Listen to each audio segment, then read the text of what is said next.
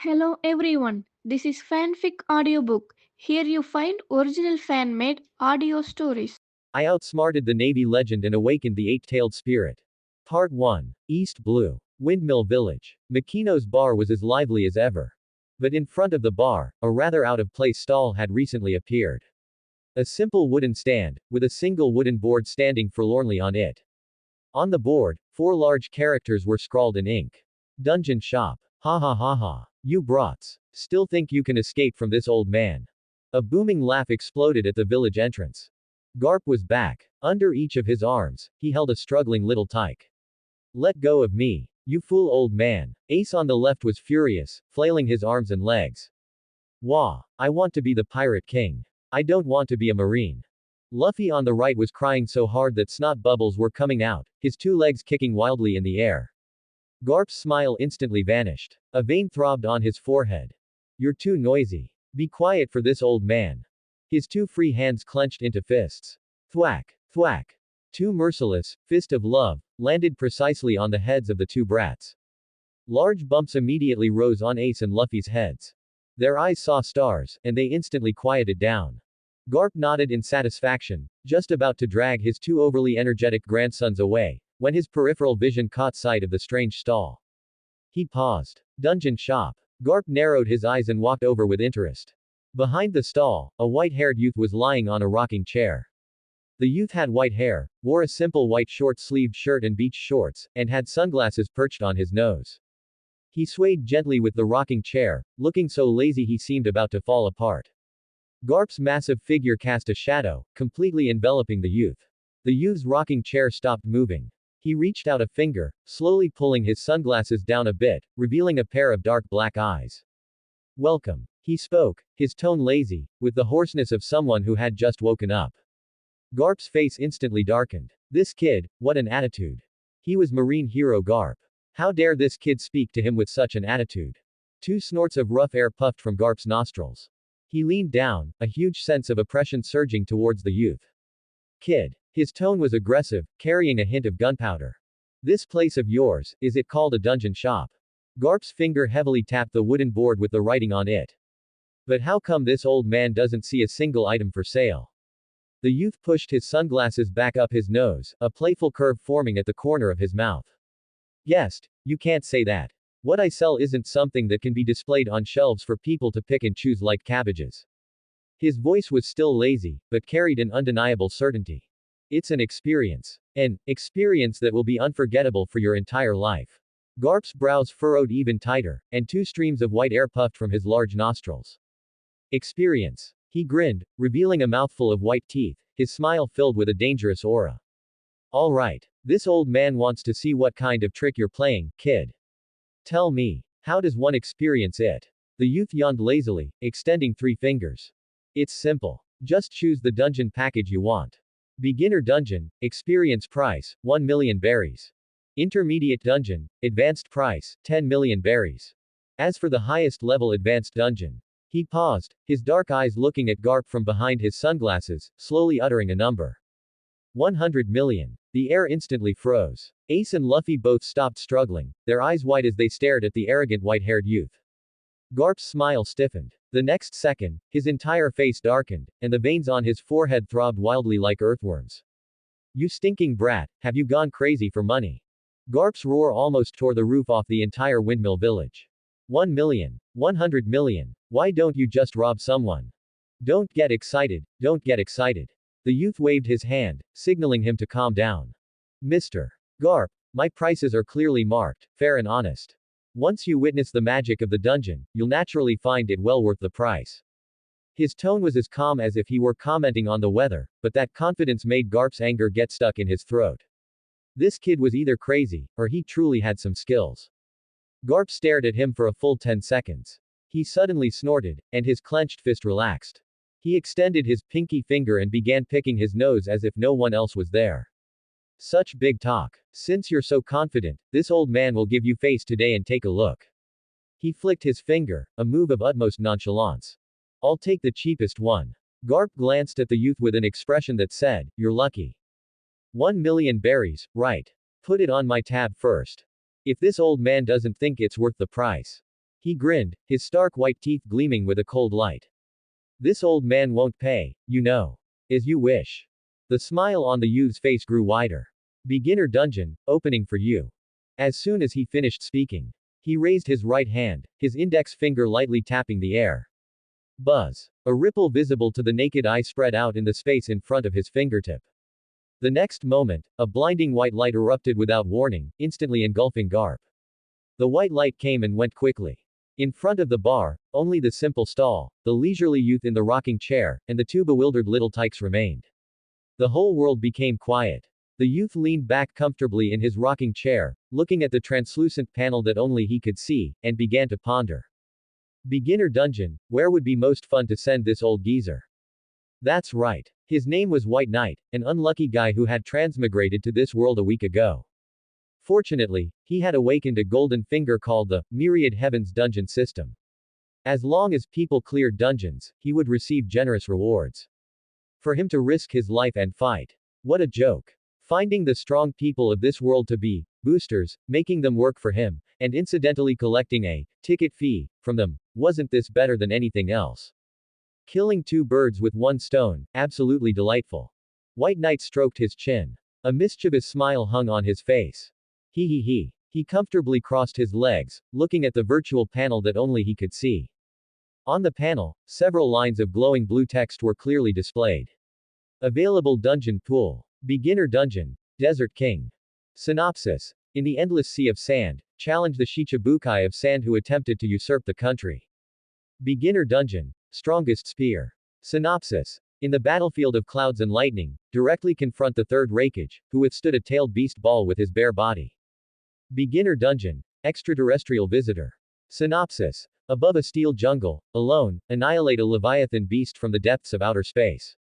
Intermediate dungeon. Moon Eye. Synopsis. Directly confront the power of a god, challenge 6 paths, Uchiha Madara, who absorbed the god tree and activated the Moon Eye. White Knight's gaze swept across the panel, his fingers tapping the armrest intermittently. Desert King, Crocodile. He pouted. A Logia user, a dimensionality reduction attack against those who don't use hockey, but this old geezer Garp. His armament hockey must be almost muscle by now. One punch, and the sand will be turned back into minerals. Boring. Next. His gaze then fell on, extraterrestrial visitor. Fighting a big iron snake. A hint of disdain appeared on White Knight's face.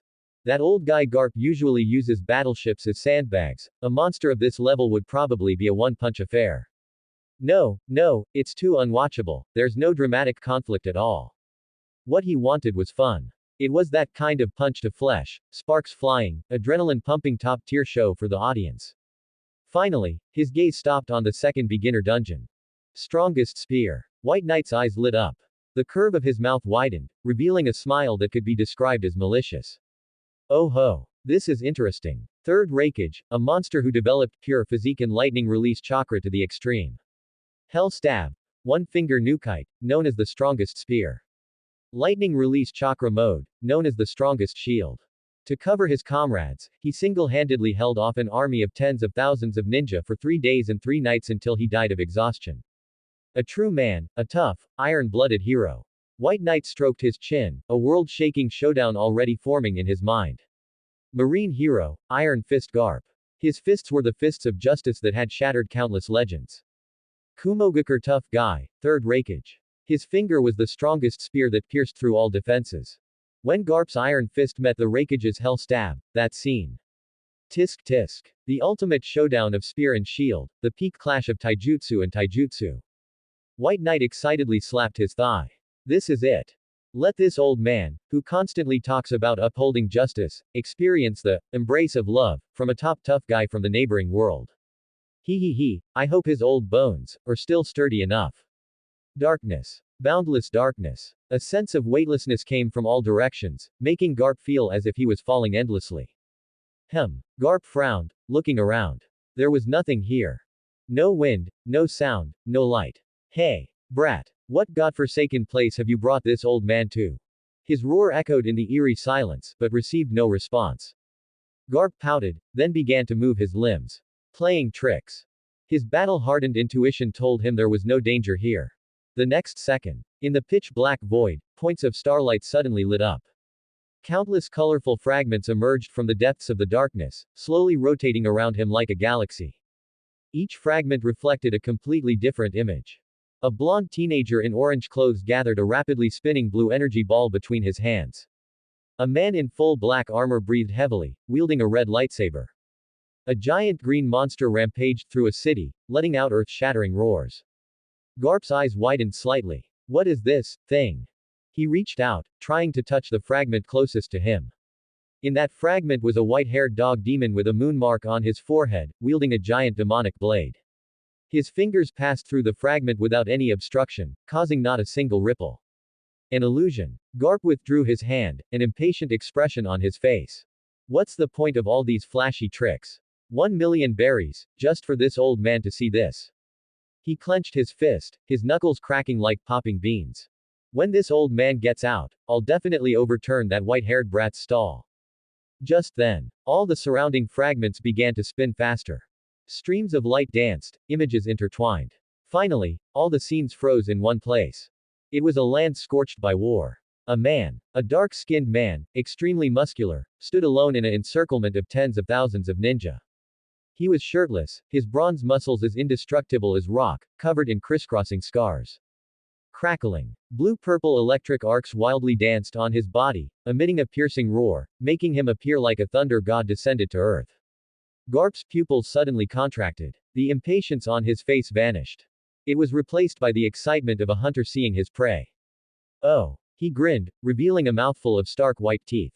This guy looks interesting. Just then, a cold, emotionless mechanical voice echoed in Garp's mind.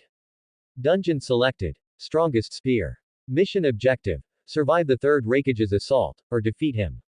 Countdown begins. Huge bloody numbers appeared before Garp, each number's appearance causing the entire space to vibrate violently. 3. Garp's muscles instantly tensed, his gaze becoming incredibly sharp. 2. He burst into laughter, loud and wild. Wahahaha. Good timing. Let this old man meet your strongest spear. 1. He suddenly struck a pose, an invisible aura rising to the sky. 0. The moment the countdown reached 0. Garp's figure was swallowed by a strong light, disappearing from his original spot. Land of lightning. Cloud gorge. Boom. An deafening roar echoed through the sky, and the surging air current blew away shattered rocks from the cliff face. A giant beast, comparable in size to a mountain, was rampaging wildly. It had octopus tentacles and bull horns, and 8 ferocious tails danced wildly behind it. Each swing was enough to flatten a mountain peak. 8 tails. Yuki. Quick. Scatter. Earth release. Earth-style wall can't hold it anymore. Water release ninjutsu is completely useless. Countless hidden cloud village ninja fled in disarray through the gorge, their faces filled with terror and despair. Their proud ninjutsu was as fragile as paper in front of this rampaging tailed beast. Just then, a tall, burly figure stood at the very front of everyone.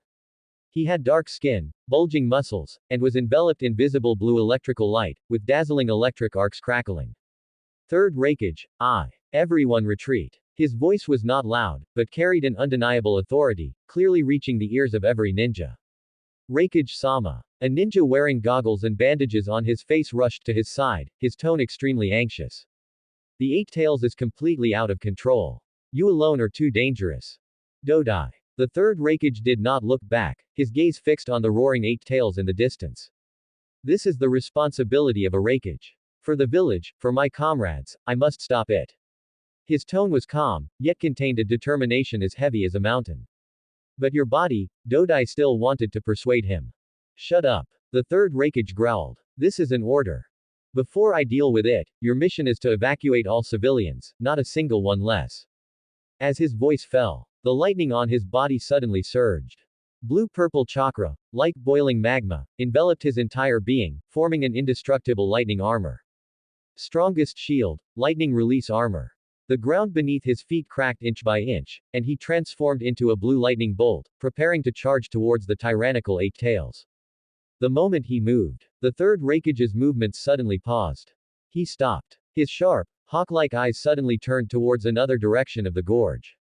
Dodai was stunned. Raikage-sama. The third Raikage did not answer him. He just stared intently in that direction, his entire body's muscles instantly tensed to the extreme, and the electric arcs on his lightning release armor pulsed even more wildly. There, an aura appeared. An aura he had never felt before, unruly, domineering, and vast as the sea. The intensity of this aura even made him temporarily ignore the rampaging eight tails. Who? The third Raikage's voice became incredibly solemn. Get out. His furious roar, mixed with thunder, echoed incessantly throughout the entire cloud gorge. At the other end of the gorge, a figure descended from the sky, crashing to the ground with a boom, kicking up a cloud of dust. Cough, cough, this teleportation experience really isn't great. Garp patted the dust off himself, grumbling discontentedly. He looked up, surveying his surroundings. Everywhere were towering, rugged cliffs, and the air was filled with a burnt smell and a faint ionized scent. Oh, he saw the octopus bull unleashing its power in the distance. Wahahaha. What a big fellow. This trip was worth it. Garp's face instantly filled with an excited smile. He clenched his fists, his knuckles cracking loudly, preparing to rush up and give that big guy an fist of love. Just then, a furious roar mixed with thunder reached his ears. Get out. Garp's movements stopped. He turned his head, looking in the direction of the voice. He saw him. At the end of the gorge, the dark-skinned tough guy enveloped in blue lightning. The other party was staring intently at him with an extremely oppressive gaze. That look was full of vigilance, hostility, and a hint of the excitement of meeting a worthy opponent. Garp grinned, his smile becoming even wilder.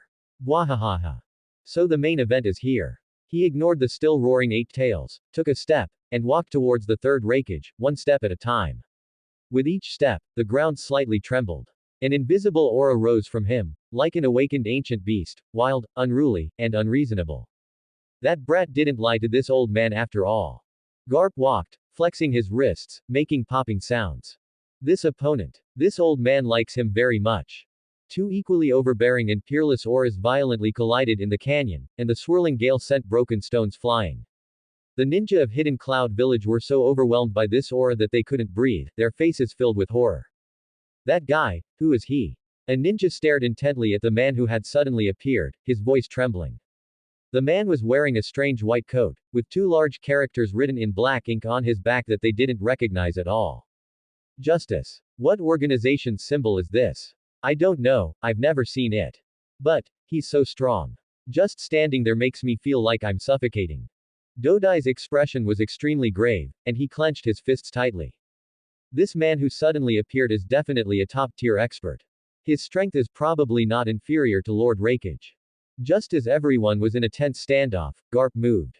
He completely ignored the gazes of the small fry, his eyes firmly fixed on the third Raikage. Wahahaha. Garp's wild laughter echoed through the canyon. What are you dawdling for? Let's get started quickly. He grinned, and then, under everyone's horrified gaze, he suddenly stomped on the air. Bang! The air let out a dull bang. Garp's body shot up, as if stepping on an invisible staircase, walking step by step towards the third Raikage on the other side of the canyon. What? He's walking in the sky. What kind of ninjutsu is this? The ninja of Kumogakure's eyes nearly popped out, their jaws dropped to the ground. They had never seen such an outrageous way of moving. However, even more outrageous things were yet to come. Garp's arrogant action completely enraged the rampaging eight-tails Gyuki. Roar. A deafening roar exploded. The eight-tails body, larger than a mountain, suddenly turned, its scarlet eyes firmly locking onto the tiny black dot in midair. It swung a thick, incomparably strong octopus tentacle, and at the end of that tentacle, there was a tightly clenched giant fist. Whoosh! The giant fist, carrying a fierce wind that tore through the air, smashed heavily towards Garp. The power of this punch was enough to flatten a small mountain. That idiot. Seeing this scene, a Kumogakure ninja couldn't help but blurt out. He dares to be so arrogant in front of the rampaging eight tails. Does he really think he's Lord Raikage? He's dead. He's definitely dead. The surrounding ninja all showed expressions of schadenfreude. In their eyes, this intruder, who didn't know the immensity of heaven and earth, would be smashed into a pulp by the eight tails in the next second. However, in midair, facing the giant fist that blotted out the sky, Garp's smile became even brighter. Wahahaha. A disobedient big octopus. Not only did he not dodge, but he rushed towards the giant fist instead. He also raised his right arm and clenched his fist. That fist, compared to the eight tails giant fist, was as tiny as a grain of sand. But the moment he clenched his fist, a terrifying aura erupted from him. Get lost. Garp roared. He threw a punch. The next second. The tiny fist and the giant fist collided violently in midair. Boom. A dull, yet earth-shattering collision sound erupted. A visible white airwave, centered on the point of impact, suddenly exploded and spread wildly in all directions. The entire cloud lightning gorge trembled violently. On the cliffs on both sides of the canyon, countless huge rocks were shaken loose, rumbling down into the abyss below. The ninja of Kumogakure were blown off balance by this airwave, their faces filled with terror.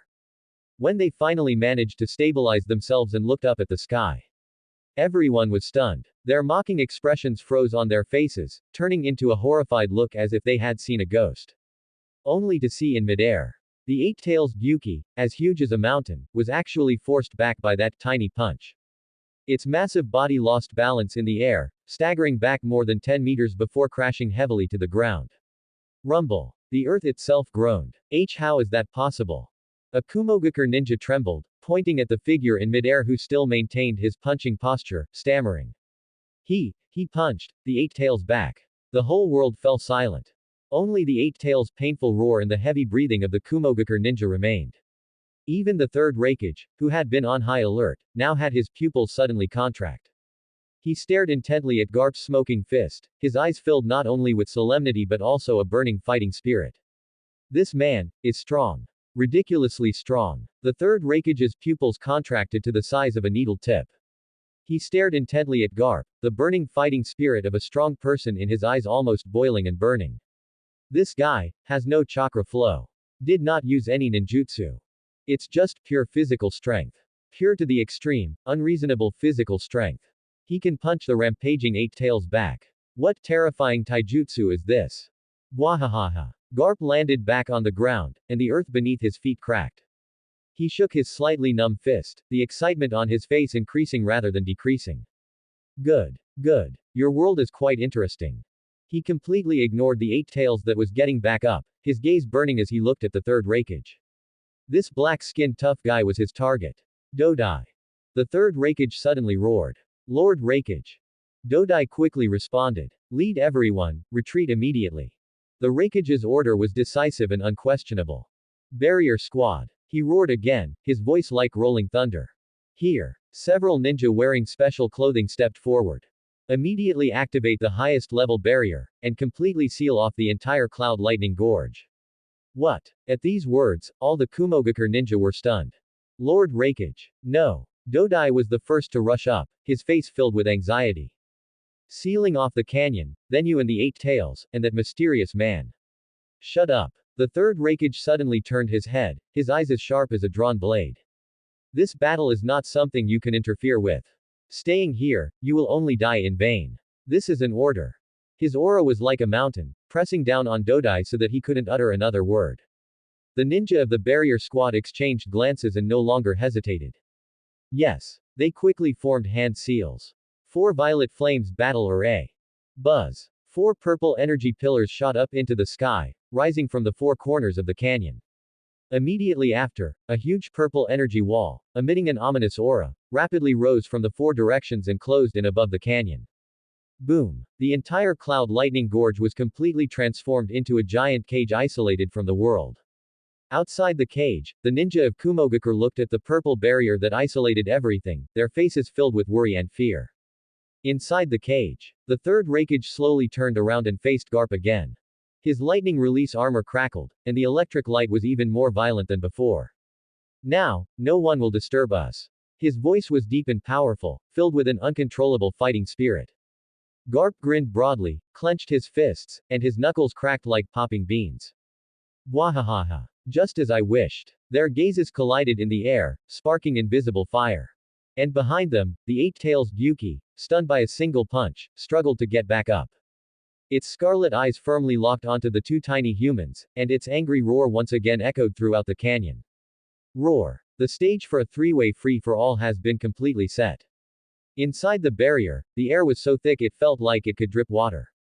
Raging lightning, furious roars of a beast, and a man's wild and unrestrained laughter, all intertwined, forming a bizarre prelude to war. The lightning release armor on the third Raikage crackled, each flickering electric arc containing destructive power.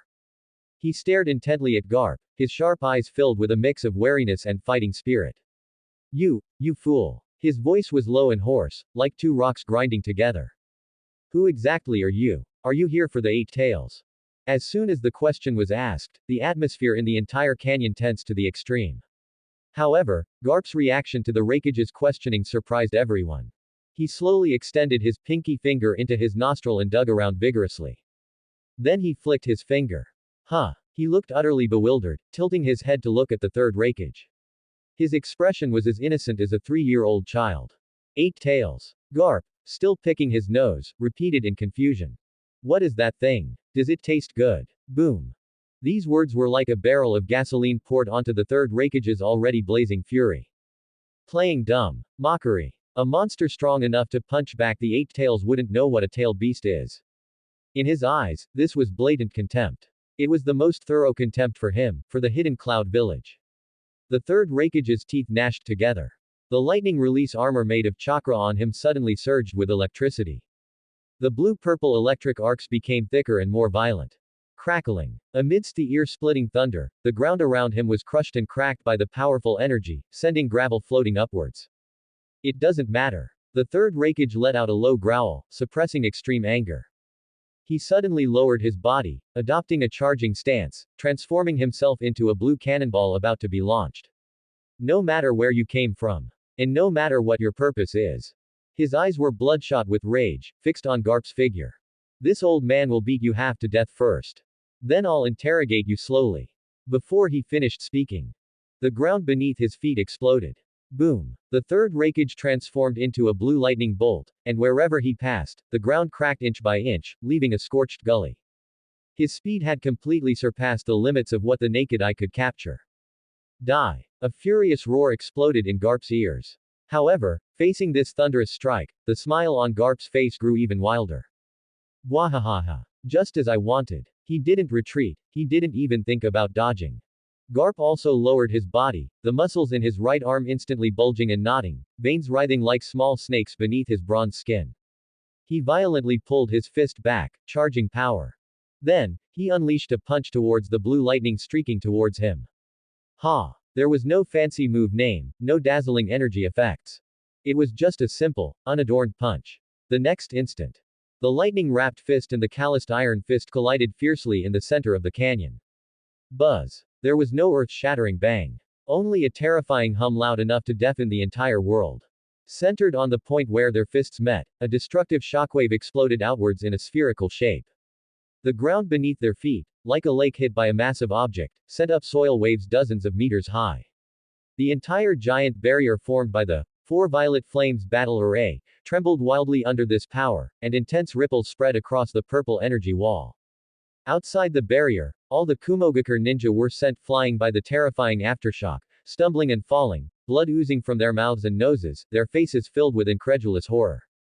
Inside the barrier. Crack, crack, crack. Clear cracking sounds echoed. The ground beneath the third Raikage and Garp could no longer withstand this brutal force, instantly cracking like a spiderweb, then collapsing into a huge pit. Dust filled the air. The two figures separated instantly, each retreating dozens of meters. Thud, thud, thud. The third Raikage left deep footprints in the hard rock ground with each step, retreating over a dozen steps before barely steadying himself. He looked up, staring intently at the man opposite him, his eyes filled with unprecedented solemnity. He glanced down at his slightly trembling right arm. His fist, encased in the lightning release armor, was throbbing with a numbing pain. How could this be? His lightning release armor was known as the strongest shield. His lightning release lariat was known as the strongest spear. Both offense and defense. But this man in front of him had actually matched him using only pure physical strength. No. He even, subtly gained the upper hand. The third Raikage had a more precise assessment of Garp's strength in his heart. This guy, definitely possesses strength not inferior to his own. And this monstrous strength is simply terrifying. On the other side, Garp also shook his fist, grimacing. A shallow white mark was left on his knuckles, accompanied by a slight tingling sensation from the electric shock. The wild laughter on his face slowly subsided. In its place was a serious expression mixed with surprise and annoyance. Garp muttered under his breath, his eyes changing. Is this thing called a beginner dungeon? As one of the strongest individuals standing at the apex of the pirate world, he had entered with a mindset of experiencing life and just having some fun. After all, for a million berries, what kind of earth-shattering challenge could one expect? But that punch just now had given him a solid lesson. The opponent's strength and speed had completely exceeded his expectations. It seems I have to get a little serious now. Garp clenched his fists, his knuckles cracking loudly. Otherwise, I might really capsize in this small ditch. Inside the dungeon, the battle had already reached a white-hot intensity. Wahahaha. Now this is getting interesting. Garp's wild laughter subsided, replaced by an extremely excited seriousness. His muscles bulged, his bones resonated, and the aura he exuded was even more terrifying than before. Don't get carried away. The third Rakage roared, his lightning release armor glowing to its extreme, the blue-purple electric light almost solidifying. These two monsters had completely entered their battle state. However, they had both overlooked the third presence in the arena. The eight-tails Gyuki, having been punched away, trapped by the barrier, and finally completely ignored by two mere humans, had its fury level breaking through the sky. Roar. It opened its gaping maw.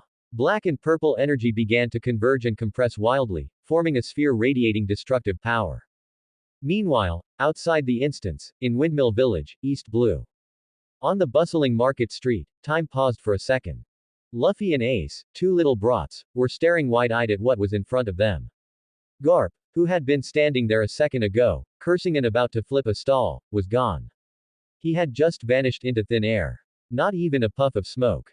Luffy blinked hard, then rubbed his eyes vigorously. Empty. Ace was also stunned, the impatience on his face replaced by pure bewilderment. Plink. The bag of Senbei Garp had dropped rolled out, one piece breaking into two halves. Silence. Dead silence. The next second. Gee Grandpa. Luffy's signature loud voice, tinged with a cry, tore through the quiet of the entire street. His rubber neck stretched out sharply, scanning frantically like a searchlight. Grandpa's gone. Hey, you stinky old man, stop playing such boring jokes. Ace also roared at the air, but only the wind answered him. The faces of both of them instantly turned pale. That old fool. Although he used his fist of love to punch them every day, forced them to eat disgusting wild beasts, and threw them into deadly jungles. He was their grandpa. He was one of their few relatives in this world. He was the man they cursed, but whose strength they never doubted, a man like a towering mountain. It's you. Luffy suddenly turned his head, his crimson eyes locking onto the white-haired kid still lazily leaning behind the stall. Where did you take Grandpa? His arm instantly stretched, wrapping around the eaves of a nearby house, and he shot out like a cannonball. Gum gum. In a childish roar, his small fist tensed, aimed at the white-haired kid's face. Pistol. Luffy. Stop. A figure was faster than him. Ace pounced, hugging Luffy's waist tightly from behind, dragging him back with all his might. Bang! Luffy's fist missed, smashing heavily into the wooden board of the stall, making a large hole. Let go of me, Ace. Luffy struggled wildly, his limbs turning into rubber, stretching and flailing haphazardly. I'm going to beat this guy up.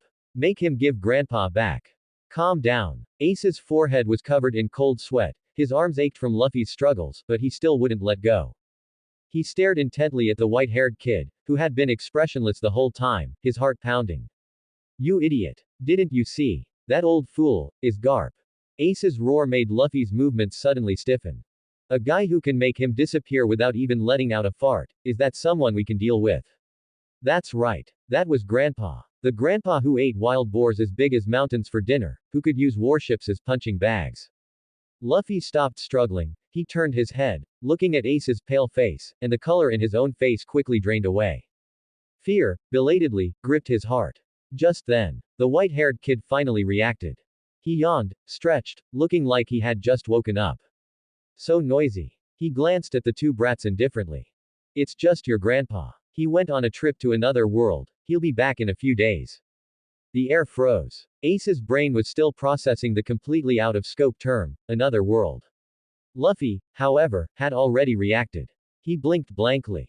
Trip. He loosened his clenched fists. Then, he slammed his right fist into his left palm.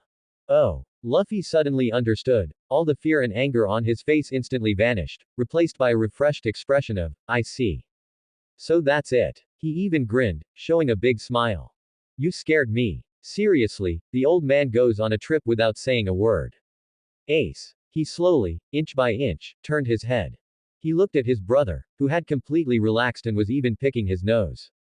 An indescribable fury shot from the soles of his feet straight to the top of his head. You, super incredibly stupid idiot. Ace's furious scream echoed through the entire street. He stretched out both hands and fiercely pinched Luffy's cheeks, pulling them hard to both sides. You believe whatever he says. A trip to another world. You believe such nonsense. What else is in your brain besides eating meat? It hurts. Ace. Luffy was pulled so hard that tears were almost coming out, protesting indistinctly. But what he said is true. The two brats immediately started wrestling on the spot. And the instigator merely propped his chin, watching the scene with interest, a playful curve on his lips. White Knight raised his arm and checked the time. He spoke slowly, to himself. It's about time. It's also time, to decide the winner. Inside the barrier, Cloud Gorge. The sphere of black and purple energy had expanded to a terrifying degree. Destruction. Pure destruction. The suffocating, terrifying aura made the air in the entire gorge viscous, every breath burning. Tailed beast ball. The wild smile on Garp's face completely disappeared for the first time. His pupils contracted to the extreme, staring intently at the black sphere that was continuously compressing energy. He couldn't help but curse. What a joke. If this thing explodes, this old man will be finished here too. On the other side, the third Raikage's raging lightning release armor even paused for a moment. The anger and fighting spirit on his face were replaced by an unprecedented solemnity. He knew the power of this thing better than Garp. He knew even better the consequences of this thing exploding in the confined space of the Four Violet Flames formation. Mutual destruction. No. It would be complete and utter annihilation, leaving not even a speck of dust. The next second, two top powerhouses from different worlds made exactly the same decision. They turned sharply, their gazes colliding in midair. No words. No communication. Only an instant, unspoken understanding belonging to powerhouses. Act. Wahahaha. Garp's wild laugh rang out again, this time with an unprecedented ferocity. First, I'll stew you, you disobedient big octopus. The ground beneath his feet exploded, and he shot towards the eight tails like a cannonball. At the same time, the third Raikage also moved. He transformed into an even brighter, faster blue lightning, his target also the giant beast that was charging its attack. Hell stab. One finger nukite. The Raikage's roar echoed through the gorge. He gathered all his chakra into the 3 fingers of his right hand. Those 3 fingers became harder than diamonds, flashing with dazzling electricity, transforming into the strongest spear that could pierce anything. And on the other side. Get down here. Garp leapt high, and his weathered iron fist was covered with an invisible, overbearing power. One left, one right. One punch, one spear. In the eight tails' terrified eyes, the 2 attacks simultaneously struck its massive head. Boom. Violent power exploded on the eight tails' body. Its mountain-like body stiffened abruptly. The tailed beast ball that had already formed in its mouth instantly lost control of its energy, and then, with a soft puff, it fizzled out. The eight tails' massive body fell backward, crashing heavily to the ground, kicking up a cloud of dust. It was subdued. The dust settled. Garp and the third Raikage stood at opposite ends of the gorge, facing each other. Both were breathing heavily. To stop the tailed beast ball just now, they had both used immense power, resulting in huge exhaustion. Garp shook his somewhat sore arm. The lightning release armor on the third Raikage also became somewhat flickering. Inside the gorge, a strange silence fell for a time. Well done, old man. The third Raikage spoke first, his voice hoarse but full of praise. However, we're not finished yet. Garp grinned, revealing his stark white teeth. Wahahaha. Of course. He clenched his fist, his knuckles cracking loudly. The warm-up is over. At this moment, their fighting spirit once again climbed to its peak. Let's use this last move to decide the victor. The third Raikage roared, gathering all his remaining chakra frantically into the fingertip of his right hand. The light of his lightning release armor rapidly dimmed, all the energy transforming into that pinpoint of cold light at his fingertip. The strongest spear, betting everything. Just as I wished. Garp laughed wildly, adopting an unprecedentedly serious stance. He slowly pulled his right fist behind him, all his muscles tense to the extreme, and an even more terrifying, unfathomable aura rose from him. Take this. This is my fist of love. 2 completely different forces surged wildly at opposite ends of the canyon. On one side was the strongest spear, refined to the extreme, compressing all energy into a single point of destruction. At the tip of the third Raikage's right index finger, the blue-purple electric light had become so dense it turned pure white, blindingly bright and impossible to look at directly. His entire being seemed to dim, with only those 3 fingers remaining the center of the entire world. On the other side, was pure violence, overbearing to the extreme, and unreasonably savage. Above Garp's right fist, there were no special effects. But the surrounding air was twisting, and the rocks beneath his feet silently turned to dust. An invisible, intangible, yet mountain-heavy aura enveloped his entire being. Outside the barrier, Dodai and all the Kumogakure ninjas' hearts were in their throats. What level of battle is this? You've got to be kidding. It's just 2 people fighting. The barrier is shaking. The 4 purple flame formation, said to withstand anything, was now emitting a strained hum under the pressure of the 2 auras. The next second, the 2 monsters moved simultaneously. Hell stab. 1 finger nukite. Fist of love. Boom. A white lightning bolt tore through the earth. A bronze-colored fist crushed the air.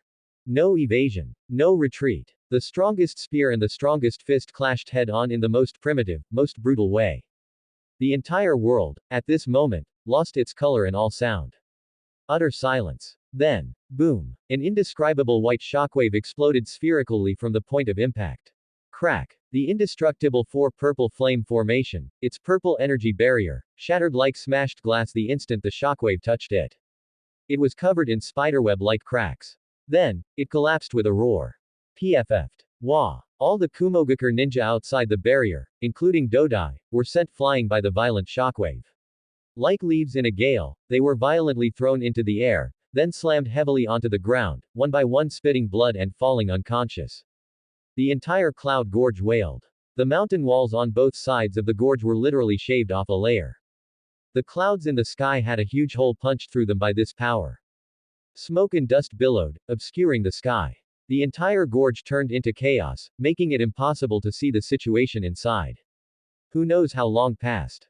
Perhaps a minute. Perhaps a century.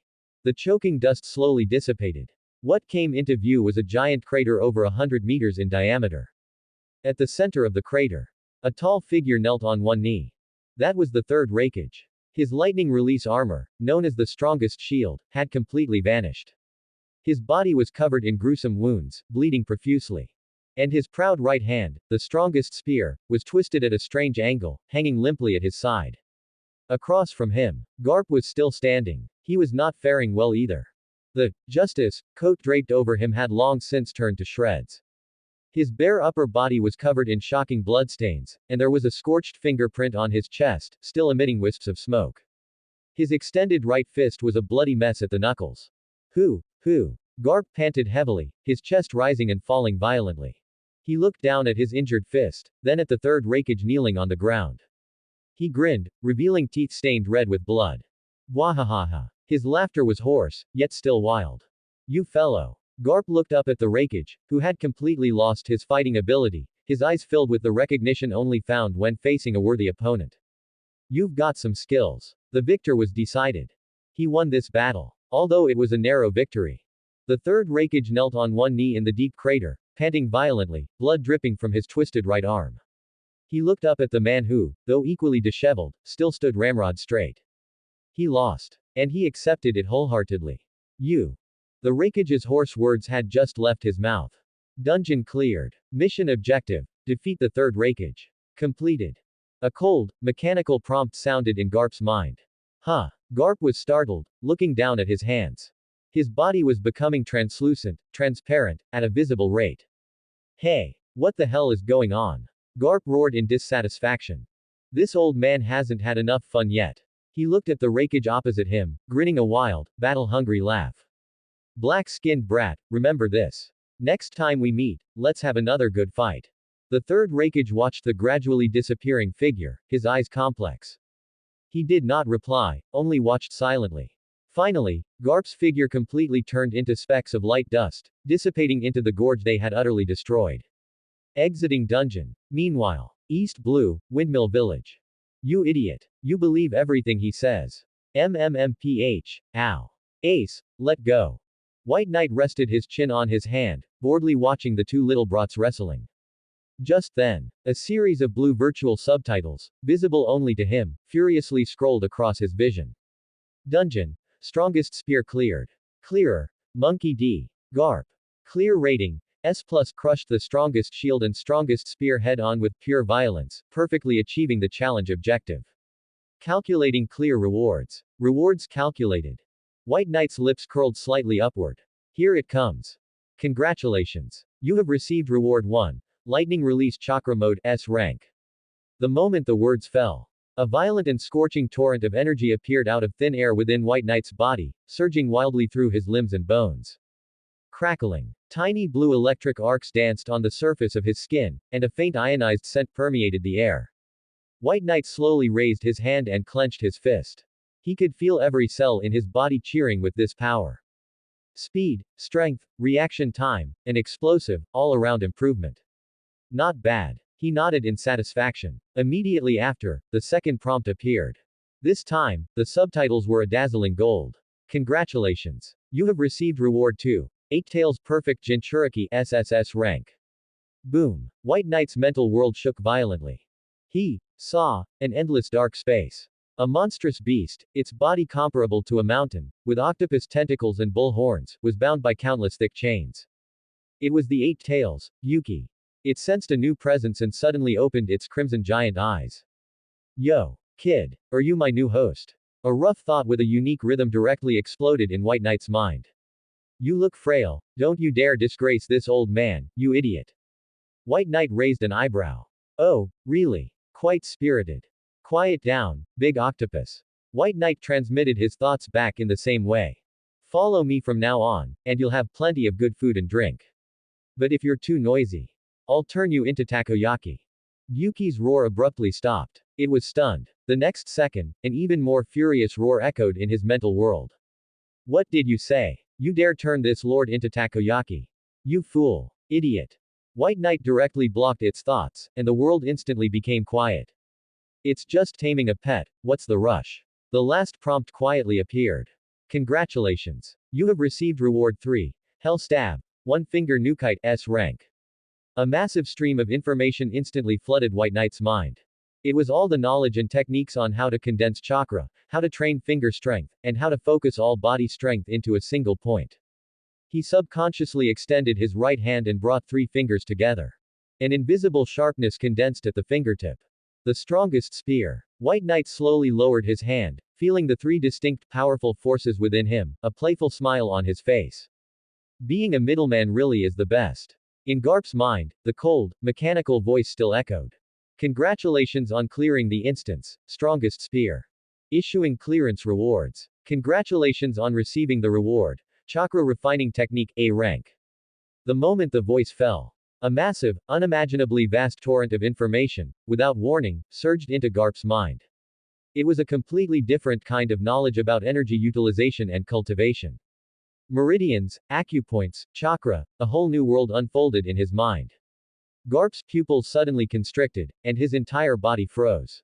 He could feel it. Inside his body, besides the haki that he had cultivated his entire life and knew to his bones. Another brand new energy was slowly being born. This is. Garp subconsciously spread his palm, feeling the faint but real foreign energy within his body, his face showing unprecedented shock. This was not some devil fruit. This was another completely independent power system, separate from haki. It was just given to me directly. 1 million berries bought a complete cultivation method. What kind of international joke is this? Just as he was overwhelmed with shock, his body had already completely turned into specks of light, disappearing into the ravaged canyon, at the same time. East Blue, Windmill Village. You super invincible idiot. So painful. Ace. The 2 brats were still wrestling, causing a ruckus. White Knight still rested his chin on his hand, watching the scene unfold. Suddenly, on the market street, next to where the 2 brats were wrestling, a figure appeared out of thin air, then stumbled, almost falling to the ground. Garp had returned, but his current appearance was truly quite miserable. His entire body was covered in wounds, his iconic, Justice, coat was nowhere to be found, his bronze-colored upper body was covered in bloodstains and bruises, and a trace of blood hung from the corner of his mouth. The playful noise abruptly stopped. Luffy and Ace, the 2 little brats, completely froze. They stared blankly at their grandfather, who had suddenly appeared and looked so disheveled, their eyes nearly popping out. The next second. Grandpa. Luffy's characteristic loud voice, laced with a cry, once again echoed through the sky.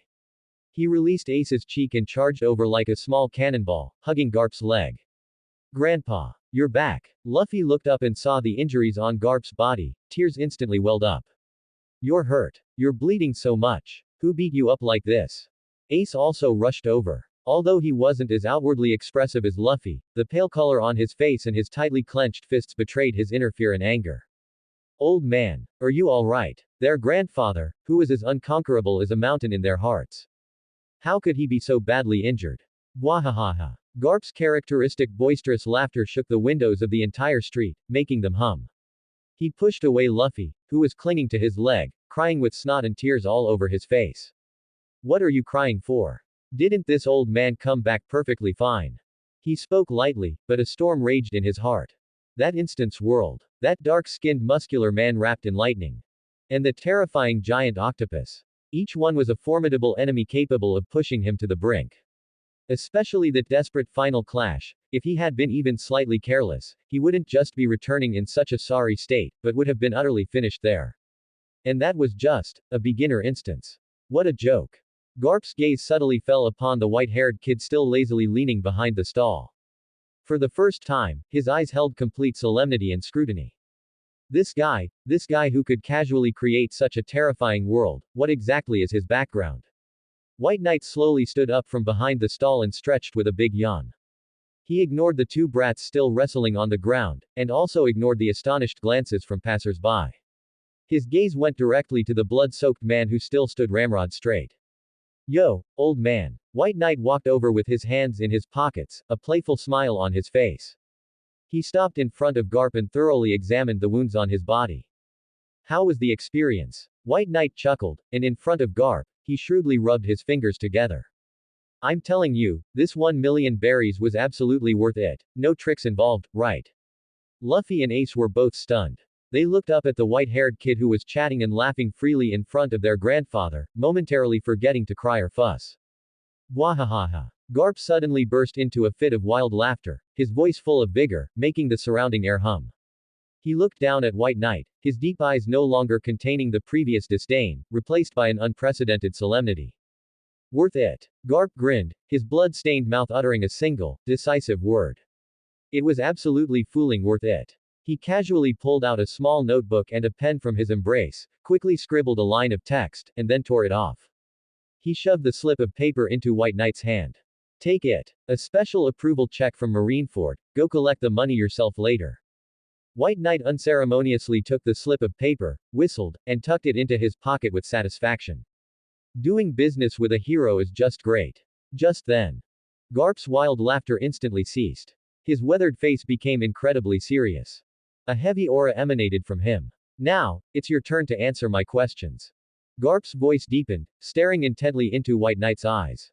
Who exactly are you? And what exactly is that so-called instance?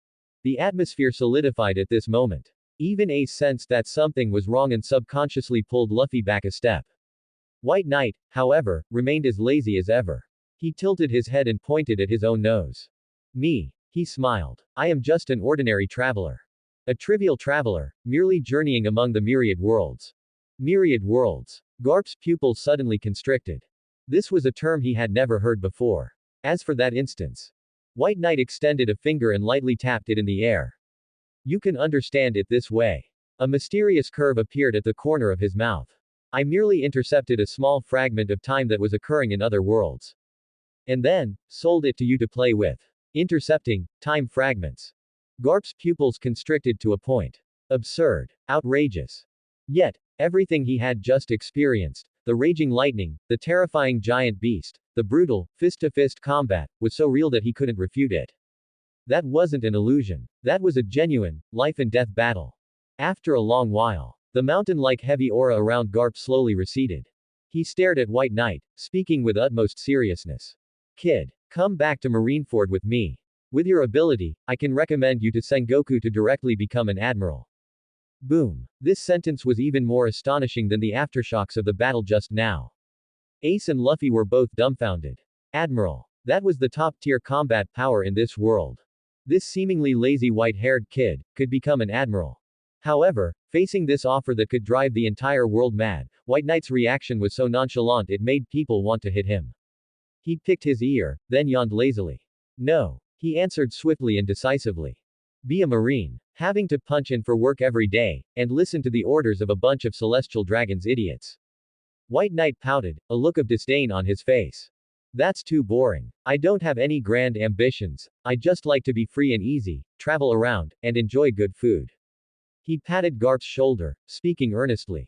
Old man, broaden your horizons a bit, the world is so big, don't always think about catching pirates. A vein throbbed on Garp's forehead. Luffy and Ace were even more stunned. This guy actually dared to speak to their grandpa in such a tone. Just as Ace thought Garp's fist of love was about to descend.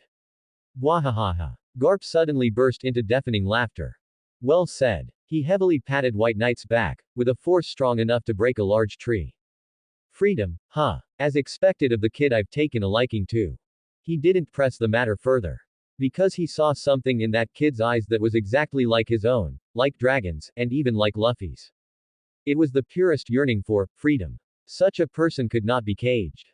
What a pity. What a true pity. Garp laughed heartily, turning to walk towards his marine ship. Before leaving, he didn't forget to turn back and give both Luffy and Ace an fist of love. You two brats. Train hard. Next time I come back, if you're still this weak, I'll throw you into the sea to feed the Sea Kings. With that, he boarded the marine ship without looking back. As the marine ship slowly departed the port, Garp stood at the bow, shouting at White Knight on the shore. Kid, next time there's such a fun instance, be sure to let me know. The price is negotiable. White Knight waved the check in his hand, smiling like a sly merchant. Of course, of course. Take care, old man. On the deck of the marine ship. The moment Garp's blood-soaked, tattered figure stepped onto the deck, the atmosphere on the entire marine ship solidified. Mr. Garp. His adjutant, Bogard, rushed forward, looking at the wounds on Garp's body. His perpetually stoic face couldn't hold, and his pupils contracted violently. What happened? Did you encounter Whitebeard's remnants? Or some reckless Four Emperor's crew? To injure the marine hero Monkey D. Garp. To this extent, Bogard's mind had already flashed through a dozen of the worst possibilities. However, Garp merely waved his hand casually, grinning to reveal a mouthful of blood-stained white teeth. Bwahahaha. Relax, Bogard. He nonchalantly wiped the blood from the corner of his mouth. No enemy. Just a super invigorating warm-up. Bogard. He looked at Garp's excitedly shining eyes, then at the gruesome wounds on his body, his mind filled with question marks. What kind of hellish warm-up was this? Get me a Den Den Mushi. Garp's smile faded slightly, his eyes becoming sharp. I need to have a word with that Sengoku guy. Marineford, Fleet Admiral's office. Purapuru Purapuru. The Den Den Mushi mimicked Garp's characteristic lazy expression, ringing impatiently. Sengoku snatched up the receiver, roaring into the Den Den Mushi. Garp. You scoundrel. Where did you run off to slack off again? I heard you went back to the East Blue again. Do you think the marine is your backyard? On the other end of the Den Den Mushi, Garp leisurely extended his pinky finger and picked his nose. Yo, Sengoku. You're getting old, don't be so hot-headed. I have something serious to tell you, approve a special budget for me. A vein instantly bulged on Sengoku's forehead, and he roared even louder into the Den Den Mushi. No way. Not a single berry. You wish. Every time you request a budget, you either sink half an island or beat a Shichibukai half to death. I'll never trust you again. Tisk. Garp flicked his fingers, his expression becoming serious for the first time. This time it's different. His low words made the roaring on the other end of the Den Den Mushi stop abruptly. I just fought a monster. Sengoku was silent for a moment, his tone grave. Who? A dark-skinned man covered in blue lightning, calling himself the Third Raikage. Garp recalled the exhilarating battle, his eyes burning with fighting spirit. His strength and speed were no less than mine. We wiped out an entire canyon. On the other end of the Den Den Mushi, Sengoku's brows furrowed tightly. Third Raikage. Never heard that name. Is he some madman who popped up in the New World? Garp grinned. No. He's not from our world. Sengoku's breathing stopped for a second. Garp ignored his shock and continued, succinctly describing the so-called instance, that time fragment intercepted from another world. On the other end of the Den Den Mushi, a long silence fell. The Den Den Mushi, mimicking Sengoku's expression, no longer showed anger and impatience. Instead, it displayed unprecedented shock and gravity. After a long while, Sengoku's words, suppressing a turbulent storm, came through the Den Den Mushi. Garp, what you're saying. Is it true? Wahahaha. When have I ever joked about something like this? Garp glanced at his right fist, which was still bloody, bruised, and scorched. The wounds on this fist can't be fooled. Another silence. Sengoku was clearly processing this world-shattering information. That kid who can create instances. Sengoku's tone became extremely serious, even with a hint of urgency. Can we get him into the Marine? At all costs. If he's willing to join, I can guarantee him an admiral position. Hearing this suggestion, Garp's expression became peculiar. He remembered that kid's lazy expression in his remark, too boring. Wahahaha. Garp burst into wild laughter again. Too late. I already offered. Sengoku urgently pressed. Then what did he say? Garp picked his nose, mimicking White Knight's tone, and replied lazily. He said, being a Marine means punching in for work and listening to the orders of those celestial dragons idiots, which is too boring. He said he doesn't have any grand ambitions, he just likes to be free and easy. On the other end of the Den Den Mushi, Sengoku was so angry he almost crushed the receiver. Garp, however, laughed even harder. He leaned against the ship's rail, looking at the boundless sea, his eyes filled with the appreciation and anticipation of meeting a worthy opponent. Sengoku. That kid isn't a bird that can be caged by the Marine or the world government. He is an absolute free spirit. On the other end of the Den Den Mushi, Sengoku fell into a prolonged silence. The face mimicking his expression had long lost its anger and impatience, leaving only a heart churning with monstrous waves beneath a countenance unfazed by collapsing mountains. After a long while, Sengoku's voice, suppressing extreme shock, slowly came through. I understand. This matter is too high level, I will send people to handle it. His tone became incredibly serious, carrying the resolve of a fleet admiral. And you scoundrel. If you dare to again. Click. Garp cleanly hung up the phone. At Marineford, the fleet admiral's office. Sengoku held the receiver, listening to the busy signal, and the veins on his forehead popped out one by one. The next second. Garp. You incorrigible fool. The fleet admiral's roar almost lifted the roof of the entire Marineford. On the warship's deck. Garp casually tossed the Den Den Mushi to Bogard, a triumphant, mischievous grin on his face. Wahahaha. This guy, still so easy to anger. He completely ignored the awestruck yet strange gazes of the surrounding Marine soldiers, and also ignored the still bleeding wounds on his body. He directly sat down cross-legged on the deck, closing his eyes. That massive torrent of information once again clearly emerged in his mind. Chakra refining technique. A brand new power system, completely different from Haki. Extracting energy from the body and spirit, gathering it in the dantian, and circulating it through the meridians. For Garp, who had already honed his physique in Haki to the peak of the world, understanding this theory was incredibly simple. He began to follow that method, calming his mind and sensing the energy within his body. Soon, besides the Haki surging like a river, a faint, new energy, like a mountain stream, was precisely captured by him. Oh. Garp's grin widened even further. Found it.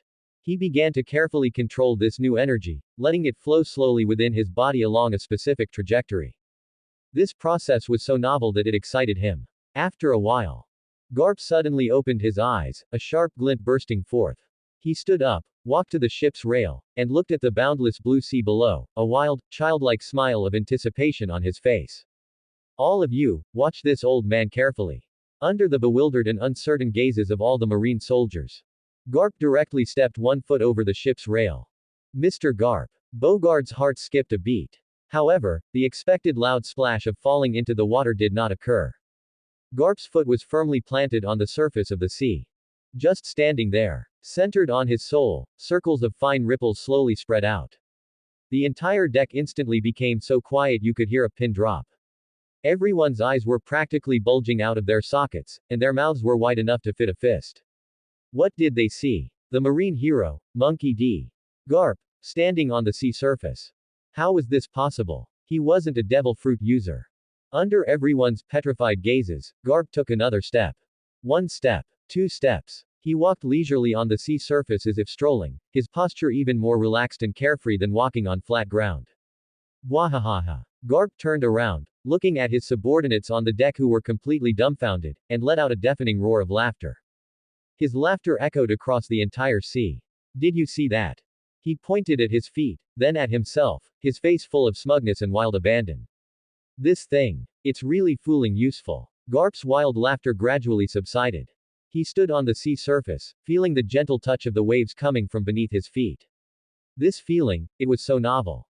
He looked down at his reflection in the water, then lifted his foot and gently tapped, sending out circles of ripples. Bogard stood by the ship's rail, pushing up his sunglasses, his eyes beneath the lenses revealing an unconcealable storm of shock. Mr. Garp. What exactly is this? Garp didn't turn back, just grinned. Bwahahaha. This old man's new toy. He spoke casually, but his mind was racing. He closed his eyes, carefully replaying the information that had appeared out of nowhere in his mind. Every detail of the method called chakra refining technique was crystal clear. But when he tried to organize it into steps that could be taught, he found it impossible to even begin. This thing wasn't something he learned. It was forced into him. It was an unreasonable, direct knowledge imprint, like an initiation ritual. It bypassed all learning and understanding processes, directly becoming an instinct of his body. Just like eating, drinking, or throwing a punch. There was no way to teach it.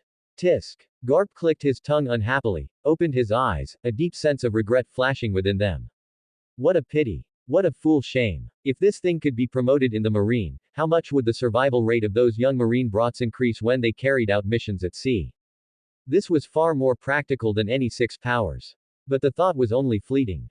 If he couldn't teach it, then so be it. It was enough that this old man could use it himself. His thoughts drifted back to the completely destroyed canyon. Back to the black-skinned brute covered in blue electrical arcs. More combat details surfaced in Garp's mind.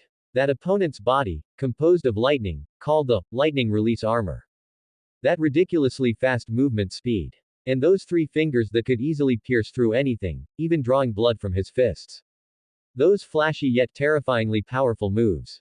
Garp remembered that the cold, mechanical voice had called those moves ninjutsu.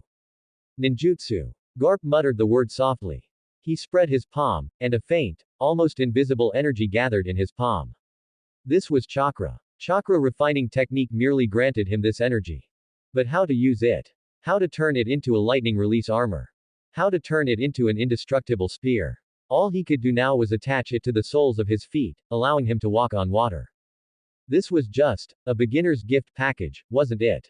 The way that guy called the third Raikage used it, that was the true form of this power. A stronger surge of excitement and longing rushed up from the depths of Garp's heart. The feeling was 100 times more intense than just learning to walk on water. So, that so-called instance was far more than just a satisfying battle. It was an entire, never before heard of, brand new power system. Garp suddenly turned around, his gaze burning as he looked in the direction of the now distant windmill village. His eyes were no longer merely playful and curious. Instead, it was the look of a hungry wolf seeing a grand feast. Since clearing an instance could drop the most basic chakra refining technique. Did that mean, if he fought better, got a higher evaluation, or tackled more difficult instances, he could drop the other moves of that black-skinned brute? He suddenly remembered the colorful time fragments he saw before entering the instance. A blonde youth gathering a blue energy ball, a black armored man wielding a red lightsaber, a green giant destroying a city, and a white-haired dog demon holding a giant demon blade. Were those all other instances? Did each fragment represent a completely different world? A completely different, brand new power system? Marineford. Fleet Admiral's office. Sengoku clutched the Den Den Mushi's receiver tightly, veins bulging on the back of his hand. The Den Den Mushi, mimicking his expression, was almost deformed from his grip. Garp, that fool. He growled through gritted teeth, his chest heaving violently, clearly seething with anger. A mysterious entity that can freely traverse different worlds and sell time fragments. A never-before-seen powerhouse who could beat a monster like Garp until he was covered in blood. The impact of this information was even greater than if the Gorosei had told him the world government was disbanding. Thump, thump. A knock sounded on the office door. Come in. Sengoku took a deep breath, forcibly suppressing the tumultuous waves in his heart, and regained his fleet admiral's dignity. The door was pushed open. A tall man with curly black hair, wearing a green eye mask, and looking sleepy, lazily walked in. The Marineford's highest combat power. Admiral, Aokiji, Kuzan. Oh my, Mr. Sengoku, calling me in such a hurry, has some troublesome great pirate appeared? Kuzan yawned, looking so lazy he seemed ready to lie down and fall asleep at any moment. A million times more troublesome than a great pirate. Sengoku's words made Kuzan stop his yawn halfway. He slowly raised his eyelids and looked at Sengoku. Sengoku didn't waste words, he directly threw a newly compiled top-secret document over. See for yourself. The secrecy level of this document is above all S ranks. After you read it, you must keep it to yourself. Kuzan lazily caught the document, leaned back on the sofa, and slowly began to flip through it. In the office, only the faint rustle of turning pages remained. At first, Kuzan's expression was still that unchanging laziness. East Blue, Windmill Village. Is Mr. Garp going back to visit relatives again? But as he read more and more, his brows furrowed slightly. Dungeon shop. 100 million for a ticket. His eyes began to change. Strongest spear, third rakage. Another world. When he read the description of Garp, covered in blood, yet laughing wildly as he learned, water walking. Kuzan's lazy posture completely vanished. He sat up straight, his eyes, which were always half open, fully opened for the first time, filled with unprecedented solemnity and shock. Mr. Sengoku. He looked up at the man behind the desk. What's written on this? Every single word is true. Sengoku's words were resolute. Kuzan's Adam's apple bobbed up and down. He knew Garp's strength better than anyone. To push that man to such an extent, and even make him gain new power. The weight of this document was enough to crush the order of this world. So, Kuzan closed the document, and the aura emanating from him became sharp. What do you need me to do? I need you to personally go to the East Blue. Sengoku interlaced his fingers on the table, his eyes sharp as knives. Go meet this young man named White Knight. Do not go as an admiral, do not alarm anyone. I want you to figure out who he really is, what he wants, and what his goal is. Is he, friend or foe? Sengoku stood up and walked to the large floor-to-ceiling window, overlooking the entire Marineford. Kuzan, you must understand. The importance of this matter has surpassed pirates, surpassed the Revolutionary Army, and even surpassed the world government itself. What he possesses is enough to change everything in this world. Kuzan stood up and placed the document on the table. I understand. His characteristic laziness returned to his face, but in the depths of his eyes, there was an unshakable solemnity. East Blue, huh, it truly is a surprising place. Perfect, I can ride my bicycle and take a vacation. The clamor of the port gradually faded away. The villagers who had been watching the excitement also dispersed in twos and threes. White Knight lay back in his rocking chair, enjoying the salty sea breeze of the East Blue, swaying leisurely. Comfortable. This kind of carefree life was more suitable for him. However, he hadn't enjoyed it for more than a few minutes when two small dark shadows fell over his face. White Knight impatiently opened one eye. Ace and Luffy. The two brats stood straight in front of him, one on each side, completely blocking him. They weren't bickering, nor were they speaking. They just stared at him with an unprecedented, terrifyingly intense gaze. Their eyes were like two wolf cubs, hungry for 3 days, who had spotted the fattest piece of meat in the world. What do you want? White Knight spoke lazily, not even bothering to lift his eyelids. Can't you see I'm busy photosynthesizing? Kids, go play in the mud. Luffy's simple mind clearly couldn't comprehend what photosynthesis meant. But he understood the latter half of the sentence. Instead of leaving, he took a step forward, his rubber head getting closer. Hey, white-haired guy. Luffy's voice wasn't loud, but it carried an undeniable firmness. Teach us. Beside him, Ace, whose freckled face also held an extremely stubborn expression. He clenched his fists tightly, his fingernails almost digging into his flesh. Teach us to become stronger. The two brats said in unison. Their stubbornness made the air grow heavy. White Knight finally deigned to open his other eye. He sat up, looking amusedly at the two little runts, who weren't even as tall as his legs, in front of him. Teach you. He picked his ear. Are we close? No. Luffy answered self-righteously. But you're strong.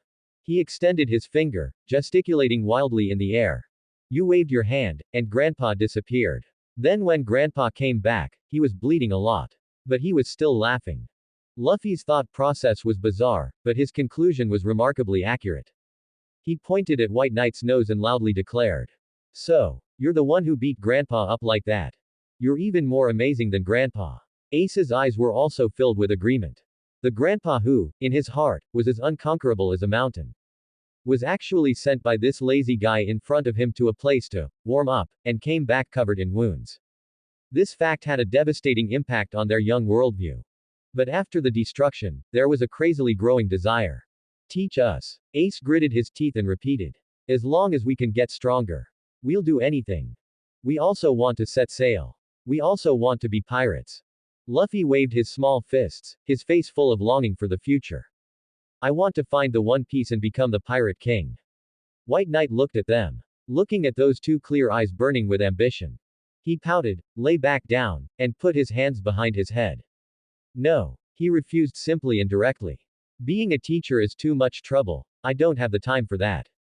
Please. Luffy directly pounced, grabbing White Knight's leg, and started to act spoiled.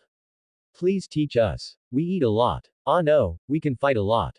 Get off. White Knight shook his leg with a disgusted look, but found that this kid was like a piece of sticky candy, impossible to shake off. Ace didn't cling like Luffy. He just stood there, staring intently at White Knight with those deep eyes, inherited from the Pirate King, that didn't belong to his age. We don't want to wait 10 more years. Ace's voice was hoarse, yet firm and resounding. We want to set sail now. We want to gain freedom now. White Knight's leg shaking stopped. He looked down at the straw-hatted brat clinging to his leg, snotty and teary-eyed, still shouting, Pirate King.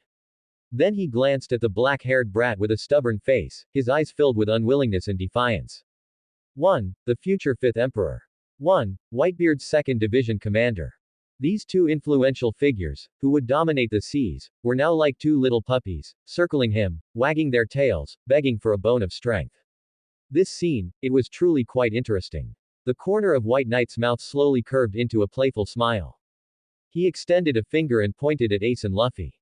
It's not impossible for me to teach you. The two brats' eyes instantly lit up. But, White Knight slowly sat up, and in front of them, he shrewdly rubbed his fingers together.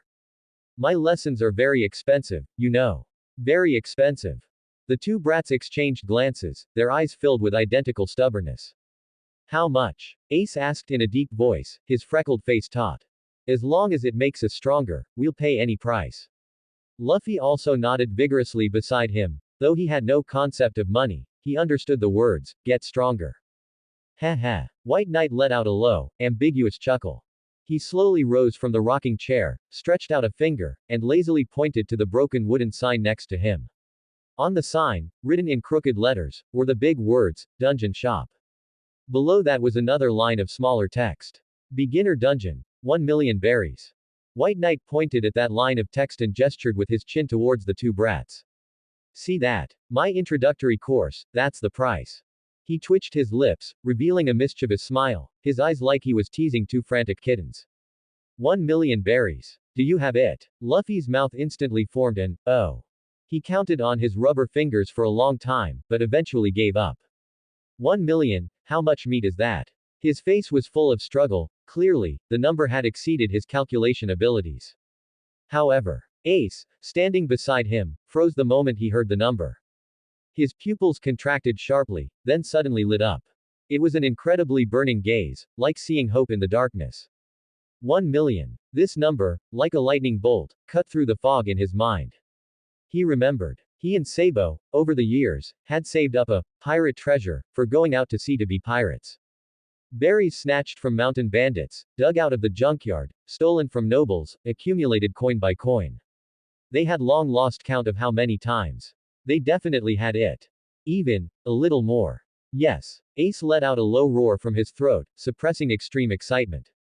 His voice trembled slightly with emotion, yet it was incredibly firm. We have it. Luffy was startled by Ace's sudden reaction and excitedly shouted along, oh oh oh. We have money. White Knight's eyebrows twitched, and his usually lazy expression finally showed a genuine hint of surprise. Oh. He really hadn't expected these two brats from a poor, remote place to be able to produce such a sum.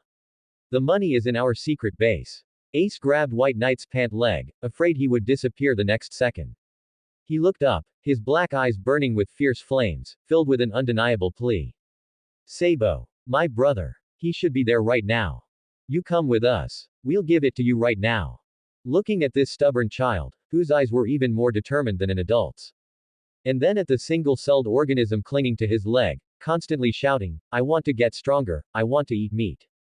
White Knight suddenly felt that this was much more interesting than lying in the sun. A secret base, huh? He drew out his words, the curve of his lips growing wider. All right then. White Knight lazily straightened up, stretched a big yawn, and his bones cracked with a series of pops. Lead the way. He put his hands back in his pockets and looked down at the two brats. But I'm warning you. If you dare to trick me, or if the money isn't enough. White Knight's eyes suddenly became playful. The tuition, you see, will double.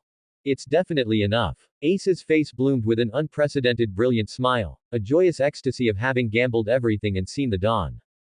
Follow me. He no longer hesitated, turned and ran, pulling the still dazed Luffy along. Let's go. Luffy. We are going to get stronger.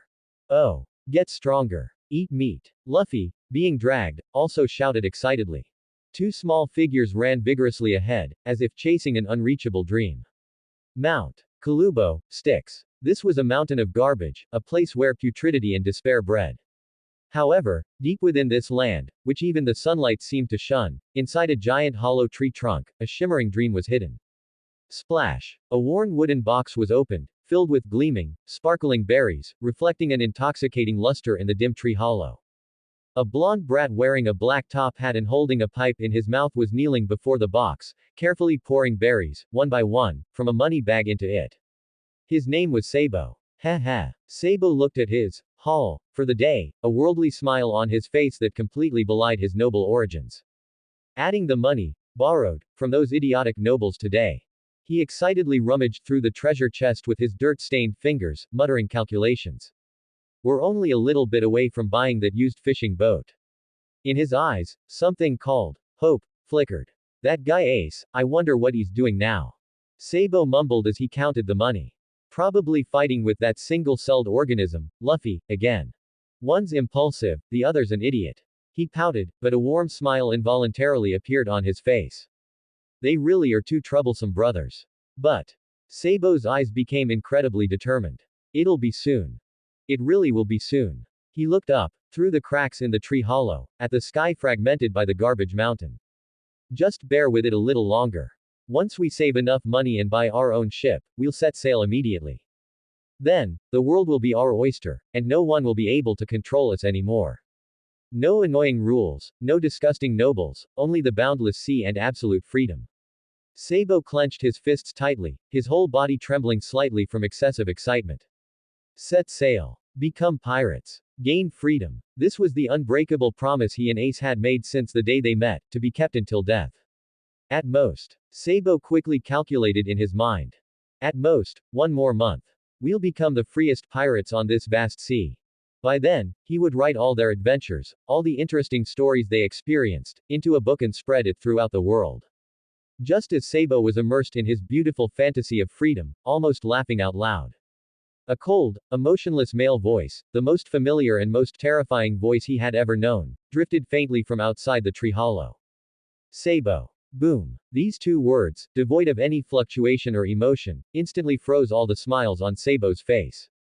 His entire body's blood ran cold at that moment. That voice, the nightmare he desperately tried to escape. He abruptly turned his head, looking through the cracks of the tree hollow.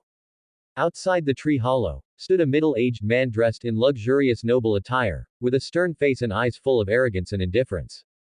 It was his father, Outsmarted III.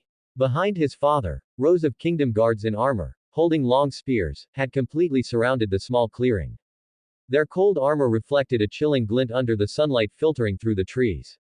Every gaze was fixed on the small tree hollow. A net from heaven and earth. Sabo's heart sank to the bottom. The freedom he had just been dreaming of, the dream within his reach, in this instant, it was shattered by reality. It's about time you've had enough of your dirty games. Outsmarted III spoke, his voice filled with extreme disgust for this garbage mountain and his son's behavior. Look at you now. His disgusted gaze swept over Sabo's tattered, mud-stained clothes. You are simply a disgrace to our family. Now, get out immediately. His tone was not a discussion, but a command. Come home with me. Home. Sabo's body trembled violently with anger. That place full of hypocrisy, full of stench, full of suffocating rules, that was not home at all. It was a cage 10,000 times more foul than this garbage mountain. I'm not going back. Sabo let out a suppressed growl from his throat, and for the first time, undisguised hatred appeared in his clear eyes. I'd rather die than go back with you. Die. Otralik III sneered, his smile full of contempt.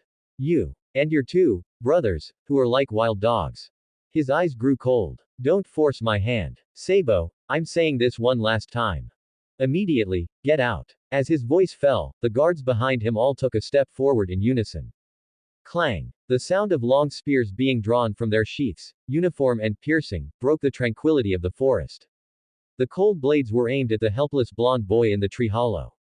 Their posture suggested that in the next second, they would smash this small secret base, along with the disobedient child inside, into pieces.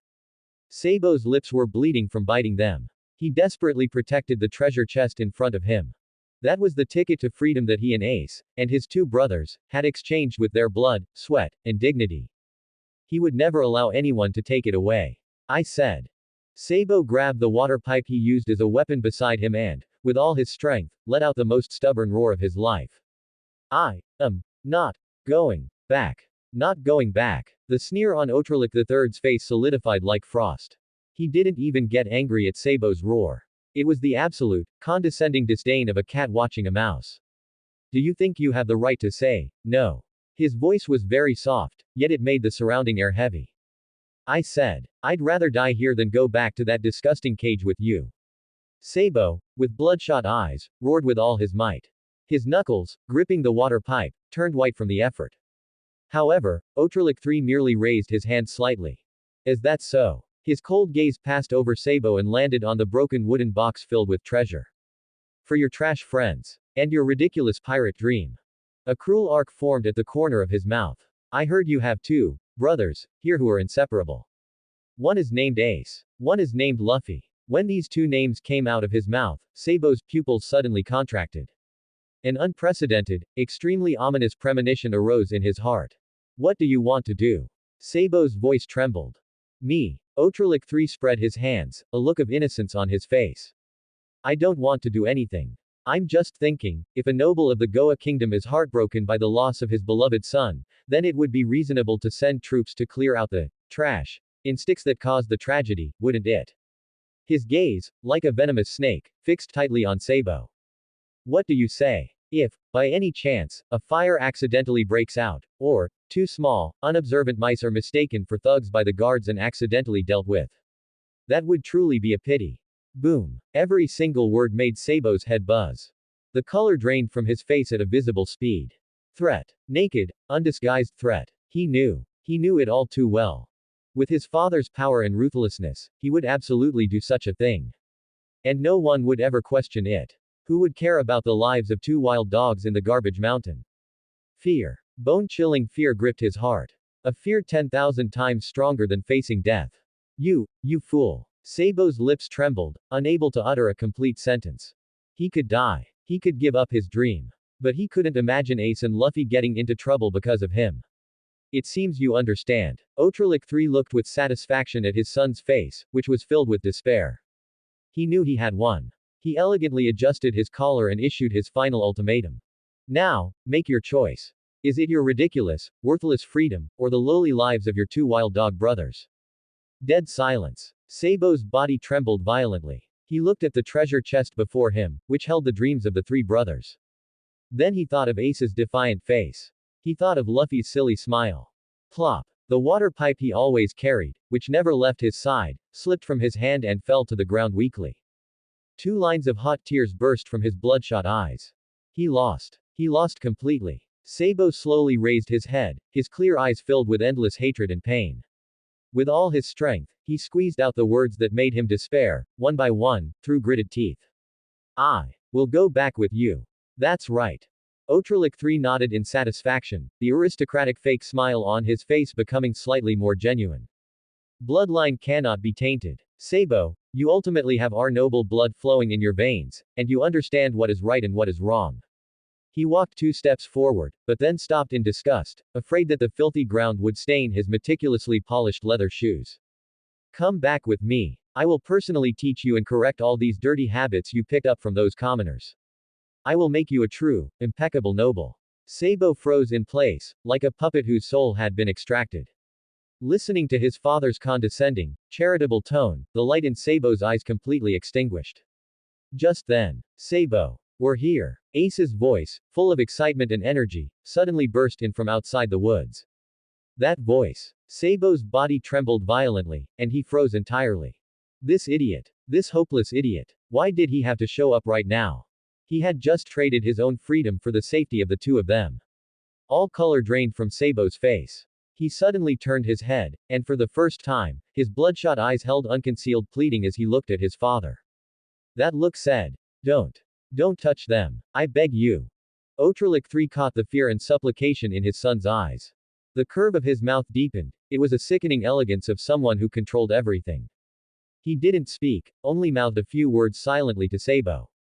As long as you obey. I won't bother with two wild dogs. Boom. This silent promise made Sabo feel more despair than any malicious curse. He understood. He completely understood. He had to, personally sever this relationship. Just then, outside the woods, the figures of Ace and Luffy rushed over excitedly, followed by that slovenly white-haired youth. Sabo. Ace ran to the tree hollow and immediately saw the group of kingdom guards surrounding the area tightly, as well as the richly dressed man whose demeanor was completely out of place here. His brows immediately furrowed. Hey, Sabo. Who are these people? Are they your enemies? Oh, fighting. Fighting. Luffy waved his fists, looking excited. However, what answered them was an expression Sabo had never worn before, an utterly icy gaze.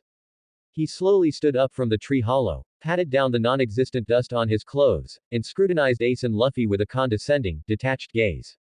Why are you here? His voice was calm, yet carried a bone-chilling coldness. This is not a place for trash like you. Ace's smile instantly froze on his face. Luffy also tilted his head, his rubber brain struggling to process the words. Sabo. What are you saying? I said. A mocking, fake smile that Ace had never seen before appeared on Sabo's face. He pointed at Ace, then at Luffy, and finally at himself. Are we close? Hanging out with you was just a momentary whim, nothing more than a game of make-believe. You didn't actually think that I, a high and mighty noble, would genuinely treat two commoners living in a garbage dump as my fool brothers, did you? Every single word made Ace's expression darken further. His body began to tremble, not from fear, but from extreme fury and disbelief. A game of make-believe. Ace ground the words out through clenched teeth. What else? Sabo spread his hands, his expression utterly matter-of-fact, utterly punchable. Games always get boring eventually. Now, I'm bored. He pointed at the golden treasure chest behind him. Consider that money a toy I'm bestowing upon you. Now, the game is over. You can scram. Sabo. Ace let out a roar suppressed to the extreme. He clenched his fists tightly, his fingernails digging into his flesh, his black eyes filled with surging humiliation and pain. Say what you just said. Again. However, Sabo didn't spare him another glance. He turned around, straightened his tattered collar, and bowed slightly toward the richly dressed man with an impeccably standard and elegant posture. Father. Let's go home. I don't want to stay in this filthy place for another second. The sneer on Otralik III's face finally melted into a look of genuine, heartfelt satisfaction. He glanced condescendingly at Ace and Luffy, who were frozen in place, his eyes treating them like two cockroaches that had accidentally crawled onto the dining table. Now that's more like it. He spoke, his tone full of approval. Bloodline ultimately cannot be tainted. How could the mire of commoners possibly trap a noble eagle? He turned elegantly, not even sparing another glance for the two bothersome pieces of trash. Let's go home. The guards uniformly opened a path. Sabo's body stiffly, sluggishly, turned away. He did not look at Ace's eyes, which were practically spitting fire. Nor did he look at Luffy's face, which was filled with confusion and grievance. He didn't dare. He was afraid that if he looked even once, the dam he had struggled to build would instantly collapse. He took a step. The first step. What he stepped away from was the ship of freedom he and his brothers had promised each other. The second step. What he crushed was all the laughter and playful moments they had shared on this gray terminal. Sabo. From behind him came Ace's distorted roar, filled with a tearing pain. Sabo's body trembled violently. His footsteps faltered for an instant. I'm sorry. Ace. I'm sorry. Luffy. Sabo gritted his teeth, using all his strength not to turn back. He forced himself to continue walking forward. One step. And then another. Every step trod upon his own shattered heart. Please, please don't act rashly, Ace. I beg you. Don't come over. Forget about me. Just pretend you never knew this coward. And then, take my share of the dream. You must survive. You must sail out. You must obtain the freedom you desire. Tears had long blurred his vision. Yet, his face still maintained that noble, cold, and detached expression. He walked past White Knight, not even noticing the man who had been watching the entire spectacle. Wah! Sabo! Luffy's heart-wrenching cries finally pierced through everything and reached him. Where are you going? Aren't we brothers? Brother, Sabo's heart was gripped tightly. Pain. A pain so intense he could barely breathe. I'm sorry. Luffy. We are brothers. Precisely because we are brothers, I must leave. I must, personally sever everything between us. He walked behind Otralik III, lowering his head slightly. His posture was as subservient as that of a true noble young master who had never rebelled. Otralik III looked at his masterpiece with satisfaction, then, without a backward glance, led his group of cold, unfeeling guards deeper into the forest. That small, golden-haired figure. Just like that, he disappeared from Ace and Luffy's sight. He never looked back. Not once. I'm sorry. An unheard apology, scattered in the wind. I'm sorry. Ace. Luffy. White Knight folded his arms, watching the unfolding drama with interest. He shifted his gaze from the hypocritical face of the noble father to Ace. The small figure, far from being the future Whitebeard's 2nd Division commander, was now trembling violently from extreme rage. His fists were clenched so tightly that his knuckles had turned white. In those eyes, inherited from the Pirate King, a storm capable of incinerating everything was brewing. White Knight's lips curved into a grin, typical of someone who enjoys a good show. Interesting. You, bearing the Pirate King's bloodline, what decision will you make when your brother is taken away? Roar. A non-human, beast-like roar erupted from Ace's throat. He moved. Without the slightest hesitation. Like a cannonball, he ignored the fierce royal guards with their long spears and charged straight towards that golden figure, which was already on the verge of disappearing into the depths of the forest. Sabo. When Luffy saw Ace charge out, he instantly stopped crying, wiped away his snot and tears, and, using all his strength, chased after him on his short legs. Wait for us. Sabo. Two small figures, one after the other, pushed through the obstructing bushes, frantically rushing towards the departing group of nobles. Otralik III heard the commotion behind him and frowned in disgust. He didn't even bother to turn around, merely giving a casual order to the guard captain beside him. Deal with those two flies. However, before the guards could even react, Ace and Luffy, like two mad wolf cubs, had already positioned themselves on either side, firmly blocking Sabo's path. I don't believe it. Ace spread his arms, his bloodshot eyes glaring fiercely at Sabo, every word squeezed out through gritted teeth. I don't believe a single word you said. Right. Luffy also imitated Ace, blocking the other side, tears still welling in his eyes, but his voice was incredibly loud. We're brothers. We remember everything you said. Sabo's body froze. He looked at the two idiots blocking his way. He saw their stubborn refusal to retreat, as if they would rather die. The heart he had just personally buried began to ache violently again. Get lost. Sabo's voice was terribly hoarse. He tried to maintain his indifferent expression, but his trembling lips betrayed him. I said, the game is already. Game. Ace grabbed Sabo's collar, pulling him with all his might until they were face to face, their noses almost touching. You call this a game? His eyes red, he roared madly. We searched for food together in the gray terminal. We beat up those mountain bandits together. We saved money together. We drank that brotherhood sake together. We promised to sail out together. To achieve a freedom unmatched by anyone. Sabo. You full well call this a game. Boom. Each of Ace's accusations made Sabo's body tremble violently. The dam he had painstakingly built, made of indifference and lies. Under Ace's unreasonable roar, filled with anger and trust. Cracked inch by inch. He looked at Ace's eyes, red from anger and pain. Then he saw Luffy's silly face beside him, covered in tears and snot, yet still full of, I believe you. He couldn't hold back anymore. The tears that had long accumulated in his clear eyes finally burst forth. Two streams of hot liquid silently rolled down his dust-streaked cheeks.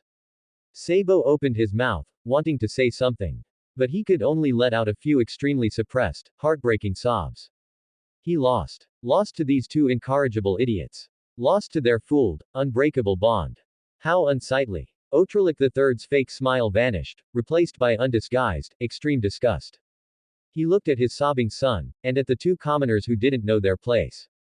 This scene of deep brotherly affection, in his eyes, was more disgusting than the rotten things in the deepest part of the gray terminal. He didn't even bother to say another word. He simply raised his chin slightly towards the guard captain beside him. I don't want to see them anymore. His tone was flat, without a ripple. But beneath that flatness was a chilling ruthlessness, giving him the power of life and death.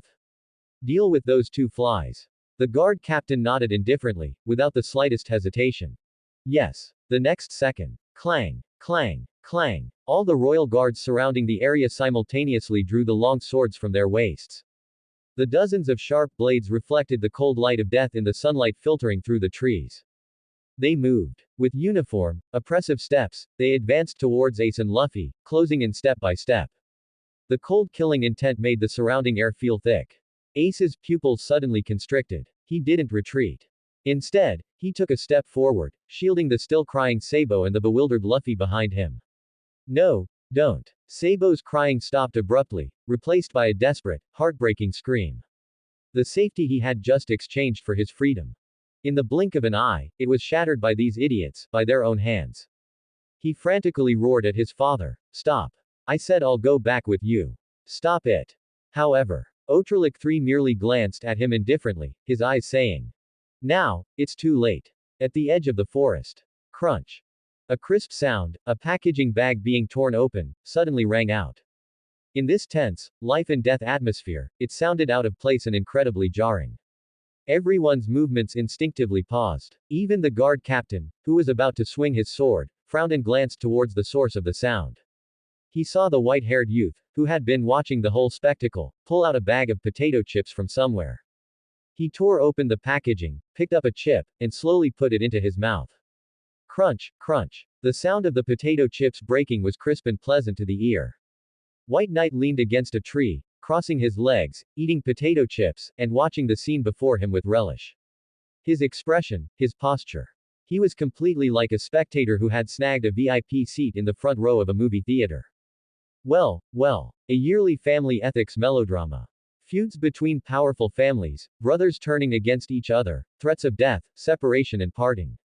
This plot was much more exciting than those cheesy primetime TV dramas from his previous life.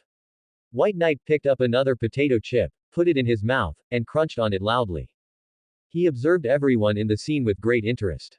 The noble father's coldness and hypocrisy. Sabo's pain and despair. Ace's anger and indignation. And Luffy's innocence and foolishness. Tisk. White Knight clicked his tongue in his mind. Truly spectacular. Snap. The sound of potato chips crumbling echoed once more. White Knight picked up another chip, popped it into his mouth, and crunched it loudly.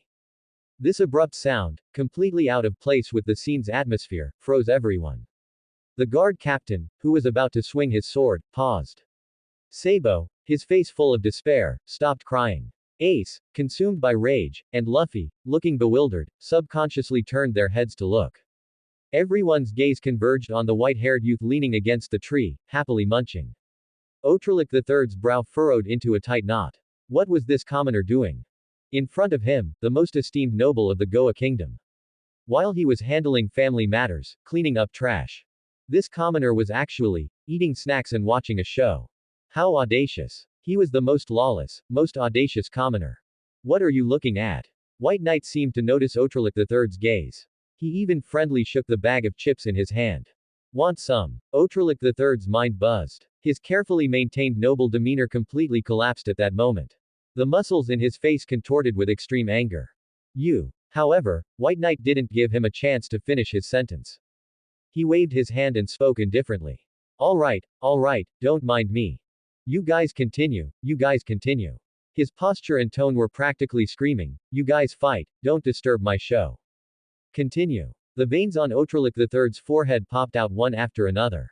This was the greatest humiliation he had ever suffered in his life. Get me. His extremely cold voice squeezed out from between his teeth. This ignorant piece of trash. Dispose of him too. Otralik III's command made the guards abandon all restraint. Brandishing their longswords, they charged furiously at Ace and Luffy, radiating murderous intent. They also charged at the white-haired youth leisurely eating chips. Ace spread his arms, shielding Sabo and Luffy behind him. He gritted his teeth, ready to fight to the death. However, just as the guard's sword tips were about to reach them, Ace's eyes, burning with rage, suddenly caught sight of the white-haired youth chewing chips beside him. His lazy posture and indifferent gaze, however, stirred up a storm in Ace's heart. This guy who could injure Grandpa and still make him willingly pay. This man, he was strong. A thought flashed rapidly through his mind. In a flash of lightning, Ace suddenly grabbed Sabo's arm and then wrapped an arm around Luffy's neck. He dragged his two brothers, still in a daze and despair, like a whirlwind, charging fiercely towards White Knight. What are you doing? The guard captain roared. Hey, brats, where are you running to? Otralik III also frowned. However, Ace completely ignored them. He used all his strength to forcefully push Sabo and Luffy behind White Knight.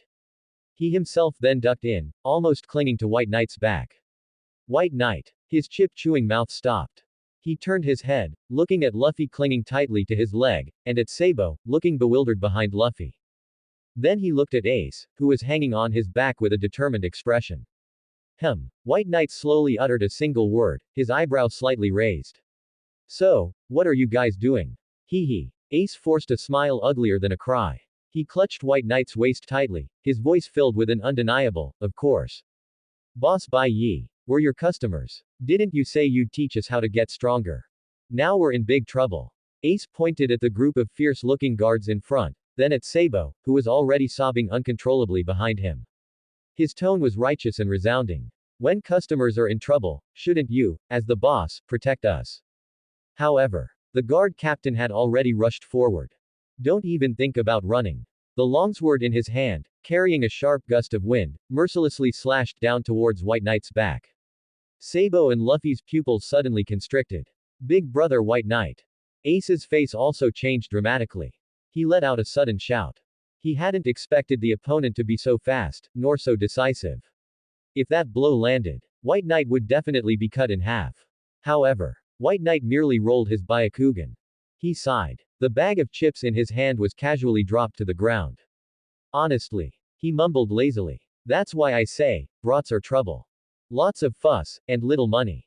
He didn't even turn his head. He just raised his right hand. His index finger, gently, pointed forward. Clang! A crisp sound of metal clashing echoed throughout the entire forest.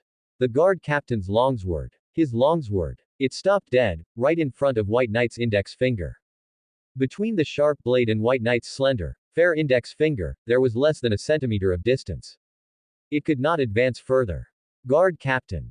The expression on his face froze. He felt as if his sword had struck an unmovable mountain. The force of the rebound even made his wrist begin to ache faintly. Impossible. This was absolutely impossible. He was the kingdom's guard captain. Battle hardened. The sword in his hand could cut through iron like mud. This seemingly frail white-haired youth. How could this be possible? The muscles on the guard captain's face twitched violently. He gripped the sword with both hands, veins bulging, and pushed forward with all his might. But that longsword, capable of splitting rocks, remained motionless before White Knight's index finger. This is impossible. Cold sweat streamed down the guard captain's forehead. The look in his eyes towards White Knight was filled with unbelievable terror. This white-haired youth. What kind of monster was he, exactly? Impossible. White Knight slowly uttered these two words. He tilted his head. The playful smile on his face grew even wider. In his indifferent eyes, however, a flash of electricity passed through. Since you chose to attack me, he chuckled softly. It means you're already prepared for. White Knight's tone suddenly changed, his gaze instantly becoming bone-chillingly cold. Battle, right. As the last word fell, a terrifying, overwhelming aura erupted from White Knight. Boom. The guard captain felt as if he had been instantly struck by an invisible mountain. The longsword in his hand let out a wail, directly flying out of his grasp and backward. He himself was sent flying by this invisible force. He slammed heavily into the tree trunk behind him, making a bone-jarring thud. PFF'd. A mouthful of fresh blood sprayed out. The guard captain didn't even have time to cry out before he slid limply to the ground, his life unknown. The entire venue fell silent. Ace, Luffy, Sabo. The three kids who were just immersed in different emotions, now had surprisingly identical expressions. Their mouths were all agape in an O shape, wide enough to fit an egg. Their eyes were wide open. Their brains collectively crashed at this moment. What just happened? That guard captain, that menacing, obviously strong guy, just flew away. With one finger. Just with one finger. Ace, who was hanging on White Knight, froze. He turned his head with difficulty, looking at White Knight's still expressionless profile, and his Adam's apple bobbed up and down. He swallowed hard. He knew this man was strong. But he never imagined he would be this strong. Luffy hugged White Knight's leg even tighter. He looked up with his small face, and countless sparkling stars appeared in his black bean-like eyes. So amazing. Even more amazing than Shanks. Sabo was also completely stunned. The tears on his face hadn't dried, but there was no longer any despair or pain in his red eyes. Only overwhelming, indescribable shock remained. Useless. A hysterical roar broke the eerie silence. Otralik III's face was completely contorted with extreme anger, losing all trace of noble elegance. He pointed at the guards who were too scared to move and cursed loudly. A bunch of useless people. What are you all good for? A guard captain, just like that, was sent flying by a commoner. The kingdom's face has been completely disgraced by you good-for-nothings. His eyes were bloodshot as he glared fiercely at the white-haired youth, who was still leaning against a tree, not even changing his posture. His gaze looked as if he wanted to devour White Knight alive. What are you standing around for? Go. Everyone. Go together. Chop him into mincemeat. Under his roar, the remaining dozen or so guards, though filled with fear, dared not disobey orders. They exchanged glances, seeing terror and a hint of ruthlessness in each other's eyes. Kill. A dozen people roared to embolden themselves, rushing towards White Knight from all directions, simultaneously brandishing their longswords. The interwoven sword net sealed off all escape routes. Big brother White Knight. Be careful. Ace cried out in horror. However, facing this siege, which was enough to dismember a person instantly, White Knight merely yawned. He rubbed his eyes, looking lazy as if he hadn't fully woken up. Sigh. He sighed, his tone filled with undisguised weariness at this farce. I'm not playing with you anymore. He said lightly. It's too boring. The moment his words fell. Boom. Behind him, without warning, 8 colossal, inky black shadows, like living creatures, suddenly burst forth. What was that? Were those octopus tentacles? Thick, grotesque, inky black tentacles covered with suckers, like demonic claws reaching out from hell, danced wildly behind him. The air solidified at this moment. The expressions on the faces of the guards, who were halfway through their charge, instantly changed from ferocity to extreme terror. They wanted to stop, wanted to retreat. But it was too late. Whoosh, whoosh, whoosh. 8 tentacles shot out like lightning, at a speed impossible for the naked eye to catch. They precisely wrapped around the bodies, necks, and limbs of every guard. One even bypassed everyone, swiftly coiling around Otralik III, who was standing at the very back, his face filled with horror. Ah! Ho ho ho! All the harsh screams and exclamations turned into suppressed, painful grunts the moment they were entangled. A dozen people, along with that haughty noble. At this moment, all of them were hoisted into midair by those grotesque tentacles. The tentacles tightened abruptly. Crack, crack. That was the sickening sound of armor being crushed and deformed, making one's teeth ache. Those battle-hardened guards were as fragile as infants before these tentacles. They struggled desperately but couldn't budge an inch. They could only watch helplessly as their bodies were squeezed tighter and tighter, their faces turning purplish, their eyeballs almost popping out of their sockets. White Knight just stood there quietly. The 8 tentacles extending from him, symbolizing absolute power and destruction, danced wildly in the air. They toyed with the so-called kingdom's elite, holding them in the palm of their hand. Like a god, judging a group of ignorant ants. Wah-ah! Countless sparkling stars burst forth in Luffy's black bean-like eyes. He hugged White Knight's leg even tighter, clinging to him entirely, looking up with his dirty little face, and shouted with all his might in admiration. White Knight, you're so amazing, so cool. This heartfelt exclamation pulled Ace and Sabo, who were still in a state of petrification, back to reality. Ace stiffly slid down from White Knight's back, looking at the guards who were wrapped by tentacles in midair, struggling desperately but in vain, and that noble man who was once so arrogant but now had a ashen face. He swallowed hard. This man named White Knight, was so strong, he was practically inhuman. White Knight seemed unfazed by Luffy's flattery. He lazily turned his head, his indifferent eyes falling on Ace's face. Hey! He gestured with his chin towards the trophies, tied up in midair. How about it? Client. A playful curve appeared at the corner of White Knight's mouth. Do you need me to help you clean up all this trash? Kill them. This light, airy question, like asking, do you want an extra egg? Made the three kids' bodies tremble violently. The shock and excitement on Ace's face instantly faded, replaced by a deathly pallor. Luffy's sparkling eyes also returned to normal. He tilted his head, his rubber brain feeling the chilling weight behind those two words for the first time. Kill them, what did that mean? Did it mean they would never be seen again? Sabo's reaction was the most intense. He suddenly looked up, the color draining from his tear-stained face. He looked at his father in midair, whose face was turning purple from the tight grip of the black tentacles, and whose feet were kicking weakly. Even though he was a scoundrel. Even though he hated that man. But he was still his father. No. Don't. Sabo didn't even think, almost instinctively rushing in front of White Knight, his red eyes filled with pleading and entreaty. Please, don't kill him. His words were broken by fear, laced with a sob. Please. In midair, Outralic III, under the threat of death, finally completely abandoned his ridiculous noble dignity. He saw Sabo's plea, which for him was the last straw. Mercy. He squeezed out two words from his throat, his whole body convulsing from lack of oxygen. I was wrong. I was really wrong. Sabo. Save me. Quick, save me. I swear. I'll never come back again. I'll never bother you again. Please tell him to let me go. This pathetic display of begging for mercy was in stark contrast to his previous arrogance. Ace watched this scene, his eyes complex. On one hand, he felt incredibly relieved, but on the other, seeing Sabo's pained, pleading expression, his heart felt heavy. White Knight took in everyone's expressions. He took one last look at Sabo's face, which was on the verge of tears. Tisk. He clicked his tongue in extreme displeasure. How disappointing. As his voice fell, the 8 wildly dancing black tentacles instantly lost all their power, retracting into his body like phantoms. Thud. Thud. Thud. More than a dozen figures, including that high and mighty noble, fell one after another from midair like dumplings. They didn't even bother to check their injuries. Outralic III scrambled to his feet, not daring to look at White Knight again, and not even bothering with his son. He fled like crazy into the depths of the forest with his group of disheveled, terrified guards. Their disheveled appearance made them look exactly like a group of scared street rats. The forest returned to its usual tranquility.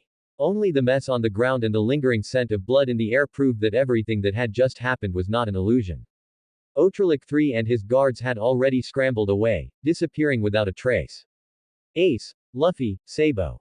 The 3 little rascals stood there, stunned. The wind blew through the leaves, rustling. Sabo's body was still trembling uncontrollably. He looked at the white-haired youth who had leaned back against the tree, even bending down to pick up the bag of potato chips from the ground. The other party casually brushed the dust off the bag, then picked out a chip and put it in his mouth. Crunch. The crisp sound made Sabo's heart jump again.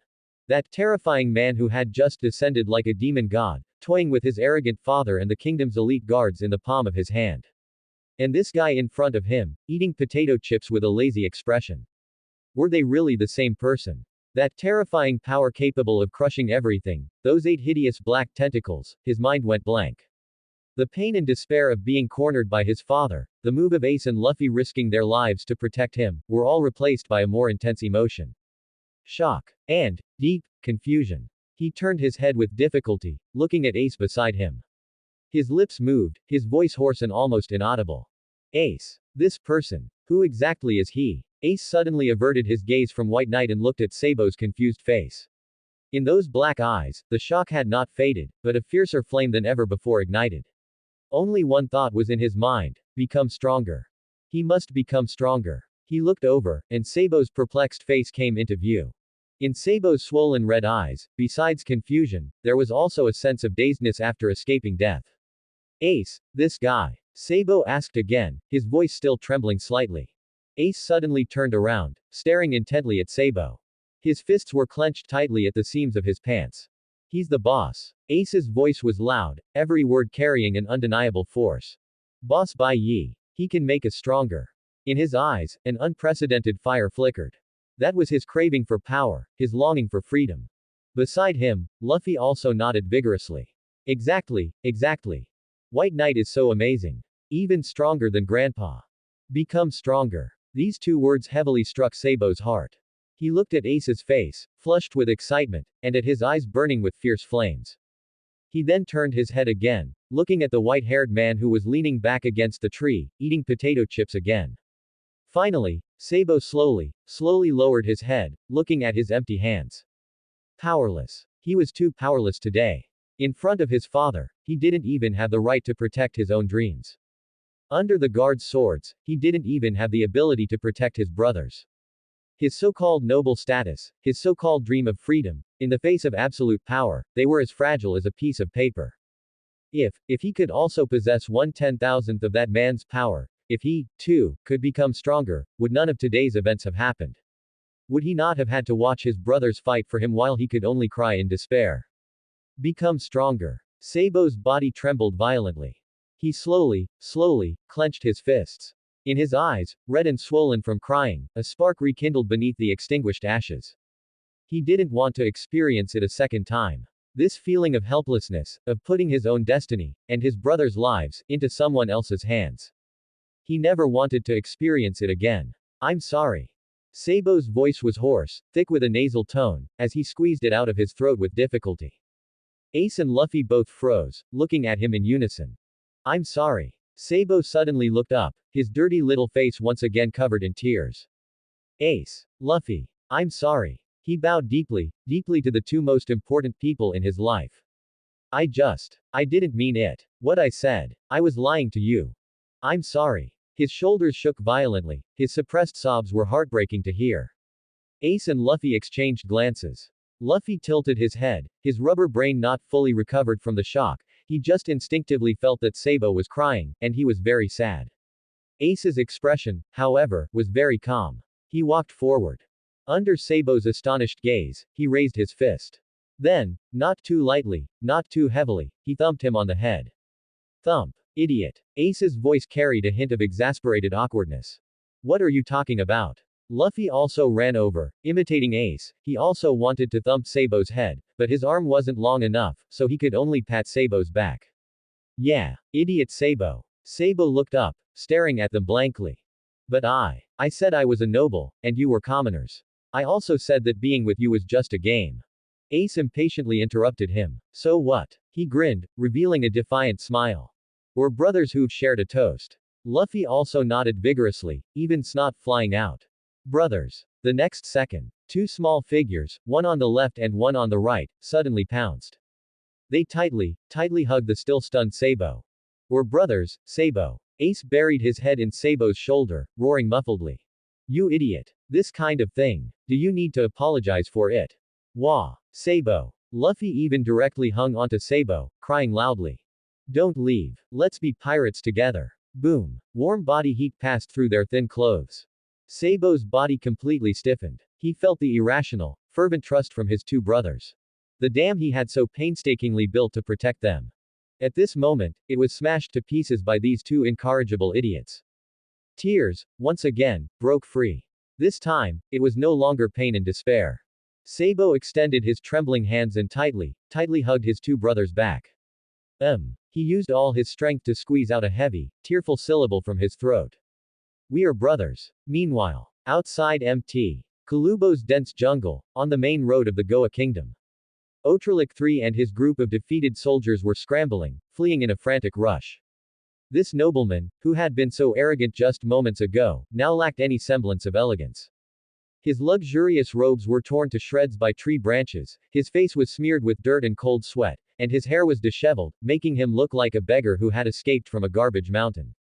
Useless. As he ran, he angrily roared at the equally disheveled guards behind him. All of you are useless. Did the kingdom's salary only feed you good-for-nothings who can't even defeat a commoner? The guards' faces were pale, and they lowered their heads, not daring to retort. The shadow of death cast by those 8 grotesque tentacles still loomed in their hearts. That white-haired youth, he wasn't human at all. He was a demon. As Outsmarted III cursed, he also realized this problem. He stopped, leaning against a tree, panting heavily, his chest heaving violently with anger and fear. He knew. Relying on his own strength, relying on these useless guards, he would never be able to get revenge in this lifetime. That man's power had already exceeded his understanding. But, should he just let it go? The thought of his own humiliating display, Being scared witless and begging for mercy in front of his son and those two little brats, sent an uncontrollable surge of humiliation and malice from the depths of his heart. No. He absolutely couldn't just let it go. When had Otralik III, the most noble aristocrat of the Goa kingdom, ever suffered such a grave insult? Marine. A crazy thought flashed in his crimson eyes. Yes. The Marine. He suddenly straightened up, a sinister smile appearing on his twisted face. No matter how strong you are, can you be stronger than the world government? Can you be stronger than the Marines' warships and cannons? I will report you. I will use all my connections to report you to the Marine. I'll say that MT. Kalubo hides an extremely dangerous thug with devil fruit abilities. I'll make Marineford send warships. To capture you, and those three little rats, all of you. To send you all to the gallows. The more he spoke, the more excited he became, as if he could already see White Knight and Ace's three brothers being captured by the Marine, kneeling and begging for mercy before him. Hurry! He roared at a trembling guard captain beside him, go to the nearest Marine base immediately. Use my name. Say that the Goa Kingdom has discovered a major threat capable of endangering the peace of the East Blue. I want to make sure there's no place for them to hide on this vast ocean. Three small figures hugged each other tightly. Crying, shouting, and the joy of being reunited after being lost, echoed in the small forest. White Knight leaned against a tree, expressionlessly finishing the last chip. He accurately tossed the empty bag into a tree hollow nearby, then clapped the crumbs from his hands. Hey! He spoke lazily, interrupting the touching drama of brotherly reunion.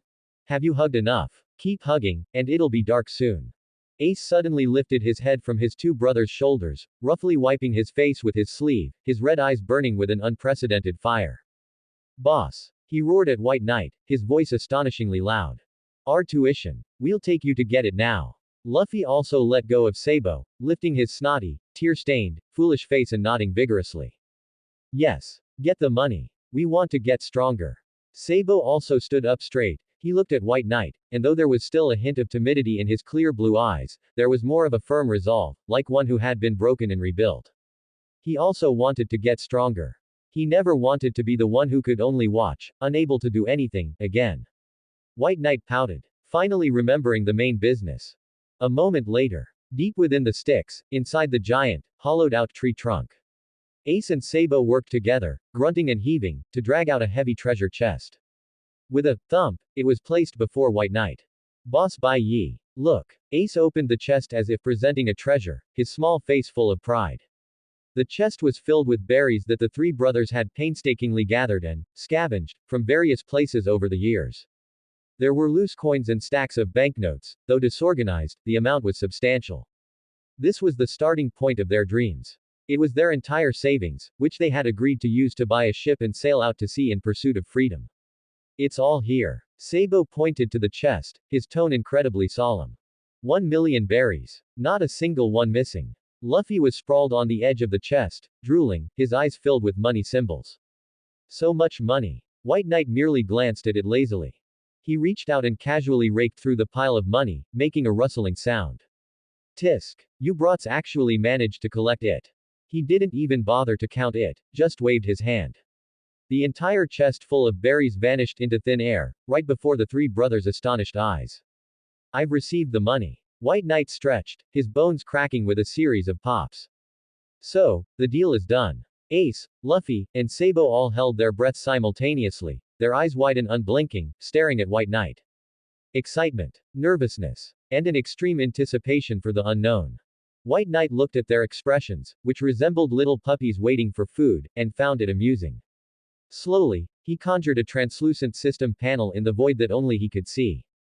Beginner Dungeon Library. Rows of various dungeon options were listed like a menu. White Knight's gaze swept across them. Dungeon name: Zombie Siege. Difficulty: Beginner. Description: Survive in a city full of walking corpses. No, no. White Knight shook his head inwardly. Too bloody, might leave psychological trauma on kids. And if they get bitten, I'd have to waste my energy purifying them, a losing business. He looked further down. Dungeon name: Academy City Disciplinary Committee Experience Card. Difficulty: Beginner. Description: Assist the disciplinary committee in maintaining peace and justice in Academy City. This is even more ridiculous. White Knight's mouth twitched. Let these three brats be disciplinary committee members. If they don't turn Academy City upside down, I lose. His finger continued to slide down. One dungeon after another was mercilessly passed over. Too simple, no training effect.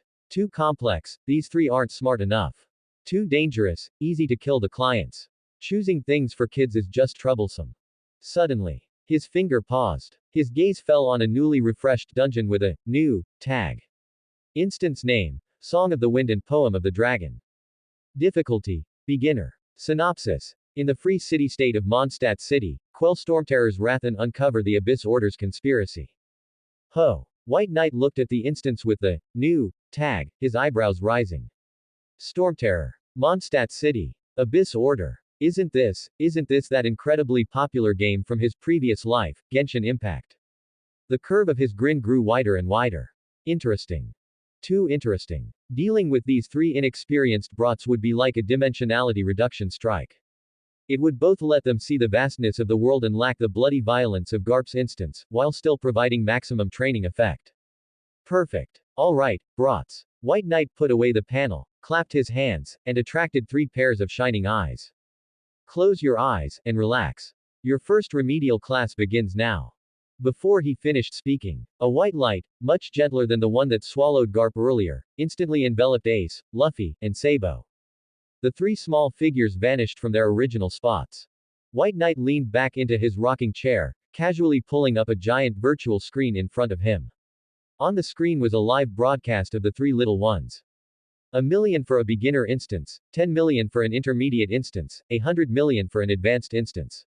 He crossed his legs and swayed leisurely. You three better put in some effort. I'm counting on you to clear the advanced instances and get me some divine gear. Don't go dying on the first stage, or my million will be wasted. A sensation of weightlessness. After a brief moment of weightlessness, came the feeling of solid ground beneath their feet. Ace was the first to open his eyes. He instantly tensed all his muscles, scanning his surroundings vigilantly. Then, he froze. The azure sky, as if washed with water, was clean without a speck of impurity. Giant, slowly turning windmills stood above the city-state in the distance. The air was filled with the scent of grass and dandelions. Where was this? Wah! Luffy's exclamation broke the silence.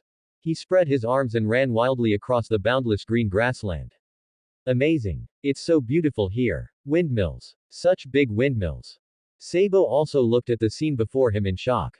He squatted down, picked up a pinch of soil, then looked up at the completely unfamiliar architectural style. Ace, this place is definitely not any island we know. His voice was filled with disbelief. Just then, a cold, emotionless mechanical voice simultaneously echoed in all three of their minds. Welcome to the instance world, Tavit Continent. Current instance, Song of the Wind and Poem of the Dragon. Main quest, enter the free city-state of Mondstadt City and quell Stormterror's wrath. Quest reward, settled based on contribution. Tavit Continent.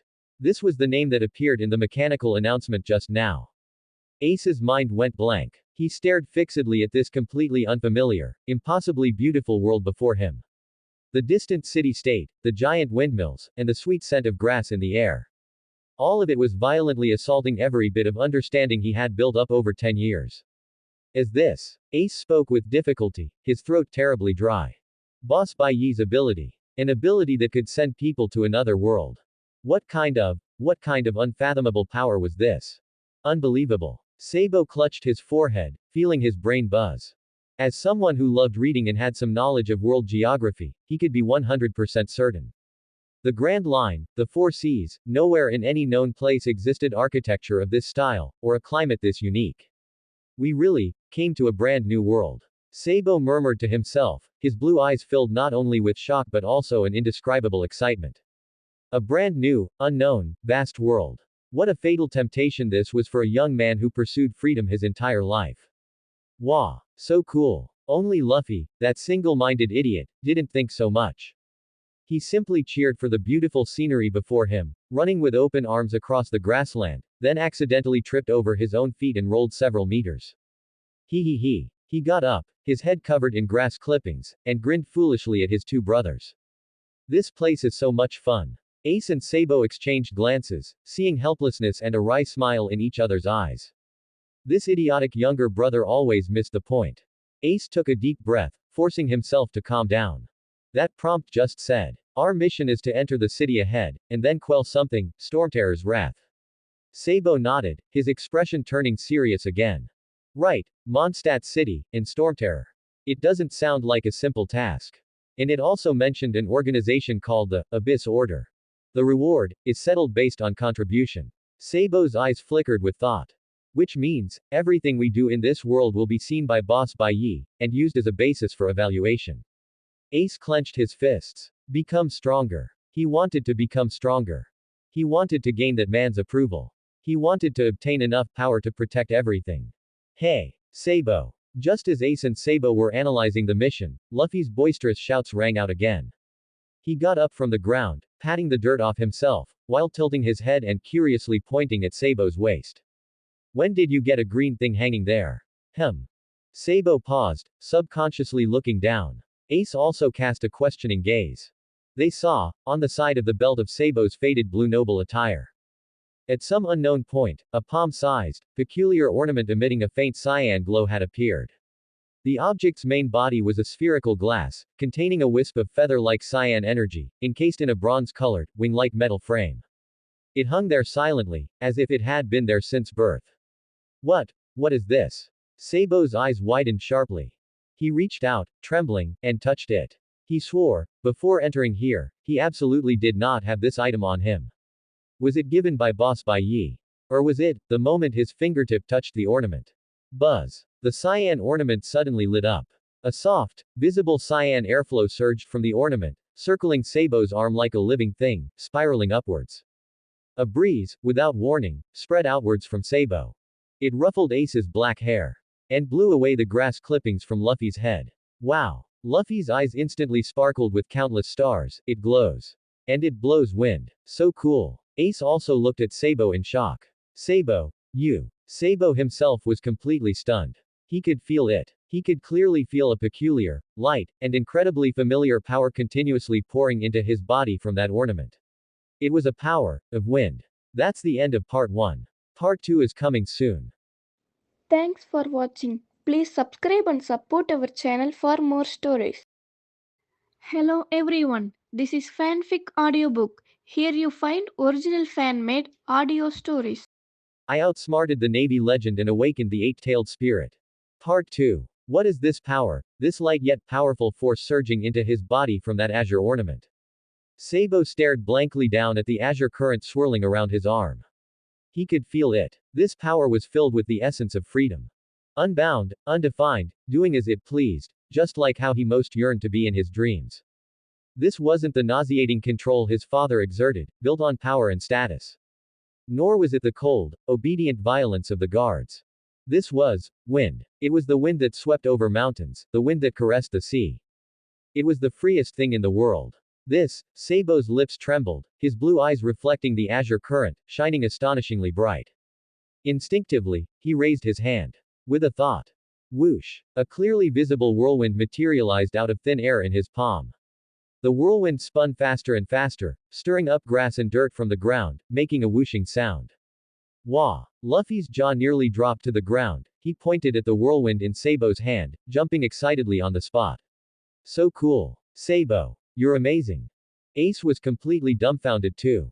He stared intently at the small whirlwind in Sabo's palm, his black eyes wider than brass bells. Wind. That was real wind. This guy, Sabo, he could actually control wind. No way, Ace muttered to himself. He even rubbed his eyes, thinking he had seen wrong. Sabo felt the increasingly clear power in his palm, and slowly, he opened his hand. Whoosh! The whirlwind didn't disappear, instead, it transformed into a gentle current, circling around him, ruffling his golden hair. This power felt like a part of his body. No. Rather, this power was an extension of his soul. It was his entire cry for freedom. Sabo suddenly looked up, an unprecedented light bursting forth in his blue eyes. He turned around, looking at Ace and Luffy's faces, which were filled with shock. He grinned, revealing a brilliant, dazzling smile. Ace. Luffy. His voice no longer held its previous tremor and despair, but was filled with a newborn joy and power. Look. It's wind. I can control wind. The initial shock faded. Replaced by something even stronger. It was envy. Wah. That's not fair. Luffy was the first to protest. The bright smile on his silly face instantly collapsed, his mouth pursed, tears almost gushing out. He rushed to Sabo in 2 strides, extended a finger, and poked the still glowing azure ornament. Why do only you have one? Boss Bai Yi is playing favorites. He stomped his feet in anger, then suddenly tilted his head back, yelling at the empty sky at the top of his lungs. Hey, Boss Bai Yi, did you see that? Playing favorites. I want one too. I want this glowing thing too. I want a red one. With a meat pattern on it. After shouting, he looked down and started frantically patting himself. He lifted his red vest, revealing his round belly.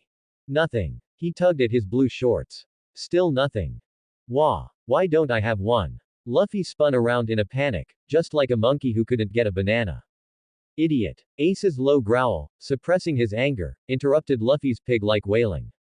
He looked at his stupid brother, who was rolling on the ground, snot and tears smeared all over his face, and a vein throbbed in his temple. Envious. Of course, he was envious. Who wouldn't want a cool glowing thing that could control wind? But, looking at Sabo's face, which had regained its vigor, looking at the light of hope rekindled in his blue eyes. An emotion hotter than envy surged from the bottom of Ace's heart. That was joy. It was sincere joy for his brother. This fool finally didn't have to bear those heavy things that didn't belong to him anymore. Shut up, Luffy. It's just a glowing thing. What's so great about it? He spoke tough, but his black eyes couldn't help but glance at the azure ornament on Sabo's waist. It glows and makes wind. It's actually pretty cool. I don't care. I want one too. I want one too. Luffy's wailing, combined with Ace's roar, sounded particularly harsh in the tranquil grassland. And it was this noise that startled something that shouldn't have been disturbed. Yika. Dala Kucha. Strange, meaningless shouts came from the nearby woods. From the waist-high grass, several strange figures slowly swayed out. They were short, wore comical masks, and held crude wooden sticks and stones. They made meaningless, babbling sounds. Ace's pupils suddenly contracted. Although he didn't know what these things were called, he was all too familiar with that undisguised malice.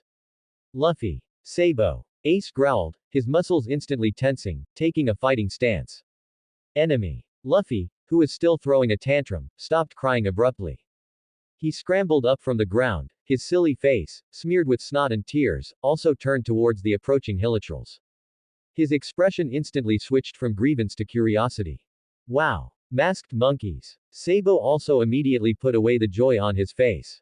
He shielded the still glowing azure ornament in front of him, warily watching the uninvited guests.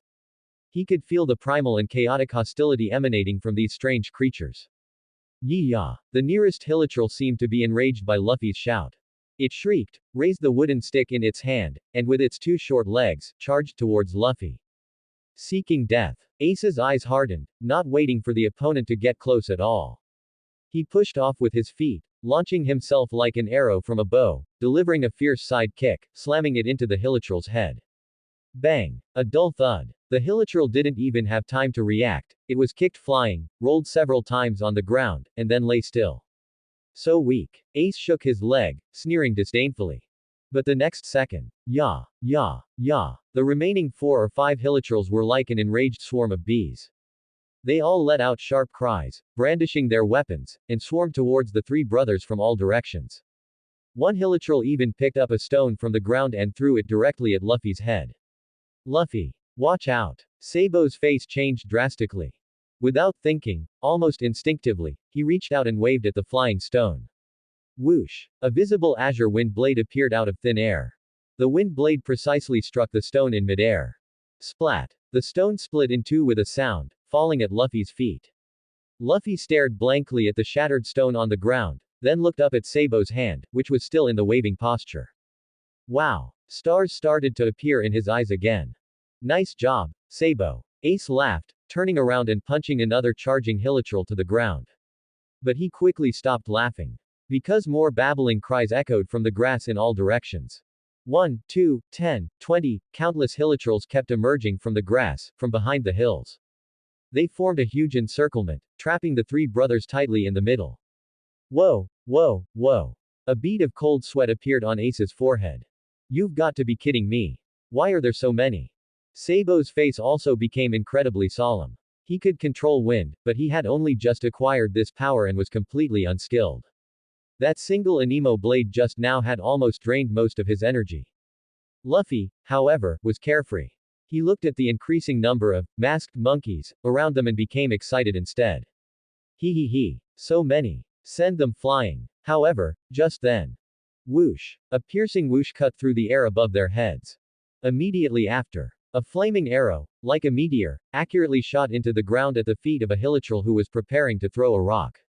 Boom. A violent explosion. Flames shot into the sky, and the powerful shockwave directly blasted that hilichurl, along with two of its companions, flying.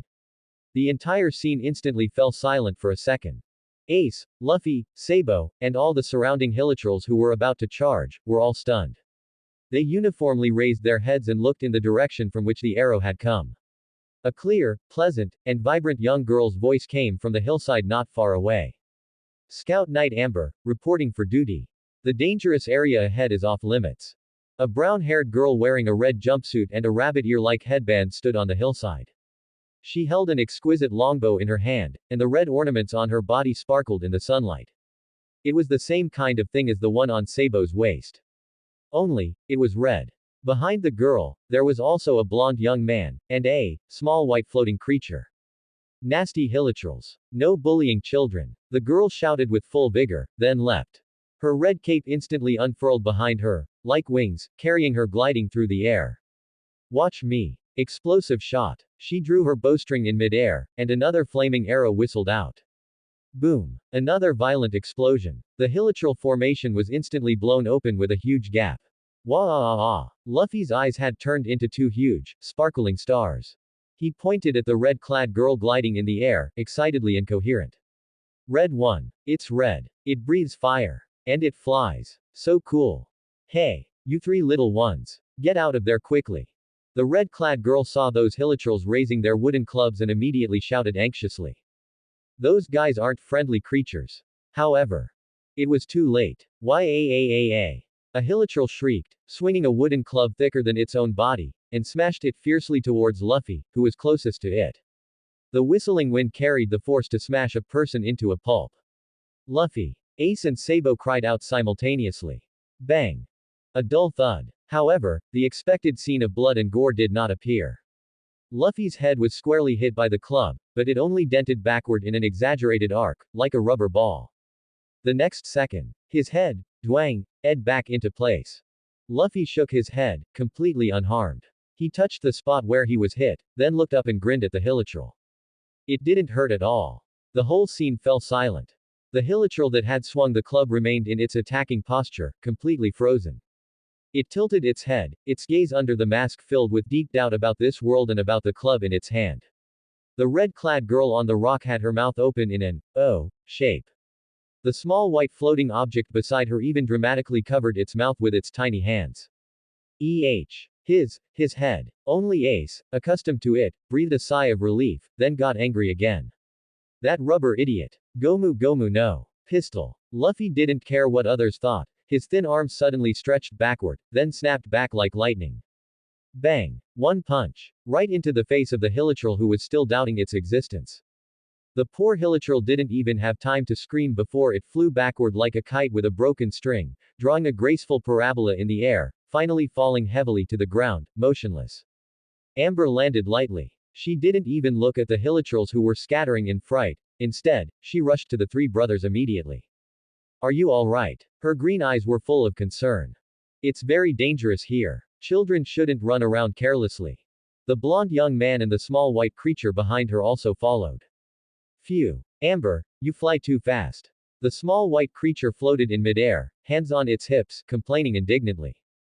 Hey, you little squirts, where are you from? Luffy stretched out a finger and curiously poked the floating little guy.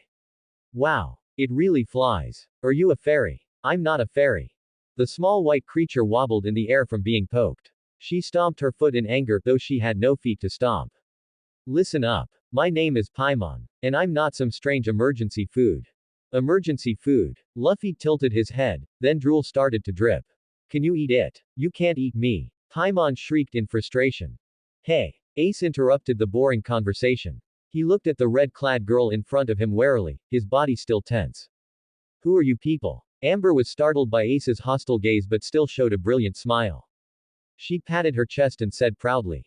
I am Amber, a scout knight of the Knights of Favonius. This is my new friend, the honorary knight, traveler. She pointed to the blond young man beside her. As for this one.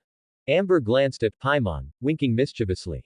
She's the traveler's best companion, and emergency food. I told you I'm not emergency food. Sabo ignored their bickering. He took a step forward, his blue eyes fixed on the red vision at Amber's waist. His voice carried a hint of tremor and curiosity. Excuse me. He pointed to Amber's waist, then to the cyan ornament on his own waist. You also have this thing. What exactly is it?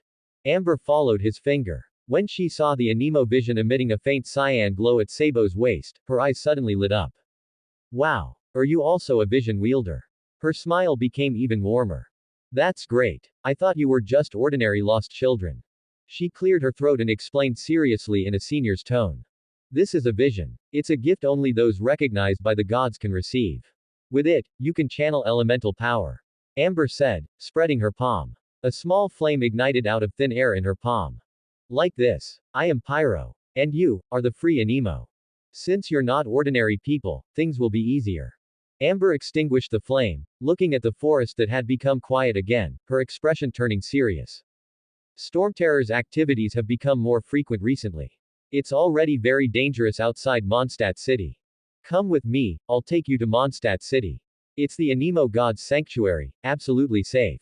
Mondstadt City. Stormterror. These two words made Ace and Sabo's hearts skip a beat simultaneously. The mission. Their mission had arrived. Hey, little fairy. Fly a little higher.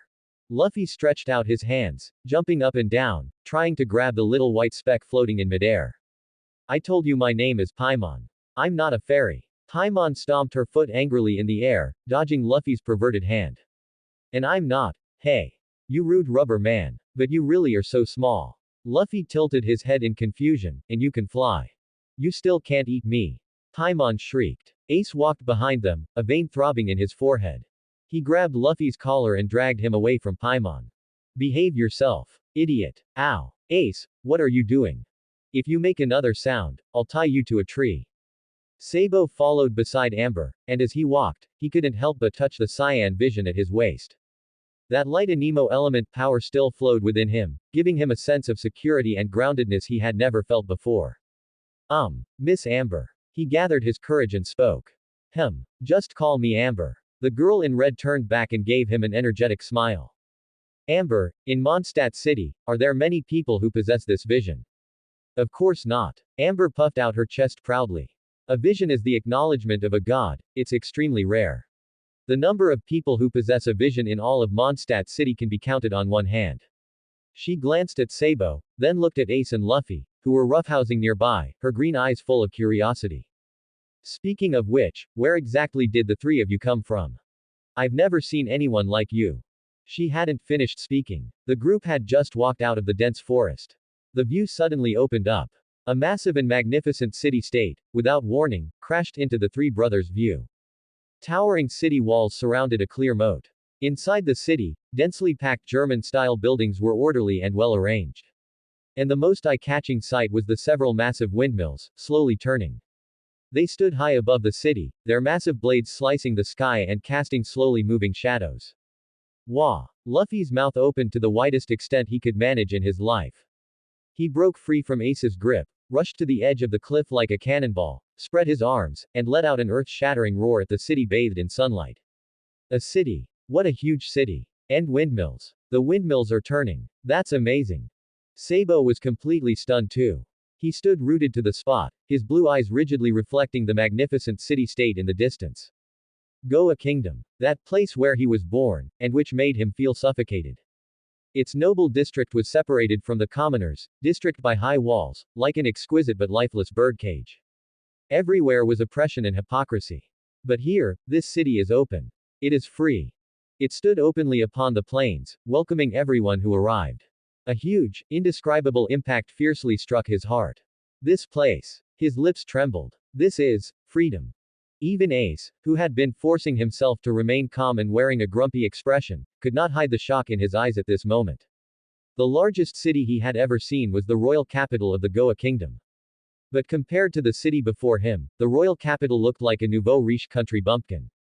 The city before him was filled with a sense of historical weight, yet also exuded an indescribable vitality.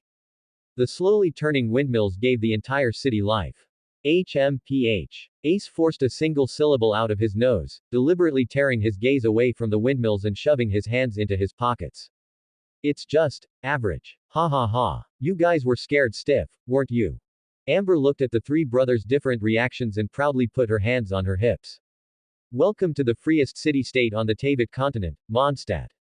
Let's go. I'll take you inside. That bridge ahead is Mondstadt's pride. Led by Amber, they walked onto the massive stone bridge leading to the city gate. Below the bridge was a clear lake named Cider Lake, its surface shimmering under the sunlight. On the bridge, white doves cooed and strolled leisurely, completely unafraid of people. Pigeons. There are pigeons. Can we roast them and eat them? Luffy was already drooling. Bang! Ace's fist landed accurately on his head. Don't you dare touch those pigeons.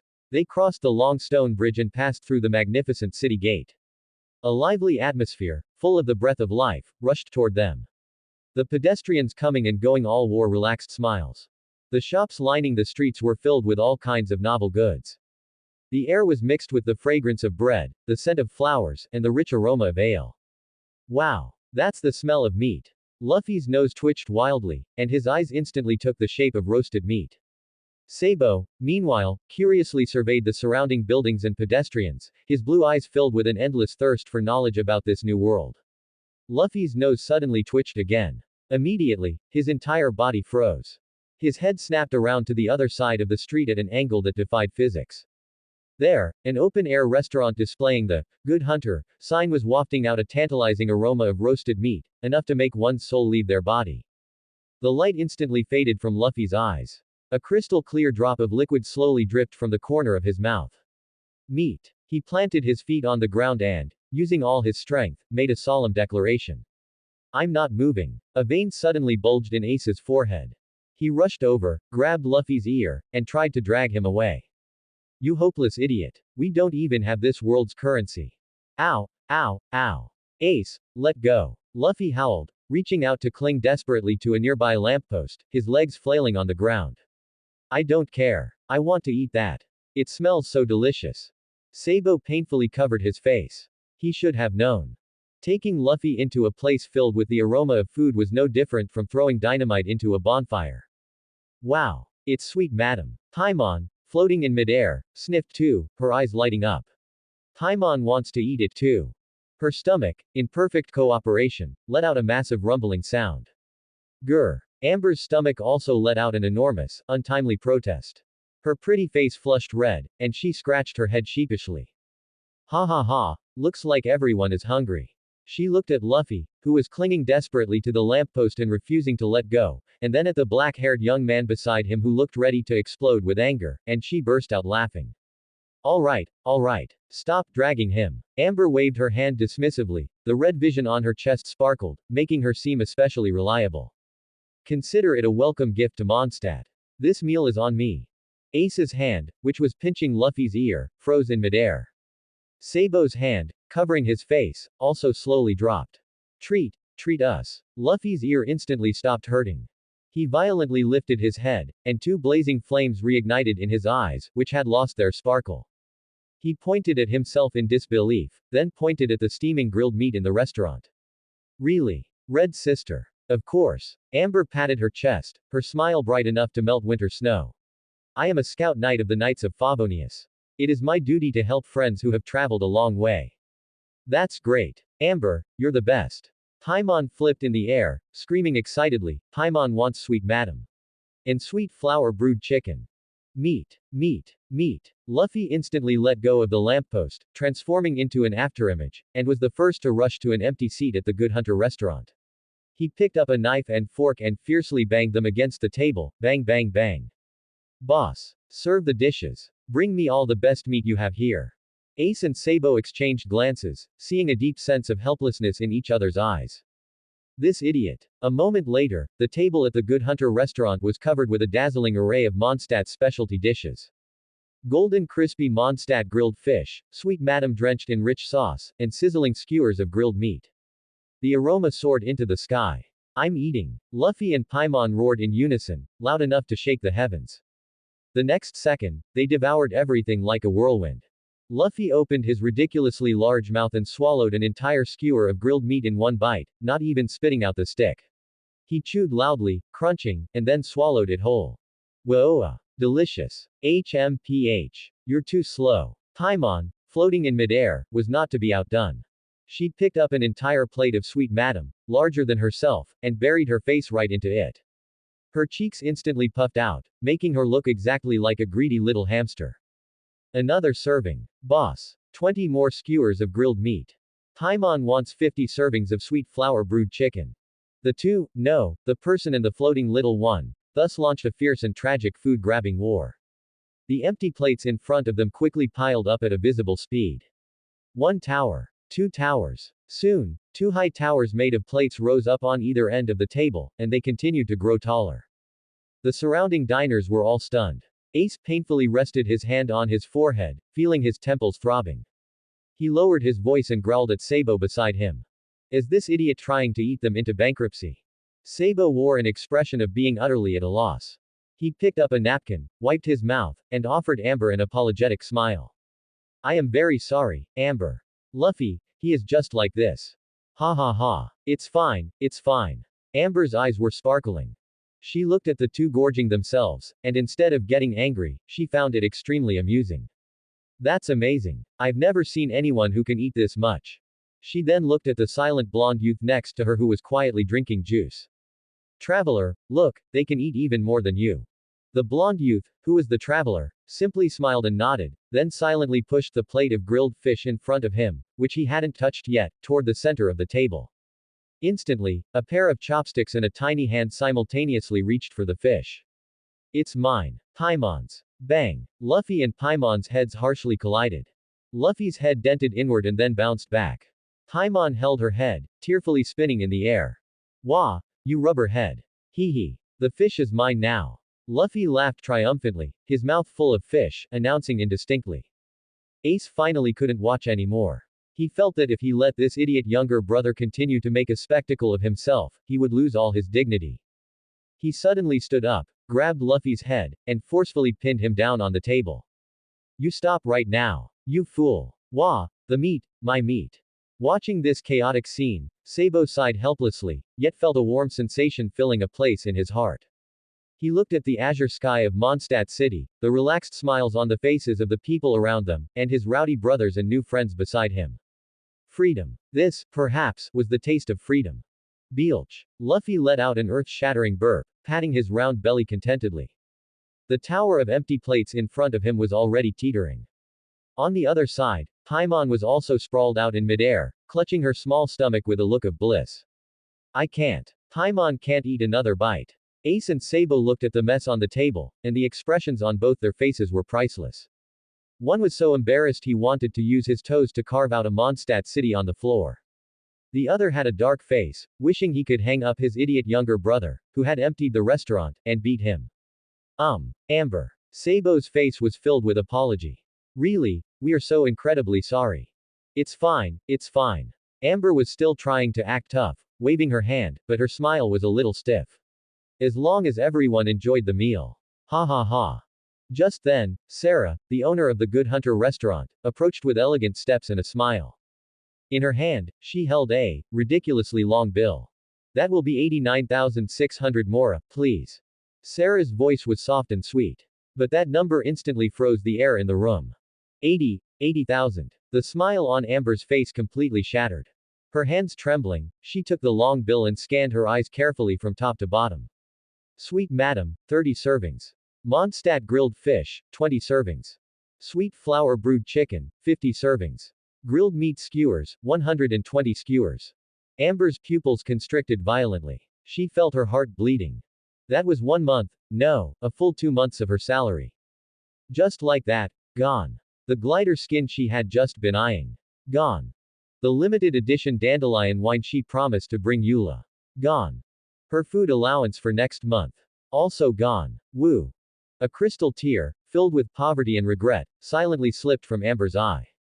Wow. Red sister, why are you crying? Luffy tilted his head, looking at her curiously. Bang! Ace's fist slammed hard onto Luffy's head. This is all because of you, you fool. Ace roared through gritted teeth, his voice strained. Look at the mess you made. Ouch. Ace, you hit me again. Luffy clutched his head, looking wronged. I am so sorry. Sabo suddenly stood up and bowed 90 degrees to Amber. This money, we will find a way to pay you back. As he spoke, he reached for the vision clip to his waist. In his view, this item should be valuable. No, you don't have to. Amber quickly grabbed Sabo's hand. She took a deep breath and used all her strength to force out a smile that looked worse than crying. If I said I'm treating, then I'm treating. She turned around and walked toward the counter with heavy steps, as if she were marching to the execution ground. She pulled out her shriveled wallet, which was printed with the Baron Bunny design. Sarah. I'll pay. Her voice was choked with tears. 10 minutes later, the group was walking on the streets of Mondstadt City again. However, the atmosphere was somewhat strange. Luffy was full and satisfied, still savoring the taste of the grilled meat.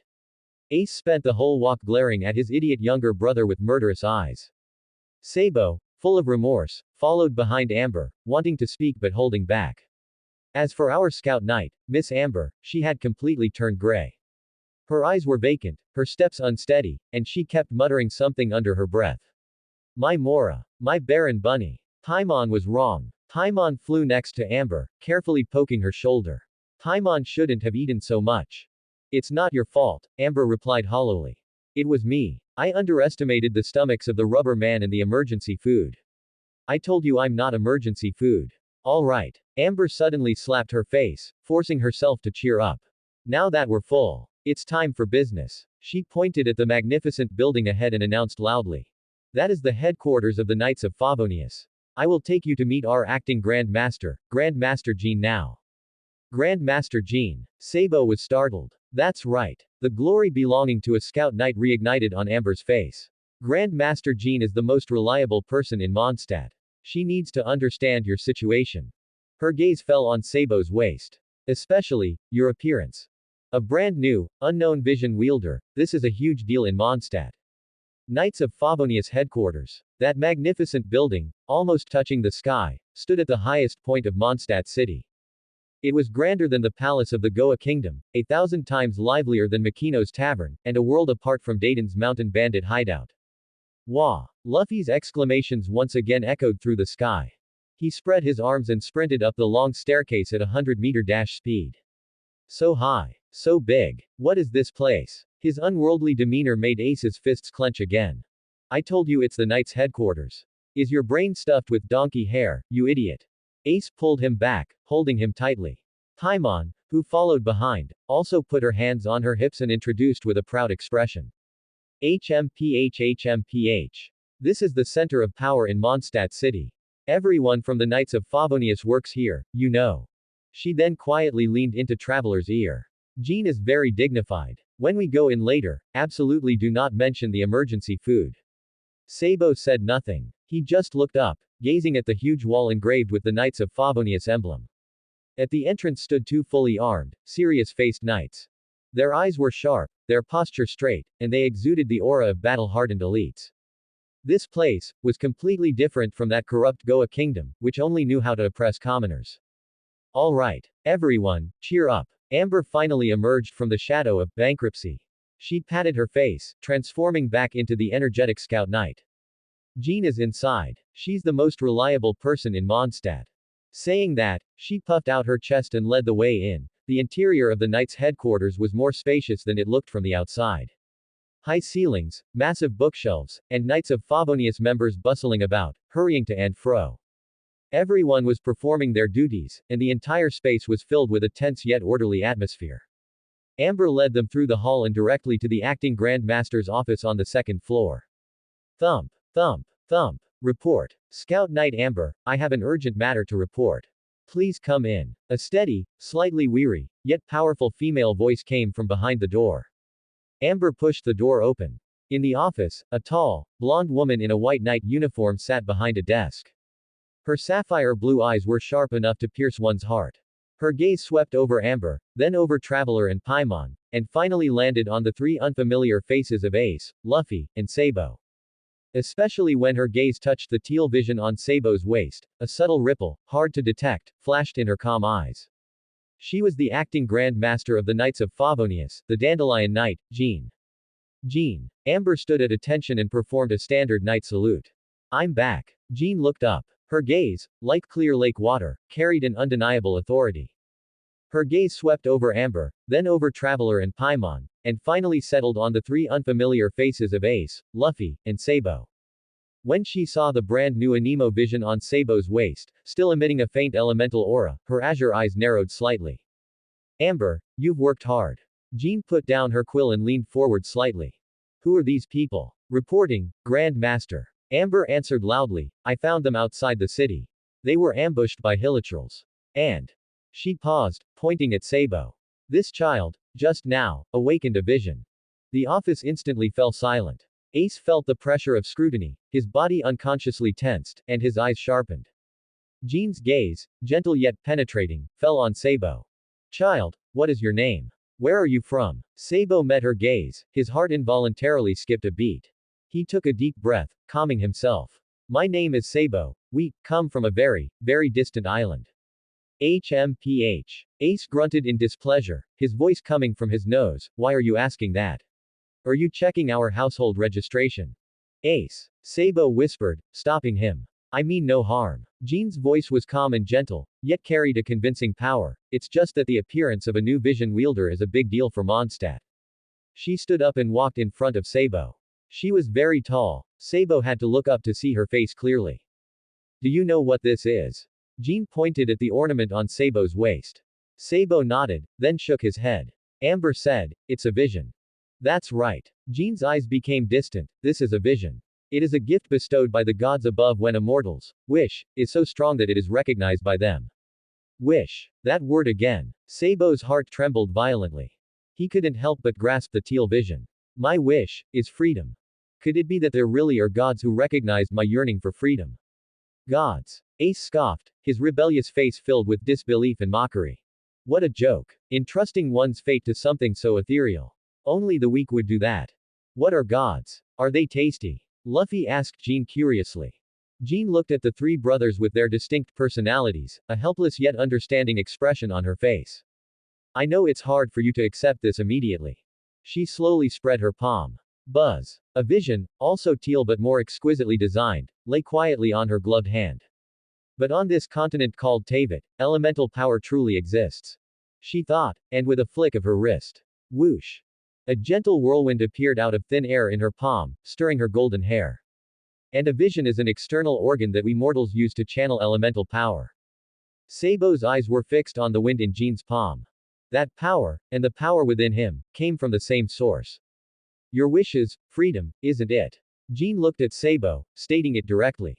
Sabo's body trembled violently. Therefore, the one who responded to you is Mondstadt's protector, the Anemo god who symbolizes freedom, Lord Barbados.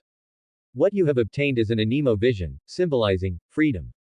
Anemo god. Freedom. These two words struck Sabo's heart heavily. The god of this city was actually the god of freedom. At this moment, he felt an indescribable resonance between himself and this city. All right, I understand the situation. Jean withdrew her power and sat back behind her desk, regaining the dignity of the acting Grand Master. Your origins are unknown, and your powers are special, especially you. Her gaze turned to Luffy. That strange boy whose head could stretch like rubber. By rights, I should temporarily detain you until your backgrounds are thoroughly investigated. Ace's face instantly darkened, his fists clenched tightly at his sides. However, Jean's tone shifted. Mondstadt is a city of freedom. We will not deprive anyone of their freedom because of unknowns and differences. Her words stunned both Ace and Sabo. They remembered the high-walled Goa kingdom, and the nobles who regarded commoners as ants. Freedom. For the first time, they heard the most sincere interpretation of these two words from a person in authority. Amber. Jean gave the order. Yes, Grand Master. Until you complete today's patrol mission, you will temporarily serve as their guide and guardian. Show them around Mondstadt, but remember, absolutely do not let them cause any trouble. Jean's tone deepened slightly, her eyes meaningfully glancing at Luffy. Understood. Amber's face fell. Taking care of these three little rascals, especially the glutton who had eaten up 2 months of her salary. Jean's words plunged Ace and Sabo into a long silence. Freedom. In the Goa kingdom, this word was only fit to appear in a drunkard's ramblings and a noble's hypocrisy. But here, it was spoken with such solemnity by a ruler who held power. All right, Amber. Jean tapped the table, interrupting their thoughts. Take them to see the city. Let them see what true Mondstadt is like. Yes. Jean. Amber stood at attention, then, with a bitter expression, led these three little rascals, plus an emergency food, out of the Knights of Favonius headquarters. Ah, my Mora. She was still mourning her 2 months' salary. Amber, don't be sad. Sabo walked beside her, full of guilt. We will definitely pay you back that money. Right. I'll go catch a huge sea kings. Selling it will definitely get a lot of money. Luffy thumped his chest, promising. You shut up. Ace's fist hardened again. The group walked down the long staircase and returned to the bustling streets of Mondstadt City. Sabo looked at the smiling faces around him, the shock in his heart unable to subside for a long time. He took a deep breath, as if having made a decision, and quickly walked up to Amber. Amber. The girl in red turned her head listlessly. We want to know something about Stormterror. Sabo's tone was incredibly serious. This was their true mission in this world. Stormterror. Amber's steps suddenly stopped. The bankrupt, gray shadow on her face instantly faded, replaced by an extremely complex expression. There was wariness, sadness, and even a hint of anger. Why are you asking about this? Stop talking nonsense. Ace walked up, hands in his pockets, a belligerent fire burning in his black eyes. We're here to deal with that guy. Tell us, how strong is he? What are his weaknesses? His matter-of-fact tone completely ignited Amber. Deal with. Amber's voice suddenly rose, drawing curious glances from passers-by. Her face was flushed with anger, her chest heaving violently, as she pointed at Ace's nose. What do you take that matter for? An adventure game. That's not some monster. And it's not a trophy for you to show off your might. His name is Devalin. He was Mondstadt's former protector. Ace was stunned by her shout, a trace of displeasure flashing across his unruly face. Luffy also tilted his head, asking in confusion, Protector. But he looks very angry. Luffy's words made Amber's anger deflate like a punctured balloon. The anger in her eyes receded, replaced by deep sadness. Yes, he's angry. He's in pain. Amber lowered her head, her voice full of bitterness. Devalin, he was once the most intimate familiar of Lord Barbados, the Anemo god, Mondstadt's, Dragon of the East Wind, and one of the Four Winds guardians who protected this sky. Familiar. God. More incomprehensible words. But the three words, the protector, made Ace and Sabo frown simultaneously. Why would a protector attack the city he protects? Sabo asked the crucial question. It didn't make sense. Amber's lips moved. She glanced at these three curious children, who also possessed a seriousness beyond their years. She sighed. Because, he was forgotten. A long time ago, Mondstadt suffered a great disaster. A dark dragon named Durin came to invade. It was Devalin who stepped forward and fought a desperate battle with the dragon at the peak of the snowy mountain. He ultimately bit through the dragon's throat, protecting Mondstadt. But, Amber's voice trembled slightly. He himself was also contaminated and corroded from swallowing the dragon's poisonous blood. In extreme pain, he fell into a deep sleep. By the time he awoke, several hundred years had passed. The people of Mondstadt had long forgotten their former hero. What greeted him was not welcome and gratitude, but fear and swords. He thought. Mondstadt had abandoned him. The air fell silent. Paimon covered her little mouth, her eyes red. Luffy's always cheerful face also lost its smile. He scratched his head and asked in a very, very soft voice. So, he's just too hurt, and too sad. Sabo's heart was fiercely clutched. A hero who protected everyone, yet was ultimately forgotten and hurt by everyone. What an injustice. Even Ace, whose face was always filled with displeasure and I'm the strongest in the world, showed a momentary flicker of emotion. The feeling of being abandoned by the world. He understood it more than anyone. TCH. Ace turned his head away, not wanting others to see his expression. What a foolish guy. So, what does the Knights of Favonius plan to do? Sabo pressed, do you also want to hurt him? Of course not. Amber immediately retorted, her eyes becoming firm again. Jean is trying to find a way. We want to cleanse the pain from him. We want to save him. We want Mondstadt's Dragon of the East Wind to return to this free sky. After she finished speaking, she realized she had said too much to a few unknown kids. Wait, why am I telling you all this? Amber suddenly snapped back to reality, put her hands on her hips, and forcibly adopted the stance of a guardian. Anyway, this matter is very dangerous. You absolutely must not interfere. Do you hear me? However, what she saw were three pairs of astonishingly bright eyes. In Luffy's eyes, there was pure curiosity and sympathy. In Sabo's eyes, there was clarity that understood everything and respect for a hero. And at the corner of Ace's mouth, there was a wild and untamed arc, brimming with fighting spirit. Ha! Now, things are getting interesting. Just then. Everyone. Make way. Make way. A clear and anxious shout from a young girl, accompanied by hurried footsteps, came from the other end of the street. The crowd automatically parted to both sides, making way for a path. A young girl in a blue and white priestess dress, with dazzling golden twin pigtails, was running towards them with an anxious expression. Behind her were several nuns also dressed in church attire. It's Lady Barbara. Lady Barbara. What happened? The surrounding passers-by exclaimed, their eyes filled with respect and adoration as they looked at the girl.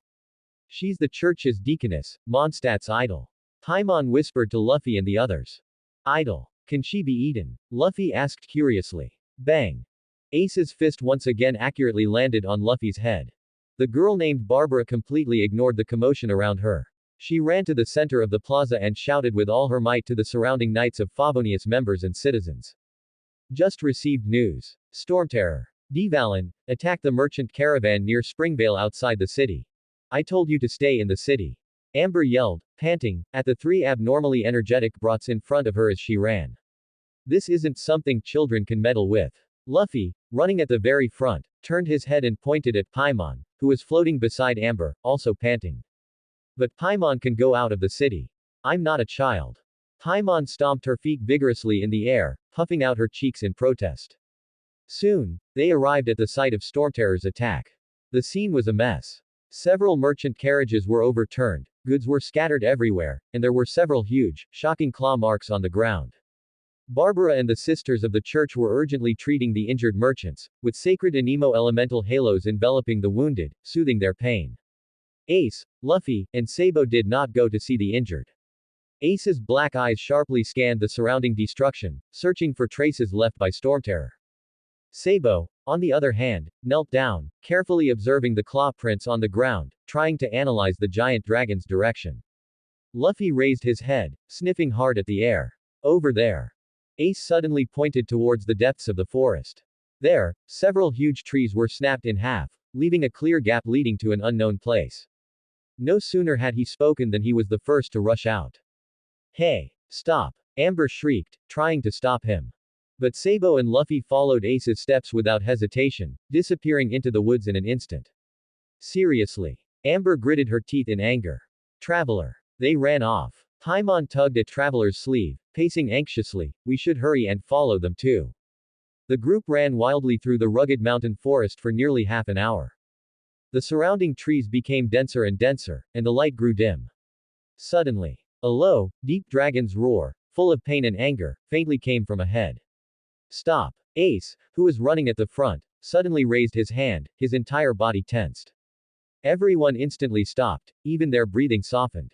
Ace gestured to the others behind him, then crouched low and silently approached a huge rock ahead. They cautiously peered out from behind the rock. The sight before them made everyone hold their breath. It was the edge of a cliff. The huge Stormterror, Divalin, was lying on the edge of the cliff. His armor-like scales were covered in wounds, dark purple blood continued to seep out, his huge wings hung limply by his sides, and every breath he took was accompanied by heavy gasps. And in front of that behemoth stood a slender figure. A young man wearing a emerald green cloak and a beret of the same color. He held a wooden lyre in his arms, a gentle smile on his face, as he looked up at the furious and pained giant dragon. Don't be afraid. The young man dressed as a bard spoke, his words like a clear spring in a mountain stream, carrying a strange power that could soothe hearts. I'm back, Divalin. Wow. A giant dragon. Luffy's eyes burst with two huge stars, and he pointed at the behemoth on the cliff edge, nearly drooling. Let's go. Let's beat it up. As he spoke, he bent his legs, ready to spring out like a cannonball. Bang! A fist slammed hard on his head. You idiot! Ace grabbed Luffy by the back of his collar, pressing him firmly to the ground, the veins on his forehead throbbing wildly. Behave yourself. It hurts. Ace, what are you doing? Luffy cried out indignantly, clutching his head. Didn't you see? Ace lowered his voice, his black eyes filled with unprecedented solemnity. This big guy, we can't deal with him right now. He looked at the terrifying aura emanating from the giant dragon, an aura whose mere aftermath was enough to suffocate, and his heart pounded. That was a completely different kind of power from the old man Garp, yet equally despair-inducing. Let's see what that green guy is going to do first. Ace stared intently at the bard holding the lyre. Exactly, exactly. Paimon flew over, her small face also full of tension. Devalin is in great pain right now, rushing in will only make him angrier. That bard, he seems to be quite something. As they were speaking, the bard, the young man named Venti, plucked the strings of the lyre in his arms. Jung. An ethereal, pure melody, like a clear spring in a mountain stream, slowly flowed out. Don't be afraid. Venti spoke, his words, carried by the wind, imbued with a strange power that could soothe all things. Listen to the sound of this wind, Devalin. This is the familiar, free song of yours. He hummed softly while playing the lyre. The song, the lyre's melody, transformed into visible cyan light particles, like countless dancing dandelions, gently and softly falling upon Devalin's huge, scarred body. Roar. The giant dragon let out a low, pained whimper. His dragon eyes, originally stained crimson by fury, had a moment of clarity under the soothing touch of the cyan light particles. The crimson receded, revealing a pure sky blue. But the next second, dark purple, ominous patterns once again spread wildly from his neck. Roar. Clarity and chaos furiously alternated in his eyes. He clutched his head, letting out an even more painful roar. Just then, a mocking, sharp, and malevolent laugh abruptly echoed on the cliff's edge. Gia Gia Gia Gia. A dark blue vortex appeared out of thin air, and a short figure wearing a comical mask and holding a staff leapt out from it. Don't even think about purifying him. The Abyss Mage raised his staff high, and a cold, chilling ice cone condensed at the tip of the staff. The pain of the Abyss will be with him forever. It's an Abyss Mage. Paimon shrieked, be careful. Traveler didn't hesitate for a moment, the one-handed sword in his hand let out a clear hum, and he transformed into a golden streak of light, rushing straight towards the Abyss Mage floating in midair. Anemo Blade. The moment he swung his sword, a cyan whirlwind wrapped around the blade, creating a sharp whistle. This sword strike was as fast as lightning. However, clang. A crisp collision sound. The fierce sword light heavily struck the light blue ice crystal shield surrounding the Abyss Mage, but it only sent up a series of ice shards. The shield remained completely still. Gia Gia Gia, foolish attack. The Abyss Mage let out a piercing laugh. Useless. Useless. Useless. Useless. The Abyss Mage's sharp cackle echoed across the cliff. He floated in midair, his pale blue shield shimmering with a despair-inducing cold light, filled with extreme contempt for mortals. He. Do you see it? The suffering of the Anemo Archon's kin. The Abyss Mage raised his staff high, pointing it at the giant dragon roaring in pain. Devalin. Your enemies are right there. Tear them apart. Roar. The ominous purple-black patterns completely swallowed the last trace of clarity in Devalin's eyes. His massive body suddenly turned, his scarlet dragon eyes locking onto Ace and his companions behind the rocks. A destructive, violent energy furiously gathered in his throat.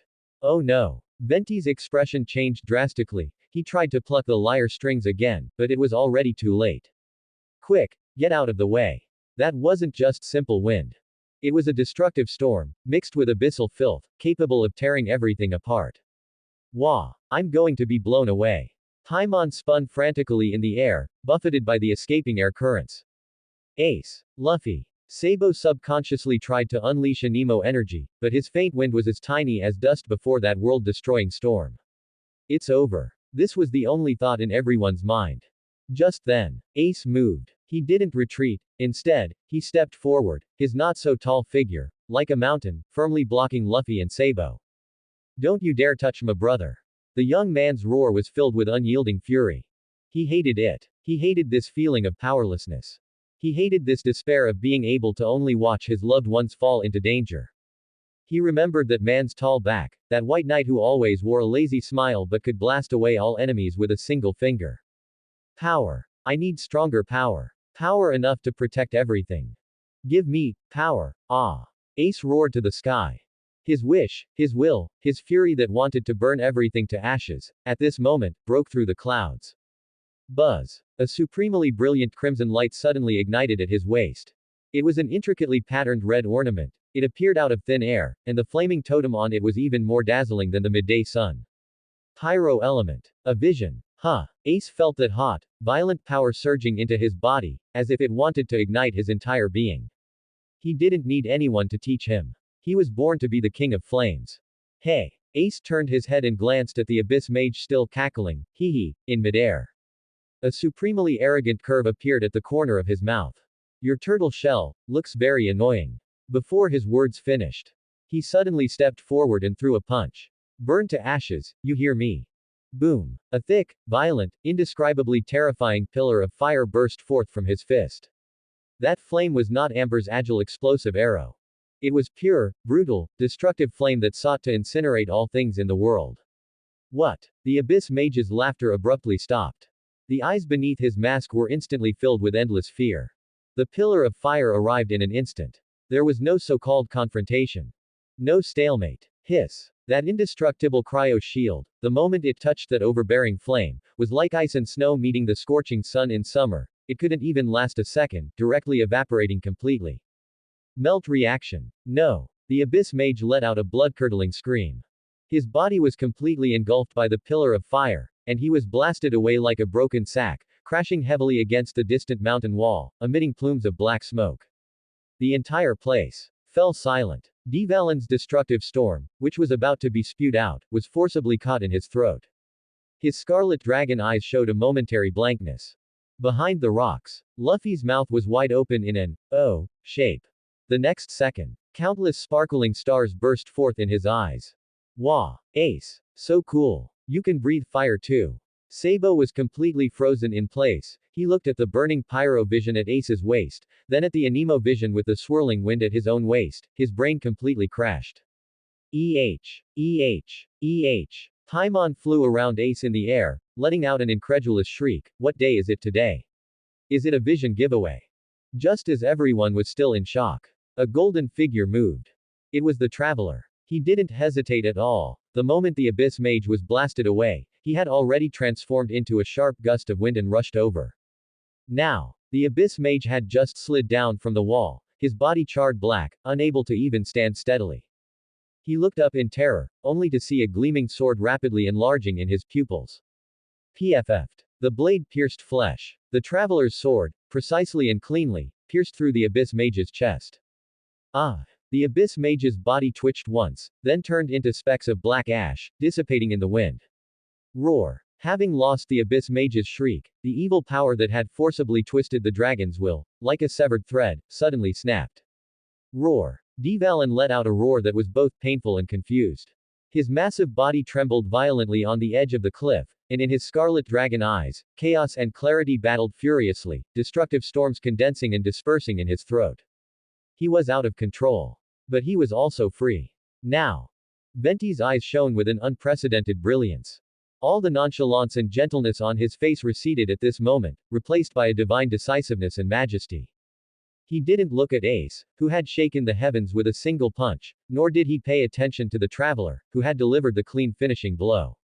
In his eyes, there was only his old friend, struggling in pain.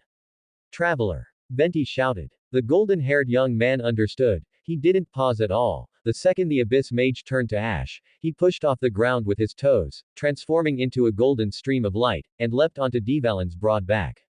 Listen to the sound of the wind, Devalin. Venti hugged the lyre in his arms tightly, his fingers plucking the string that condensed the power of anemo.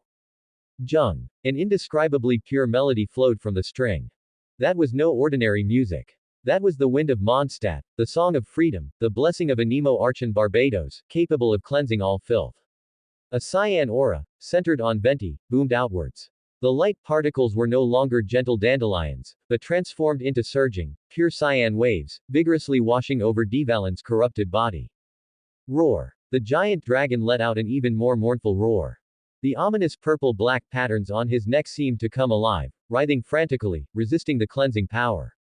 Two completely different forces engaged in the most primal, most savage tug-of-war within his body. Devalin's massive body twisted wildly from the intense pain, his huge wings flapped erratically, the swirling air currents strong enough to lift rocks.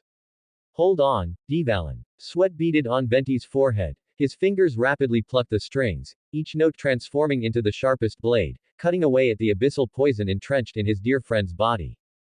Above the cliff, Luffy and Sabo were almost breathless from the clash of these powers. Wow, so amazing. Luffy stared unblinkingly at the giant dragon enveloped in cyan light and purple-black evil energy, muttering to himself. It was his first time seeing it. Besides punching enemies away, power could be used in this way too. Sabo's pupils reflected the world-shattering scene, his brain working at lightning speed. That green guy, was he, purifying? He was saving that giant dragon. He suddenly turned his head and looked at Ace. Ace still maintained his punching posture, his chest heaving violently. He felt the nascent, violent power within him, as if it wanted to burn everything to ashes.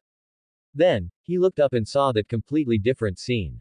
His power was destruction. And the bard's power was salvation. An indescribable complexity flashed in Ace's burning eyes. He pouted and let out a disdainful, "TCH." But his gaze was firmly fixed on the struggling giant dragon. It's not over yet. The traveler, standing on the dragon's back, let out a clear shout. He raised the unassuming one-handed sword in his hand above his head, and a pure power, belonging to no element of this world, surged from his palm, pouring into the sword's body. Buzz. The blade lit up. Go. The traveler plunged his longsword fiercely into the most severely corrupted, purplish-black core area of Dvalin's neck. That sword caused no physical damage. What it released was a gentle, yet unstoppable, power of purification. If Venti's song was a tide washing away filth, then the traveler's sword strike was a precisely detonated, purifying core.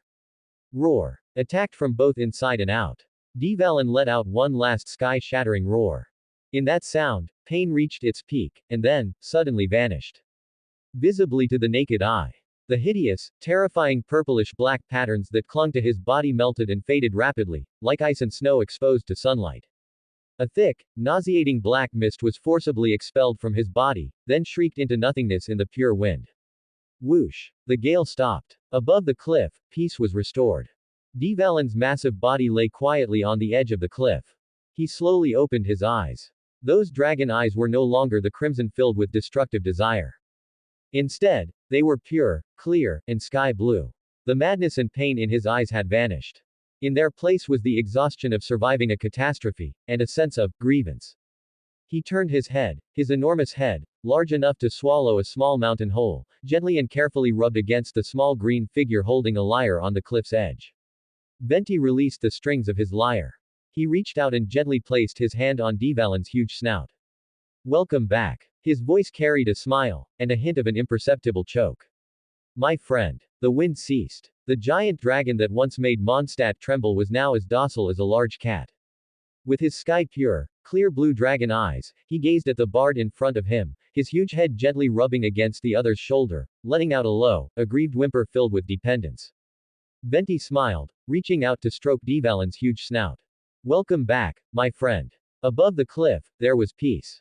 Ace, Luffy, and Sabo, along with the traveler and Paimon, quietly watched this warm scene of survival. Just then, a cold, emotionless mechanical voice suddenly echoed simultaneously in the three brothers' minds. Main quest. Appease Stormterror's rage, completed. Dungeon. Song of the Wind and Poem of the Dragon, cleared. Processing quest settlement. Teleporting out of the dungeon in 10 seconds. 10, 9, 8. The sudden voice startled all three brothers. Time to go back. Ace and Sabo exchanged glances, seeing the shock and reluctance in each other's eyes. This wondrous world, this incredible experience, was about to end. However, Luffy's focus was clearly not on the same wavelength as his two brothers. He suddenly jumped up. He first pointed at the cyan accessory with a gentle breeze floating at Sabo's waist, then pointed at the red accessory with burning flames at Ace's waist. Why? Luffy stamped his feet indignantly, his entire face scrunched up, letting out a heart-wrenching cry. Why do you both have those shiny things, but I don't? It's not fair. I want the one that spits fire too. I want the one that makes wind too. I want it too. As he shouted, he frantically rolled on the spot, looking exactly like a child who hadn't gotten candy. A vein throbbed on Ace's forehead. He wished he could punch this embarrassing idiot unconscious. Sabo's mouth twitched. For a moment, he didn't know how to explain to his uniquely minded brother. Venti and Amber all looked at this tantrum-throwing rubber man with curious eyes, as if he were a rare animal. 3, 2, I don't care, I don't care. I want it too. White Knight, did you hear me? I want it too. Otherwise, I'm not leaving. Luffy's roar continued. 1. 0. Buzz. Before he could finish shouting, a pure white pillar of light descended from the sky, instantly enveloping the three brothers.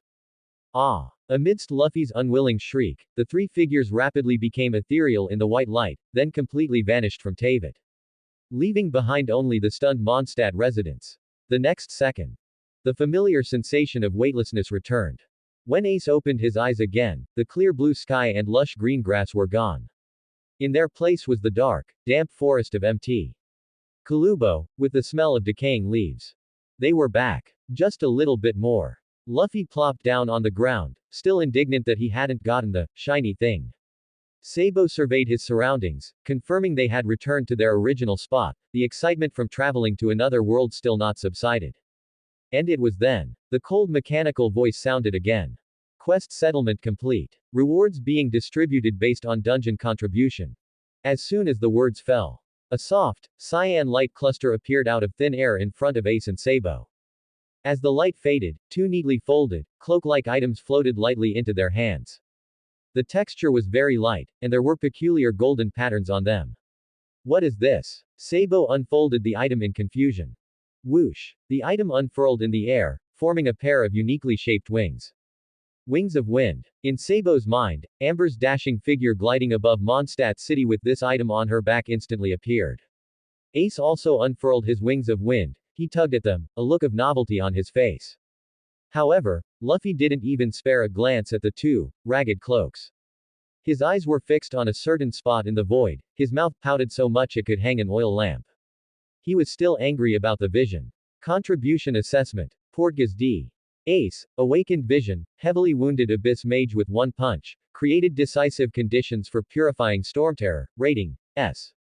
Contribution assessment. Sabo, awakened vision, assisted in combat, analyzed the situation, rating, A. Contribution assessment. Monkey D. Luffy, paddling the whole way, cheered along the way, rating, E. Ace and Sabo's rewards were the wings of wind. What about Luffy? Just as Luffy's anger was about to reach its peak, the mechanical voice sounded again, only this time, it seemed to carry a playful tone. Detecting challenger Monkey D. Luffy's strong desire. Reward added. Buzz. A brilliant crimson, identical to the one at Ace's waist, suddenly lit up in front of Luffy. The light condensed into a red accessory with intricate patterns, and the burning flame totem on it was even more dazzling than the midday sun. Pyro element. Vision. The fiery red accessory slowly floated in front of Luffy. Luffy's anger instantly vanished. He stared blankly at the shiny thing in front of him, blinking. Then, he grabbed it in his hand and fastened it to his waist. Wahahaha. Luffy put his hands on his hips, letting out a deafening roar of laughter. I have one too. I have one too. He looked at Ace, proudly puffing out his small chest.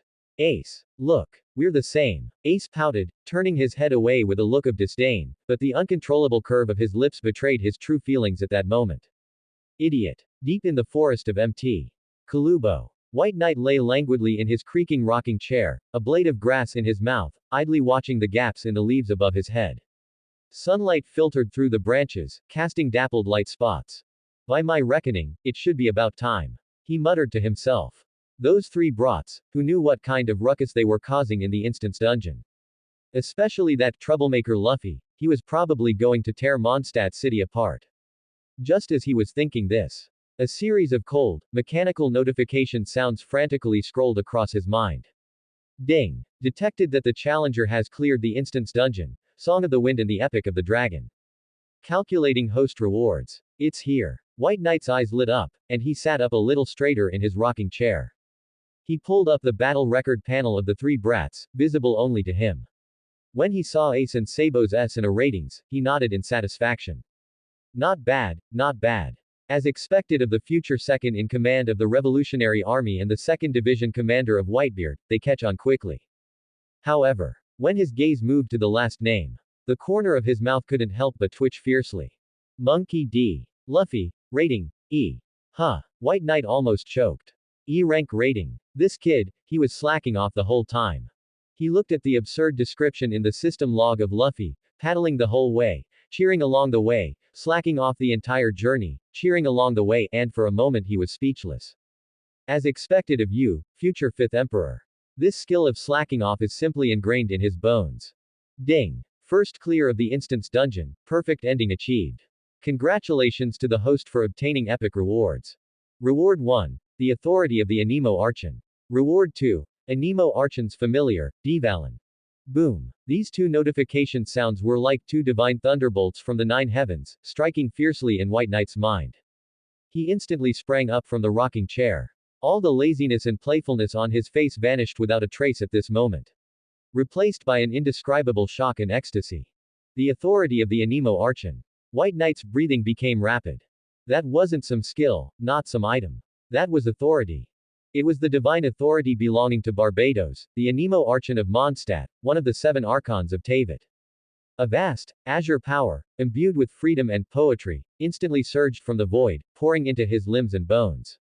White Knight could clearly feel an unprecedented intimate connection established between him and wind. With just a thought, he could conjure a hurricane capable of destroying a forest. With just a thought, he could make the breeze sing a soothing melody. This was a qualitative leap. It was a higher level of power, completely different from 8 Tails. This is a huge profit. White Knight clenched his fists, feeling the brand new power within him, his heart pounding. However, before he could recover from the ecstasy of gaining divine authority, the second reward completely stunned him. Familiar, Divalan. White Knight's eyes almost popped out. System, you're not joking, are you? You gave me that dragon. Thinking about it, it seemed quite reasonable. Anemo Archon's familiar, Divalan, has been stored in the system's exclusive summoning space. The host can summon him at any time. Note, Divalan has been purified and is in a state of absolute loyalty. Do you wish to view details? Yes. He silently chanted in his mind without hesitation. The next second, the system light screen changed, and a lifelike, 3-dimensional projection of a gigantic dragon covered in cyan blue scales appeared before him. Name: Divalan, Dragon of the East Wind. Species: Elemental Lifeform, Anemo Dragon. Status: Purified, Summonable.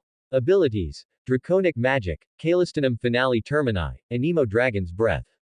Looking at the lifelike projection of the giant dragon on the light screen, White Knight felt his heart skip a beat. He slowly, once again, sat back down in the creaking rocking chair. He closed his eyes. He could see, in his system space, a colossal cyan blue dragon, large enough to blot out the sky, lay quietly curled up, deeply asleep. Each steady breath it took stirred small whirlwinds. That was Divalan, his familiar. White Knight could even feel an invisible, unbreakable soul link existing between him and the giant dragon. He moved his mind. The wind in the forest suddenly stopped. All the leaves bizarrely froze in midair, unmoving. He moved his mind again. A gentle breeze, like a lover's hand, began to caress his cheek, carrying the fragrance of grass and earth, singing a song of freedom. This was authority. The authority of the Anemo Archon. Who? White Knight let out a long breath, forcefully suppressing the ecstasy in his heart that almost made him howl to the sky. He resumed his languid posture, a blade of grass in his mouth, eyes half closed, looking like a salted fish ready to fall asleep at any moment. Stay calm. Basic operation, no need to be impressed. Just then, buzz. In the empty space in front of him, a white pillar of light appeared out of nowhere. As the light dissipated, 3 small figures stumbled into place. I'm back. Before the figures had even steadied themselves, Luffy's characteristic loud voice had already echoed throughout the entire forest. He charged towards White Knight like a cannonball fired from a barrel. White Knight. Look. Look. Luffy's face was flushed red, excitedly gesticulating. Like he was presenting a treasure, he held up a brand new red ornament with a burning flame totem on his waist, right in front of White Knight's eyes. I have one too. It's a shiny thing. It can spit fire. He shouted, then suddenly clenched his fist, using all his might. Fire! Come out! Poof! A small wisp of flame emerged from between his fingers, then, poof, it extinguished. The air was silent for a second. Wahahahahahaha. Luffy didn't care, he looked at his fist and let out a deafening roar of laughter. Did you see that? Ace. Sabo. It's fire. I can use fire too. He proudly turned his head and showed off to his 2 brothers. Ace had his hands in his pockets, pouting, looking at his embarrassing younger brother with a look of disdain. But the fiery red ornament on his waist, and his eyes, brighter than ever before, all indicated the turmoil in his heart at this moment. Sabo stood to the side, looking down at the anemo vision on his waist that emitted a soft green glow. Then he looked at the burning pyro visions on Ace and Luffy's waists, his heart filled with endless reminiscence of that wonderful world called Teyvat. Boss Bai Yi. Luffy was the first to burst, rushing to White Knight again like a small cannonball, his silly face looking up, his eyes shining with an unprecedented eagerness. We still want to go. We still want to go on adventures in other worlds. He squealed, waving his small fists excitedly. That world with dragons was so much fun. Next time I'm going to punch a monster even bigger than that dragon. White Knight leaned his head slightly from the rocking chair, looking at this unbelievably energetic kid, a playful curve on his lips. He extended 2 fingers and slowly rubbed them together. That extremely mercenary gesture made Ace and Sabo's eyelids twitch involuntarily. No problem. White Knight spoke lazily, his voice carrying an irritating casualness. Money in hand, anything is negotiable. He yawned, then added unhurriedly, as long as you can afford the tickets, let alone a world with dragons, even a world full of monsters is possible. Money. Money. Money. This single word, at this moment, was like a blazing flame, completely igniting the eyes of the 3 kids, Ace, Luffy, and Sabo. Bang! The weathered wooden door of Dayton's house was violently slammed open from the outside by a brute force. I'm home. Dayton. Luffy's energetic shout exploded like thunder in the bandits' lair. He rushed in first, followed by Ace, who was pouting with a displeased look, and Sabo, whose expression was still a bit subtle. You're so loud. You fool brats. Dayton, who was sitting with her legs crossed, drinking and scratching her feet, was so startled by the sudden commotion that she almost dropped her wine bottle. She stood up abruptly, her plump body exuding an astonishing oppressive aura, ready to unleash a torrent of curses at Luffy and Ace. But when her gaze swept over the two, finally landing on the well-dressed, distinctly different blonde boy, she froze. Dayton's eyes widened, and she extended a trembling finger, pointing at Sabo, then looking at Ace and Luffy. Huh. Another one. You old fool, Garp. Dayton's hysterical roar almost lifted the roof. Do you really think this old lady's place is a daycare? 1, 2, 3. You don't pick up trash like this. She was so angry that her fat jiggled, and she grabbed the wine bottle beside her, intending to throw it, but stopped halfway. Dayton. Meat. Luffy completely ignored the furious Dayton, rushing towards the kitchen as if he knew the way, sniffing hard at the air. Shut up. Eat, eat, eat. All you know is eating. Ace kicked Luffy in the butt, sending him stumbling, then shoved his hands into his pockets and glanced at Dayton with his usual impatient look. You're so loud, old hag. What did you say? You little brat. Dayton's anger instantly shifted to Ace. Only Sabo, looking at the chaotic scene of squawking chickens and barking dogs, and then at the furious but not truly violent bandit boss, twitched his lips, then politely bowed slightly.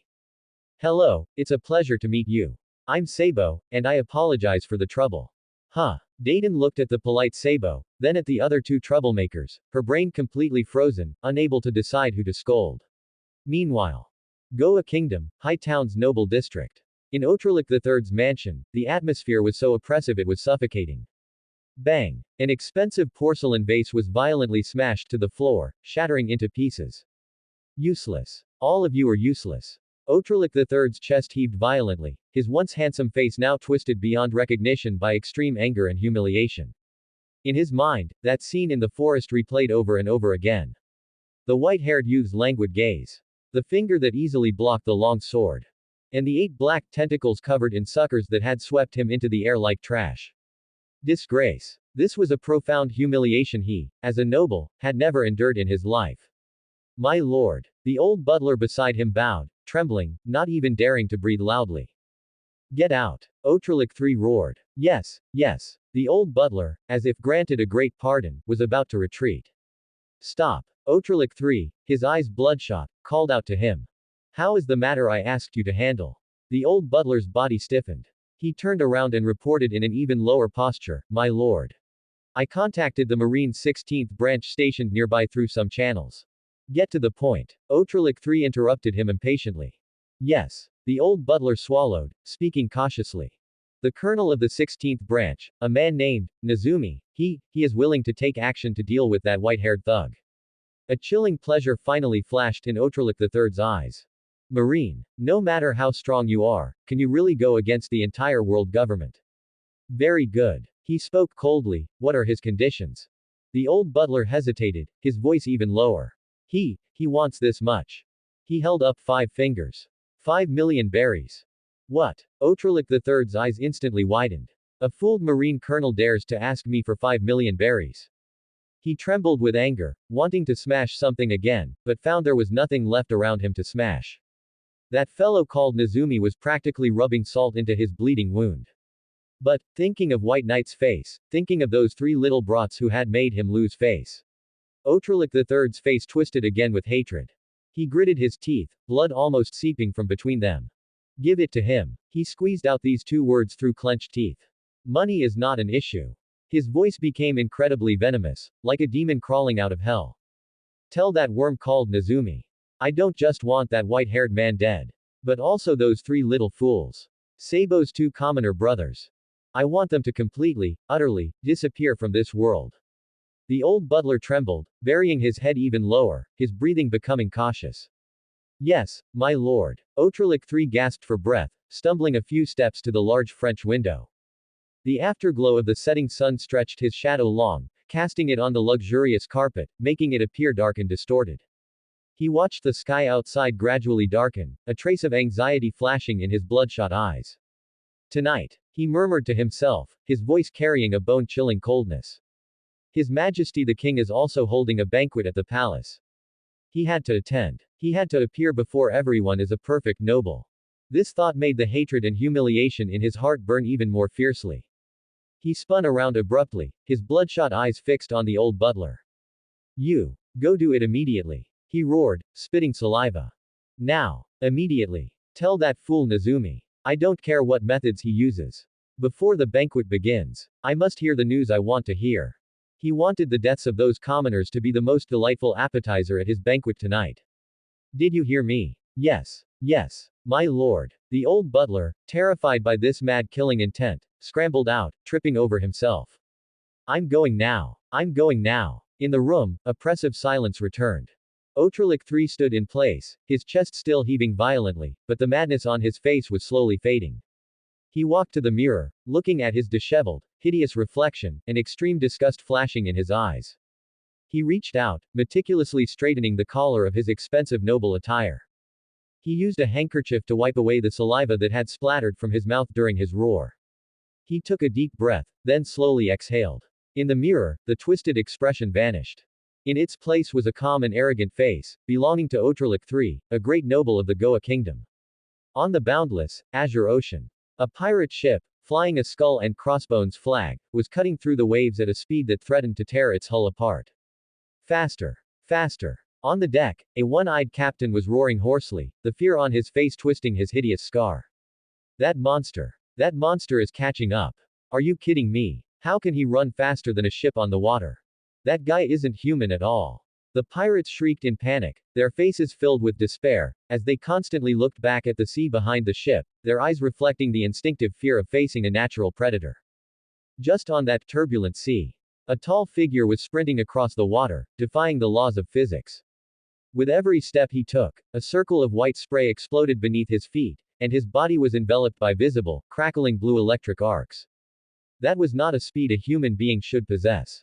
It was a running bolt of lightning. He's catching up. A lookout pirate shrieked, his voice trembling to the extreme.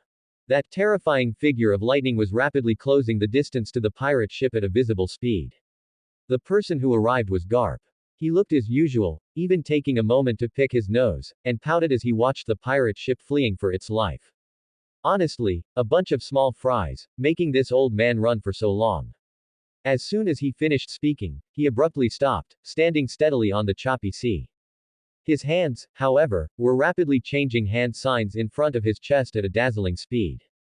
It was a strange movement, full of a mysterious rhythm, that the pirates had never seen before. What is he doing? The pirates on the ship were all dumbfounded. The next second, Garp completed the final hand seal, opened his mouth, and his voice rumbled like thunder. Lightning release. A violent chakra surged within him.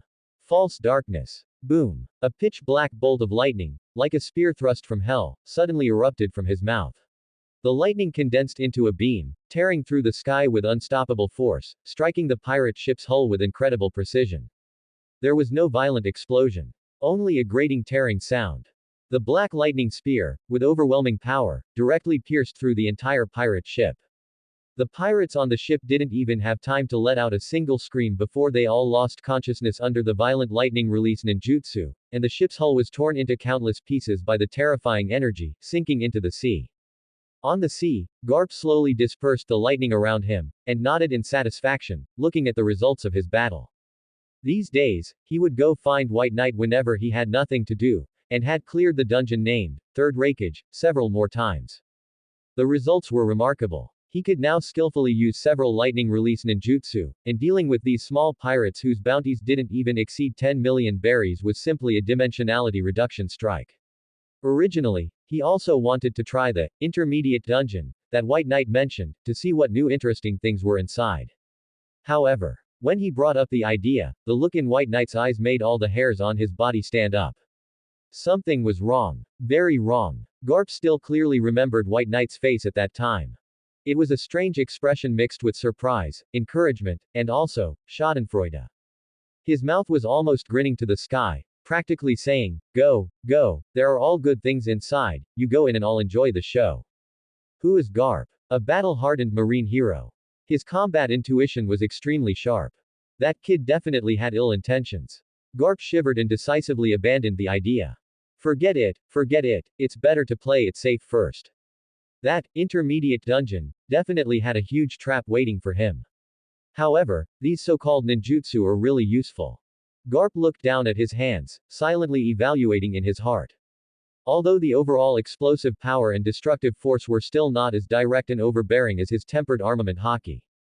But the versatility is truly strong. Ranged attacks, area strikes, elemental counters, all flashy, but surprisingly effective. Most importantly, there was that so-called lightning release chakra mode. Crackling. With a thought, violent blue electric arcs burst forth from his body again, like countless tiny lightning snakes, coiling around his bronze, muscular physique. His muscles rippled slightly under the stimulation of the lightning, every inch filled with explosive power. Garp felt the surging power within him, his eyes sparkling with excitement. He looked at the lightning surrounding him, his physique had improved by at least 30%. 30%. This was an incredible improvement. One must know that with his current strength, standing at the pinnacle of this world, every small step forward was incredibly difficult. That was a tiny bit of progress that could only be gained by engaging in life and death struggles with powerhouses of the same caliber. But now, a dungeon had increased his raw strength by 30%. This 30% increase in strength was enough to create an insurmountable gap between him and powerhouses of the same tier like Sengoku and Roger. Puhahahahaha. At this thought, Garp could no longer hold back, and his characteristic boisterous laughter echoed across the sea, startling countless seabirds. That old man Sengoku, if he saw me now, his jaw would drop in shock. He clenched his fist fiercely, and the air was crushed by him, emitting a dull boom. This feeling of having power completely under control was simply too exhilarating. He had enjoyed himself enough. Garp laughed up to the sky, his laughter shaking the sea, causing ripples to spread. He looked down, checking his direction, and pinpointed the location of his doghead marine ship. The next second, he grinned, revealing a mouthful of white teeth. Time to go back. Crackling. Blinding blue electric arcs burst from his body again, enveloping his entire being. Swoosh. Garp's figure instantly vanished from his spot, transforming into a running bolt of lightning, speeding towards the marine ship. His speed was too fast. So fast that he carved a long, white wake on the azure sea, which took a long time to subside. The entire ocean had become his playground for showcasing his new toys. On the deck of the Doghead battleship, the sea breeze was salty and damp. Unlike the marine soldiers around him who were undergoing daily training with thunderous shouts, one corner was exceptionally quiet. Garp's subordinate, Bogard, stood with his eyes closed. He wore a crisp suit, his figure as straight as a pine tree, holding the long sword that was never far from him. The most peculiar thing was his breathing. Exhale. Inhale. Each breath was long and rhythmic, his chest rising and falling at a specific frequency. The surrounding air subtly flowed with his breathing, and faintly, one could even see faint white water vapor escaping from his nose and mouth, quickly dissipating in the wind. The surrounding Marine soldiers subconsciously moved away from this area, secretly observing their usually taciturn superior with a mix of awe and incomprehension. They didn't understand at all. Officer Beauregard's swordsmanship had always been renowned for its precision, swiftness, and lethality, considered the top-tier swordsmanship textbook within the Marine. But these past few days, his training methods had become strange. He no longer pursued extreme speed and power, but instead began practicing this odd breathing rhythm and some continuous, flowing sword techniques they had never seen before. Just then, Beauregard suddenly opened his eyes. His dark pupils were as calm as a deep pool. Total concentration. Water breathing. He murmured softly, his voice so light that only he could hear it. First form. Water surface slash. Clang. The long sword was drawn. A blue slash, almost imperceptible to the naked eye, swept out. The slash was not overbearing, there was no explosive roar of tearing air, nor the sharpness of cutting steel. It was gentle, smooth, like the calmest lake surface being brushed by a breeze, sending out a ripple of perfect circles. An elegant arc flashed and disappeared in the air. Not far away, a heavy wooden stake specifically used for training silently broke into two smooth halves. The cut was as smooth as a mirror. Beauregard slowly sheathed his sword, letting out a long, murky breath. He looked at the sword in his hand, a hint of exploration in his eyes. At White Knight's recommendation, he entered the instance named Demon Slayer, Kimetsu no Yaiba, Mount Natagumo.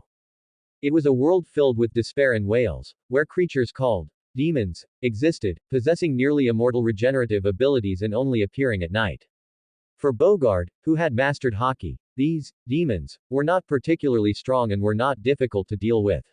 But he found that simply relying on Haki to wear down their vitality was far less efficient and refined than the breathing techniques used by the swordsmen in that world. And his greatest gain was this set of sword breathing techniques called water breathing. It perfectly combined breathing, muscles, and blood flow, thereby unleashing strength beyond human limits in an instant. Just as Beauregard was deep in thought. Boom! A violent blue electric flash descended from the sky, crashing heavily onto the deck. The entire Doghead battleship suddenly sank, groaning under the strain. The Marine soldiers were startled, stumbling and looking in horror at the center of the electric flash. As the electric flash dissipated, Garp's burly figure was revealed. He even yawned and casually picked his nose. Oh! His gaze immediately fell on Beauregard and the smoothly severed wooden stake next to him. Not bad, Beauregard. Garp grinned, revealing a mouthful of white teeth.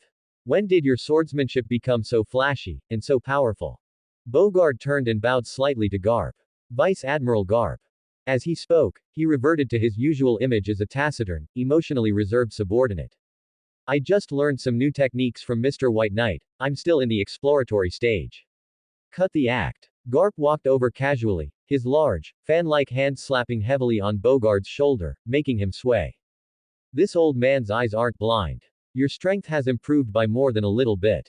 That kid White Knight is indeed a treasure. Hoo ha ha ha ha. Garp's laughter was incredibly boisterous. Beauregard didn't respond, just stood silently, but his expression was a bit more serious than usual. Vice Admiral Garp. He spoke. There's something I need to report to you. Garp stopped laughing and glanced at him. What is it? Did that guy Sengoku call again to urge me to write a report? No. Beauregard shook his head, lowering his voice slightly. It's about your grandson. The smile on Garp's face instantly vanished. A sharp glint flashed in his seemingly cloudy eyes. Those three little rascals. What trouble have they stirred up for me now? Beauregard took out a stack of crumpled bounty posters from his pocket and handed them over. They've been very active near Mt. Kalubo recently. This is urgent intelligence from the East Blue's 77th branch. They captured a large number of pirates operating in the vicinity and then exchanged them for bounty money at the branch. Garp was stunned. He took the stack of bounty posters and quickly scanned them. They ranged from small-time thugs worth hundreds of thousands of berries to somewhat famous pirates worth 2 or 3 million berries, everything was there. Garp's movements stopped. He looked up at Beauregard, his expression extremely strange. The surrounding air grew quiet. After a few seconds. PFF'd. Poo ha ha ha ha ha ha ha ha ha. A earth-shattering roar of laughter suddenly erupted from Garp's throat. He laughed so hard he was bending over, tears almost streaming out, the entire Doghead battleship shaking violently with his laughter. Catching pirates for money. Garp slammed his fist onto the deck, directly punching a large hole in the thick wooden planks. Well done. He roared, his face filled with unbridled ecstasy and pride. Truly worthy of being this old man's grandson. That's more like it. That's this old man's blood. Garp crumpled the bounty posters in his hand into a ball of waste paper, his eyes flashing with excitement. Bogard. He suddenly roared. Bogard immediately stood at attention, his eyes sharp. Sir. Turn the ship around. Garp grinned broadly, looking incredibly happy. Destination, Windmill Village. This old man wants to go see just how capable those brats have become. East Blue, Marine 16th Branch Base. In a messy office, Marine Captain Rat, with his sneaky, rat-like appearance, was sprawled across a greasy desk, opening a large briefcase. Inside were neatly stacked piles of brand new berries. Hee hee hee. Ha ha hey hey. Captain Rat let out an extremely unsettling laugh. He extended his thin, dry hand and caressed the banknotes again and again, as if stroking a lover. He even grabbed a stack, placed it under his nose, and took a deep breath, a morbidly intoxicated expression on his face. Ah, this smell of money. It's so full fragrant. Just then, the old butler of the Outlook family stood silently at the office door. He was dressed in an impeccable tuxedo, completely out of place in the dirty environment. He frowned slightly, covering his nose with a handkerchief, his eyes filled with undisguised disdain. Captain, sir. The old butler spoke coldly. It appears the funds are correct. That's right. Of course, they're correct. Rat suddenly looked up, his small eyes gleaming with greed. He looked at the old butler, his face creased with a smile. 5 million berries. Not a single berries less. Please give my regards to Mr. Outlook. He truly is a generous big shot. Hee hee hee. The old butler completely ignored his enthusiasm, his voice still flat and uninflected, yet carrying an undeniable pressure. My master hopes to hear the news he desires within a week. Got it, got it. Why the rush? Rat impatiently waved his hand. He slammed the money-filled case shut with a thud, hugged it tightly to his chest, then kicked his chair away and propped his crossed legs on the desk. He picked his ear with his pinky finger and said carelessly. Who do you think I am? I'm a Marine captain. I catch countless guys like that every day. The old butler finally nodded with satisfaction, but the disdain in his eyes did not diminish in the slightest. Very good. He turned to leave, dropping a light remark. I look forward to your good news, Captain Rat. Mount. Kalubo, cliff at the summit. Whoosh. The strong wind howled, swirling fallen leaves everywhere. I'm coming. Luffy's characteristic silly laugh pierced the sky. He spread his arms and leapt from the cliff edge without hesitation. Behind him, a pair of dark red wings of wind unfurled with a swish. He shot forward like an arrow released from a bow, gliding towards the dense forest below the mountain. This idiot. Ace pouted, cursing under his breath, but his body honestly followed him down. A pair of even more vibrant, fiery red wings of wind, burning like flames, unfurled behind him. His gliding posture was much more stable and swift than Luffy's. Finally, it was Sabo. Wearing his goggles, he glanced at his two brothers, who had already become two small black dots below, a helpless smile playing on his lips. Pale green wings of wind unfurled, and he, like an elegant bird, pursued them with the most stable posture. These past few days, the three brothers had practically treated the nearby pirates as mobile ATMs.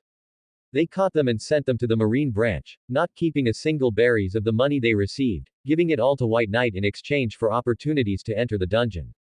That guy White Knight had also become shrewd. The first time was an opening promotion, 1 million berries for a package deal for 3. Now, clearly priced, no deception, 1 million per head. Want to go in? Fine, 3 million heads on the ground. This directly led to the three brothers' hunting activities becoming even crazier, making the pirates in the nearby waters turn pale at the mention of Mt. Kalubo, preferring to take a detour rather than approach this devilish mountain forest. In the depths of the dense forest at the foot of the mountain, in a clearing. The atmosphere was tense. Ace and Sabo faced each other from a distance, their aura rising steadily. Luffy, meanwhile, was holding a large piece of freshly roasted sea king's leg, squatting on a large rock nearby, his mouth full, shouting indistinctly, Go, Ace. Sabo. Whoever wins. I'll share half my meat with him. Shut up. Keep your tiny bit of meat to yourself.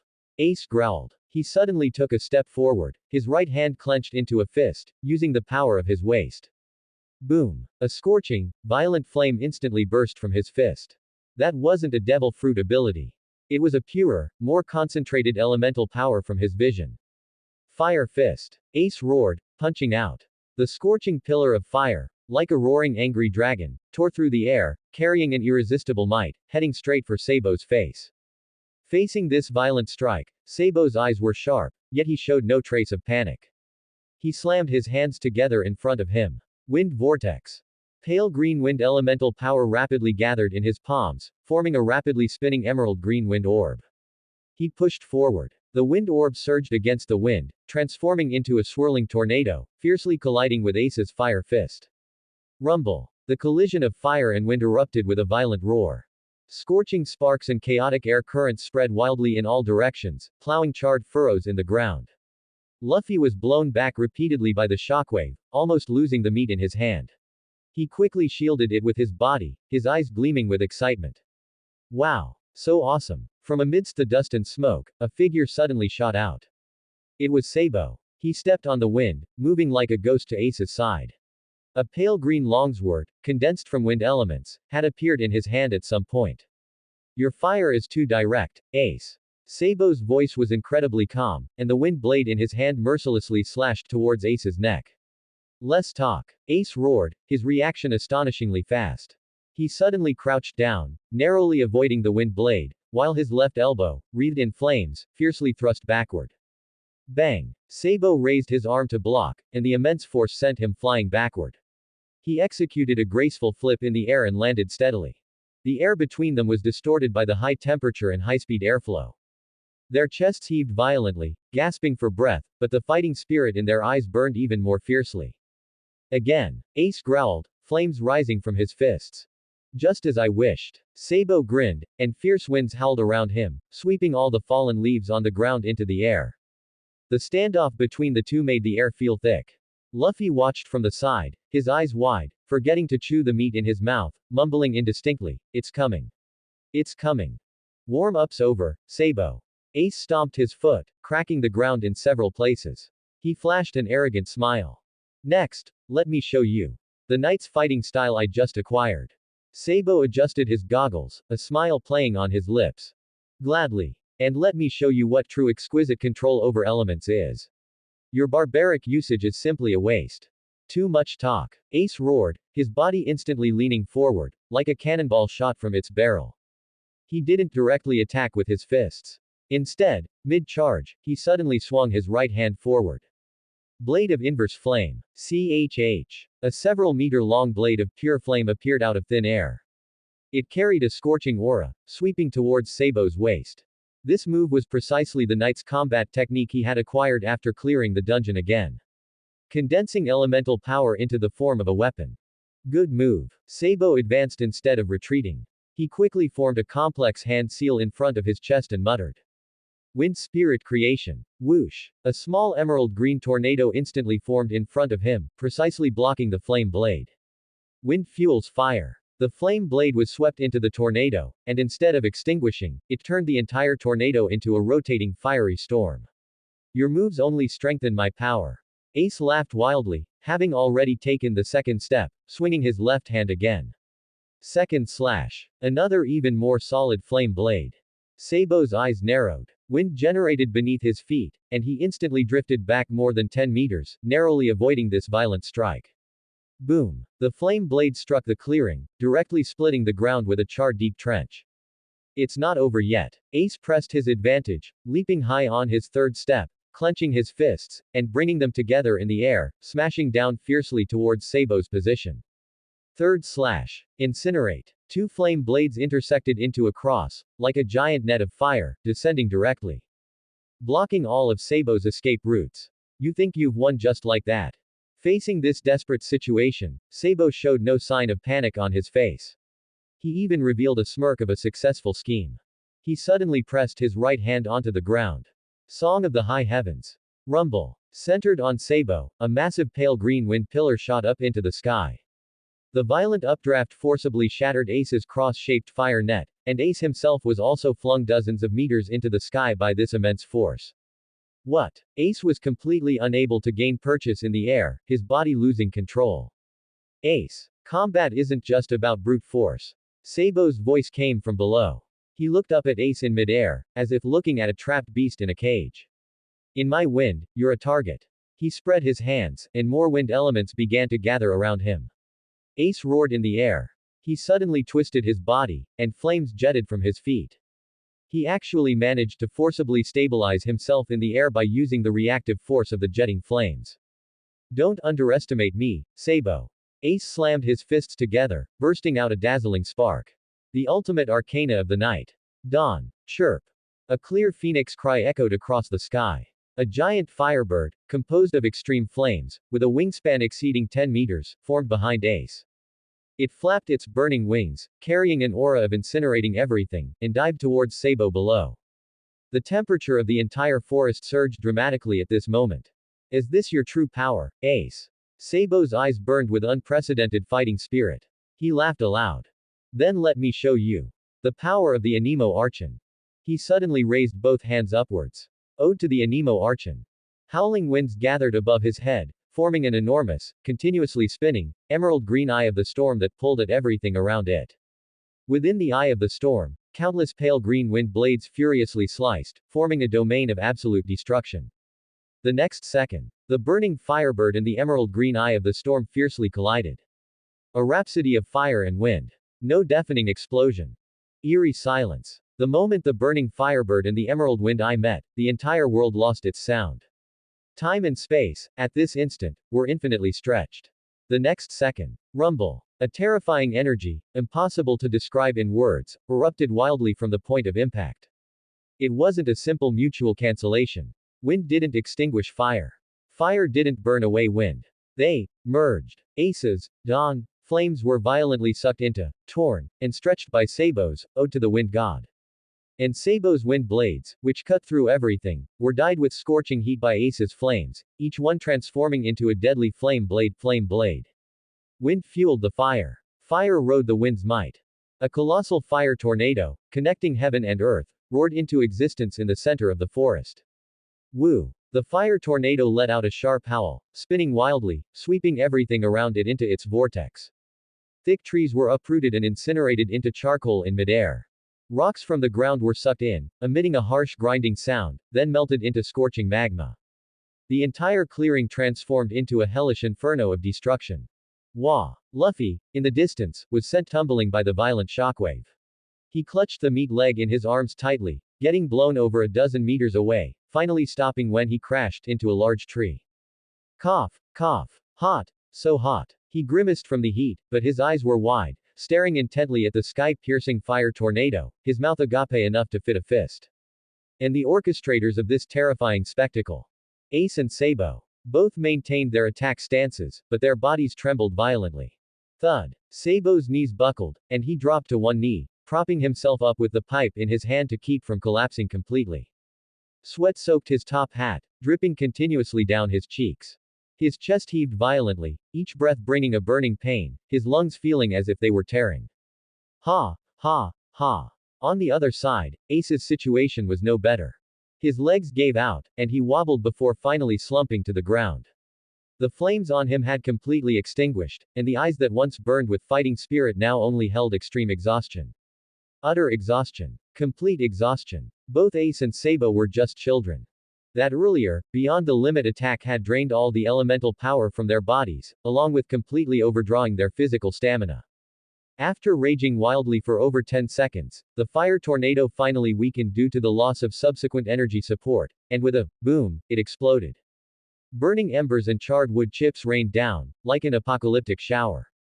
The entire clearing was unrecognizable. A massive crater, over 30 meters in diameter, appeared where they stood, its edges still smoking and emitting a pungent, burnt smell. Ace and Sabo looked at each other from a distance. Both wanted to see disarray on the other's face, but in the end, they only saw the same exhaustion as themselves, and an undeniable recognition and shock at each other's power. You fool. Ace panted, forcing a weak smile. You're quite capable. You too. Sabo leaned on his knees, struggling to stand up, but collapsed again. You're just a brute. Neither could utter another word, only gasping for breath. It was a draw. Or rather, a mutual defeat. Wow.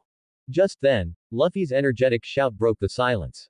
He bounced out from behind the big tree, still clutching the half-eaten meat leg, his face filled with uncontrollable excitement. That was amazing. Luffy, like a monkey, ran and danced into the center of the clearing, staring at the huge charred crater, his eyes sparkling with little stars.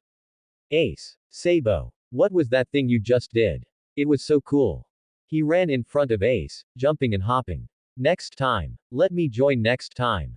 Luffy held up the half-eaten meat leg, his face full of innocent anticipation. If the three of us fight together, it'll definitely be even more amazing. The words had barely left his mouth. Absolutely not. Two extremely weak voices, yet in unison, erupted in a hysterical shriek. Ace and Sabo, one sitting, one kneeling, simultaneously used all their strength to shake their heads wildly at Luffy, their faces showing identical expressions of terror. That expression was 100 times more fearful than when they faced each other's ultimate techniques just moments ago. Luffy's smile froze on his face. He stopped jumping, tilted his head, his face full of question marks. Why not? He asked innocently, looking extremely wronged. Why? Ace was so angry he almost choked, his black ash-stained finger trembling as he pointed at Luffy. You idiot. How dare you ask why? Sabo also propped himself up on his knees, a painful, unbearable expression on his face. Luffy, please, what you do, it can't even be called sparring. Ace took over, roaring, that's fooling unilateral demolition. You call that sparring. Last time, who said he was going to show us a new ability, and then threw out a small, round, red toy. Sabo's face turned green, and he pressed his temples, feeling his head start to ache again. That thing called the boing boing bomb. It bounced 7 or 8 times on the ground. Bounced around all the trees and rocks. And then precisely bounced back to our feet. Ace grew more agitated as he spoke, practically springing up from the ground. If I hadn't reacted quickly and kicked it away, you would have sent both of us flying. Sabo added, then that thing flew off and set half the mountain on fire. We spent the entire afternoon chasing after it to put out the flames. Luffy blinked, trying to recall, then grinned, revealing a foolish smile. But. He stuffed the last bite of meat into his mouth, mumbling indistinctly. That was really fun. Fun your head. Ace and Sabo roared again in unison. They exchanged glances, and in the depths of each other's tired eyes, they saw the shared fear of being dominated by the boing boing bomb. They would rather clash with each other's ultimate moves for 300 more rounds than ever spar with Luffy again. Absolutely not. Goa Kingdom, port. A warship flying the marine flag slowly docked. Leading the way was a man with a rat-like mustache and a shifty appearance. It was Captain Rat, of the Marine's 16th branch. He weighed the heavy box in his arms, a greedy grin spreading across his face. 5 million berries. Just for disposing of a few brats and a guy of unknown origin at Styx, he would get this huge sum. The House of Otralik was truly generous. Lads, get a move on. Rat yelled at the lazy Marines behind him. The higher-ups have given a death order. A group of heinous criminals is hiding in Mt. Kalubo. Our mission this time is to represent justice and completely wipe them out. He declared righteously, as if he were truly the embodiment of justice. The target is in Mt. Kalubo. Now, all hands, move out. Rat waved his hands spiritedly, leading his troops in a mighty procession towards Windmill Village. In his eyes, this was simply a free trip, where he could also pick up immense merit and wealth. What kind of waves could a few wild kids from the mountains stir up? However, as his squad passed through Windmill Village and was about to enter the forest path leading to Mt. Kalubo, a tall figure, without any warning, blocked the middle of the road. It was an old man wearing a floral shirt and a dog head hat, unceremoniously picking his nose. Hey, old man in front, get out of the way. Can't you see the Marine is on official business? Rat impatiently yelled, he just wanted to finish the mission quickly and then go back to enjoy fine wine and money. One of the Marines behind him, upon seeing the old man clearly, instantly drained of all color. His legs trembling, he shakily leaned close to Rat's ear and shrieked in a mosquito-like voice. C.A. Captain Rat. Th. That's Marine hero. Iron Fist, Vice Admiral Garp. What? Rat's eyeballs nearly popped out of their sockets. He sharply looked up, scrutinizing the nose-picking old man, and his heart instantly skipped a beat. It really was him. The living legend. Marine hero Garp. The arrogance on Rat's face instantly vanished without a trace, replaced by extreme fawning and terror. He rushed forward, bowed 90 degrees, his voice tinged with a sob. Vice Admiral Garp. My deepest apologies. This humble one was blind. I didn't know you were here. Garp slowly took his finger out of his nostril, flicked it, and cast an annoyed glance at him. Rat. How did you end up in East Blue? Reporting, Vice Admiral Garp. This humble one was entrusted by a noble of the Goa kingdom to clear out a group of thugs entrenched in Mt. Kalubo. Rat straightened his back, trying to appear more reliable. He thought that bringing up Noble's commission and clearing out thugs would make this legendary vice admiral look upon him favorably. Who knew? Garp, upon hearing this, his expression instantly changed from annoyance to extreme boredom. Oh. He yawned and waved his hand. It's those nobles' tedious affairs again. All right, don't block this old man's way. This old man still needs to go see his grandson. After speaking, Garp, like shooing flies, walked around the stunned rat and strode off towards Mt. Kalubo. Watching Garp's departing back, Rat felt no disappointment. Instead, he became completely exhilarated. Great news. Marine hero Garp was also here. And his destination was also Mt. Kalubo. What did this mean? It meant his mission this time was absolutely secure. More secure than it could possibly be. With this living legend holding the fort, let alone some thugs, even 4 emperors would have to think twice. Ha ha ha ha. Heaven helps me. Rat roared with laughter in his heart. He turned around and, lowering his voice triumphantly, spoke to the equally dumbfounded Marines. Did you all see that?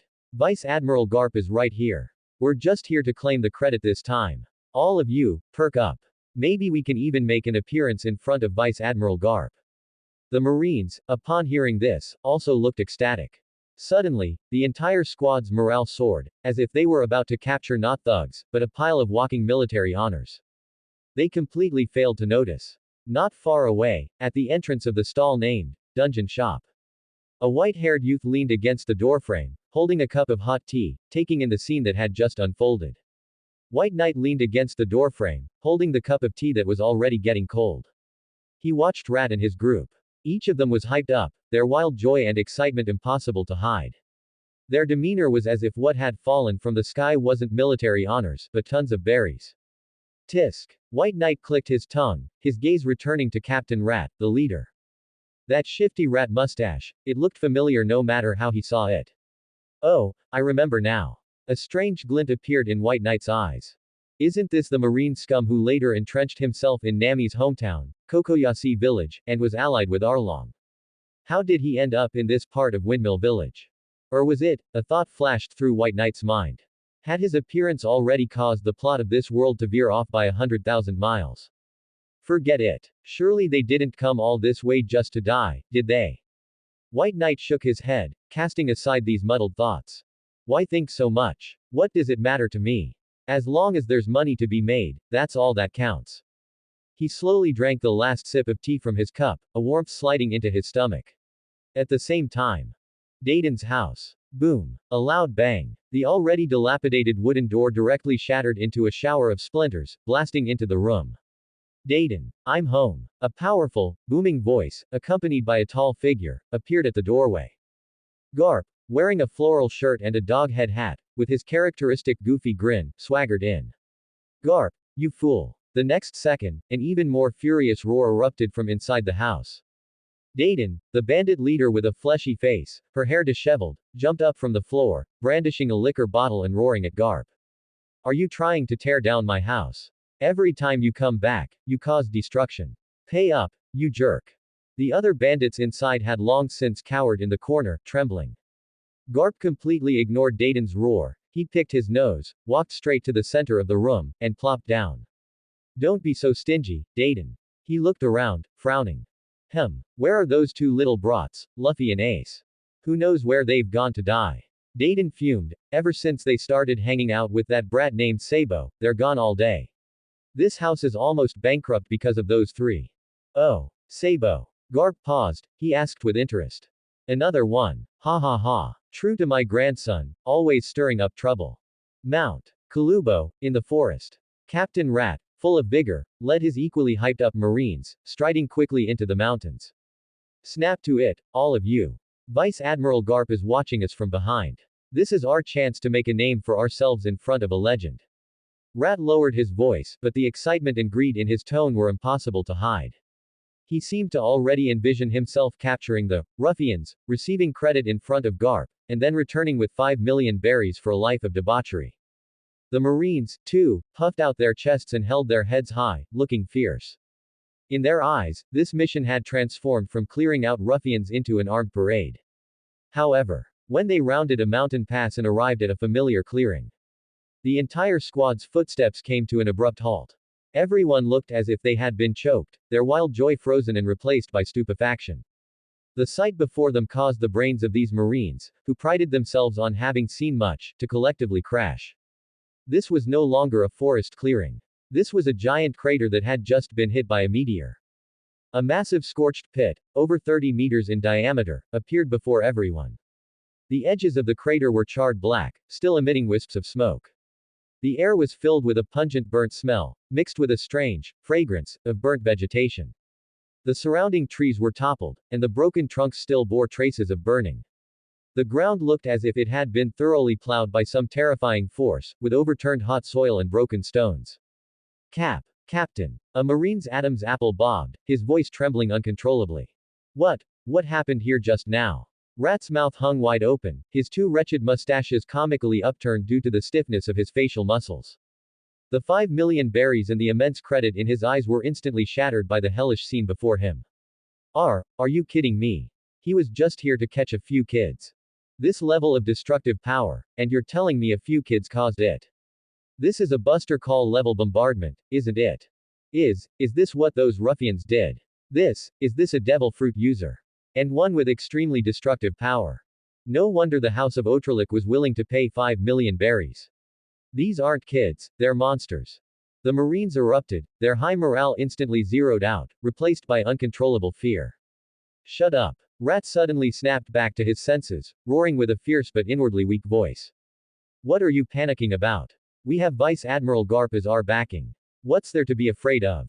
He shouted this, but his legs had already begun to tremble involuntarily.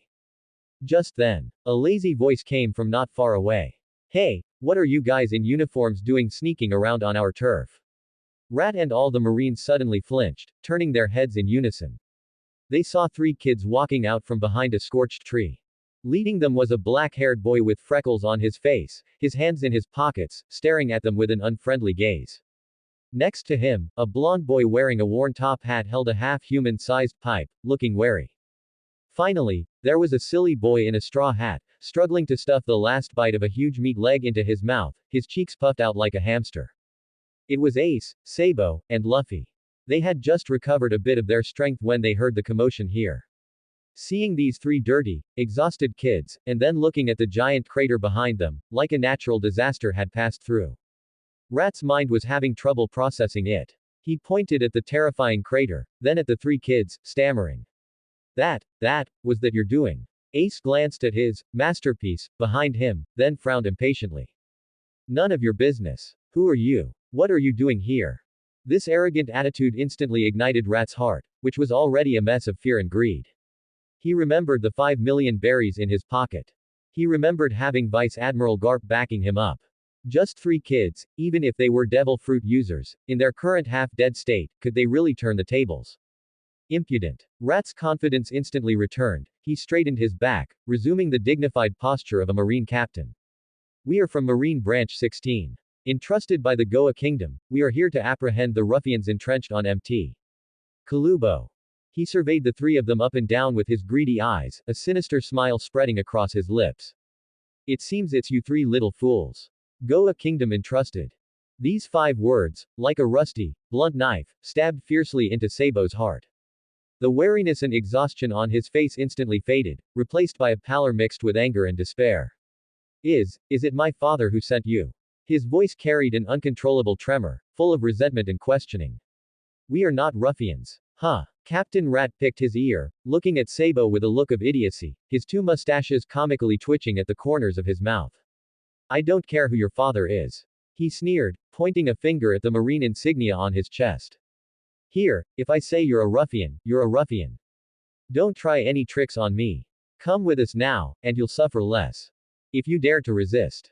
Rat's gaze turned sinister, your good days are over. You're dreaming. Ace exploded first. He stepped forward, shielding Sabo and Luffy behind him, and his right fist, whooshed, into a blazing inferno. Want to catch us? Then trade your lives for it. The hot air blast hit them, causing the Marines in the front row to instinctively take half a step back.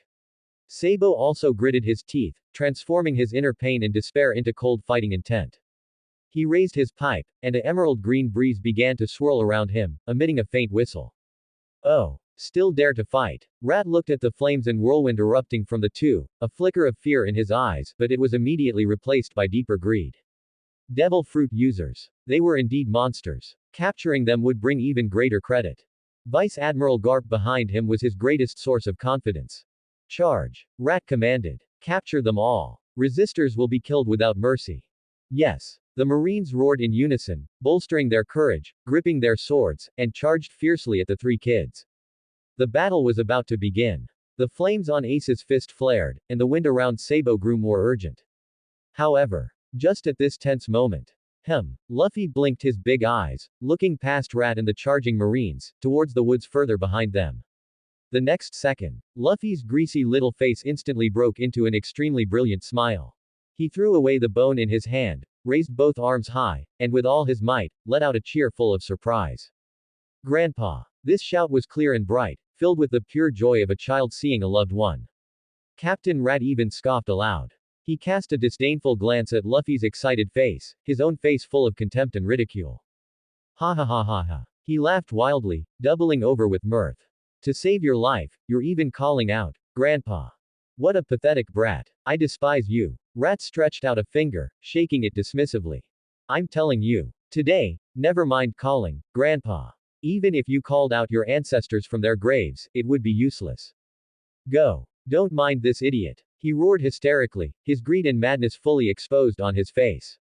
However, the scene he expected of Marines swarming forward did not appear. The first few Marines in the charge seemed to be under a paralysis spell, stopping dead in their tracks. Those behind them, not understanding why, nearly crashed into a pile. The entire squad fell into a strange stasis. What are you doing? Didn't you hear my orders? Rat's smile froze on his face as he turned back in a furious reprimand. You're rebelling. You dare not listen to my orders. Not a single person answered him. A dozen or so Marines, one by one, turned pale, their foreheads covered in cold sweat. Their eyes were filled with incomprehensible fear, staring straight behind Rat, their pupils contracting violently from shock. What are you looking at? Rat's heart pounded at their ghost-seeing expressions. He mumbled impatiently and turned his head. What's behind? His words caught in his throat. A figure as tall as a mountain had silently appeared there, he didn't know when. A white justice coat, a dog-shaped hat, dark skin, and a perpetually displeased expression. That face was a legend etched into the bones of every Marine. Marine hero, Iron Fist Garp. Rat's brain crashed for 3 seconds. Then, a surge of ecstasy filled his heart. Vice Admiral Garp. Vice Admiral Garp actually followed.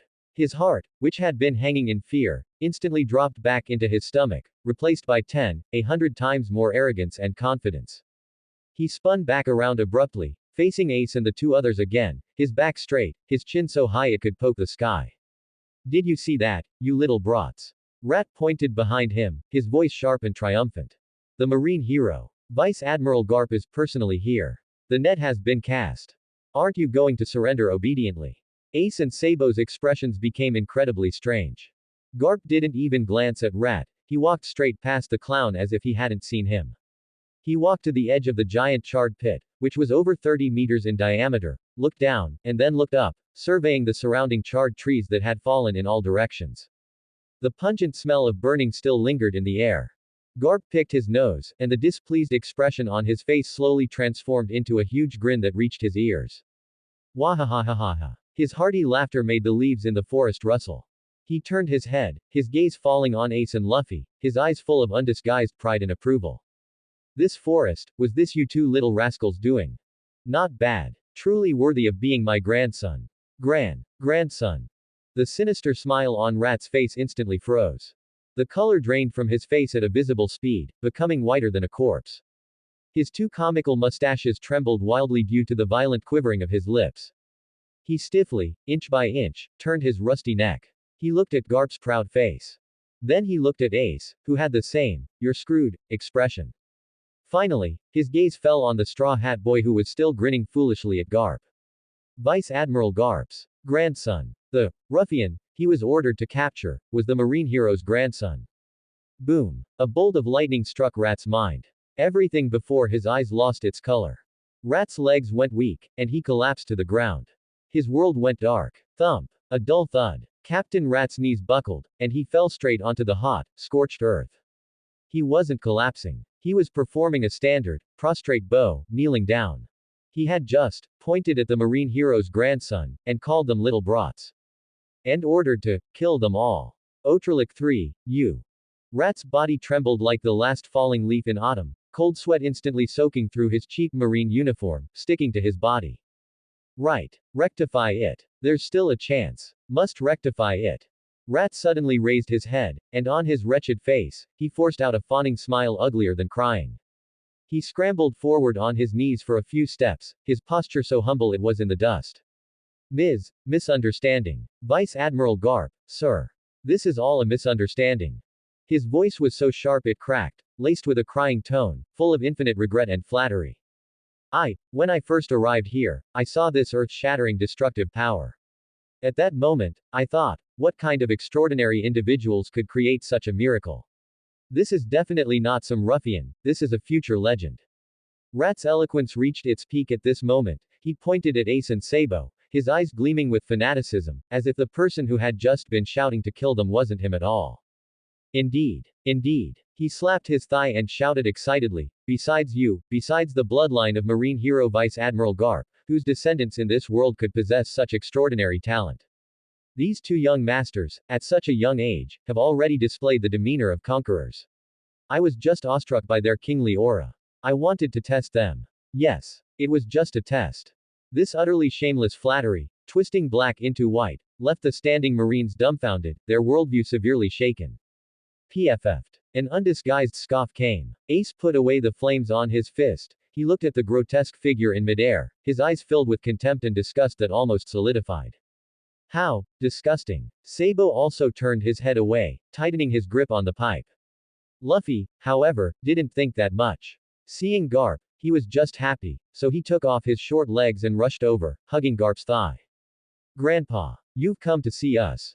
Garp looked down at his precious grandson clinging to his leg, and the smile on his face grew even brighter.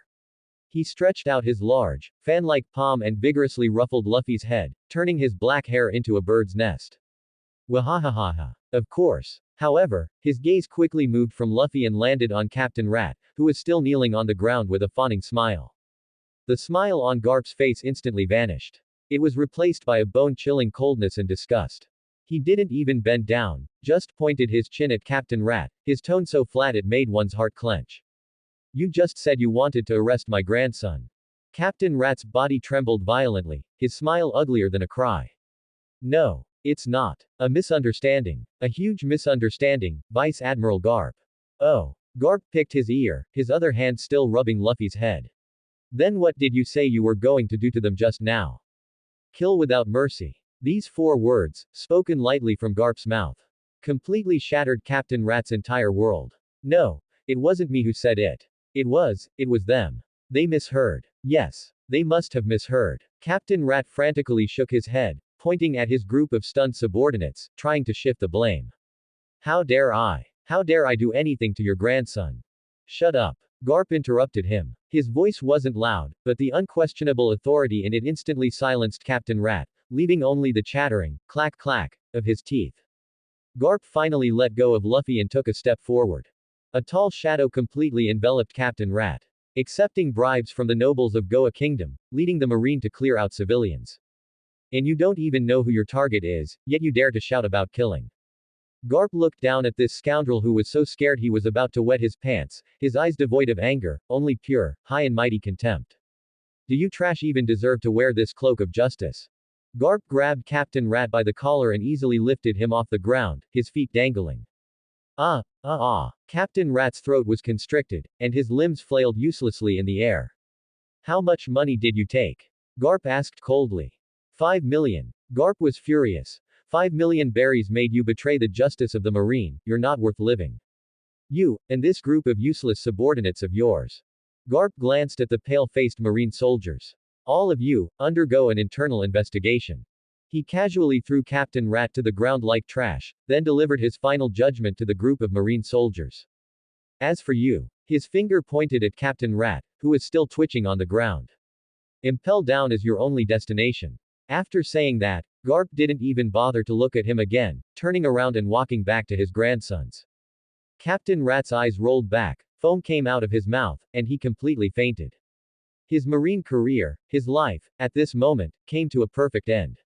Impel down, permanent residency granted. Meanwhile, East Blue, the sea outside Windmill Village. The sea surface was calm as a mirror, sunlight scattering, sparkling. Creak, creak. A strange sound echoed across the open sea. A tall and slender man was leisurely riding a bicycle, slowly moving across the sea. Wherever his bicycle tires passed, the blue seawater instantly froze into a clear ice path, and after he passed, the ice path quietly melted, leaving no trace. This handsome guy riding a bicycle wore sunglasses, had curly black hair, and a lazy, half-asleep expression on his face. It was one of Marineford's top combat forces. Admiral Aokiji. He slowly rode to the shore of Windmill Village, leaned his bicycle against a coconut tree, and then stretched his body with a long yawn. Era Lala finally arrived. He looked around at the quiet and peaceful village, a hint of curiosity in his tone. Aokiji walked along the paths of Windmill Village. His pace was slow, even leisurely. This errand, personally ordered by Fleet Admiral Sengoku, seemed no different from a stroll to him. Era Lala. He pushed up his sunglasses and surveyed the tranquil village. Mr. Garp's hometown is indeed a nice place to sleep. The sun was just right, the sea breeze carried a salty scent across his cheeks, and everything seemed so peaceful and serene.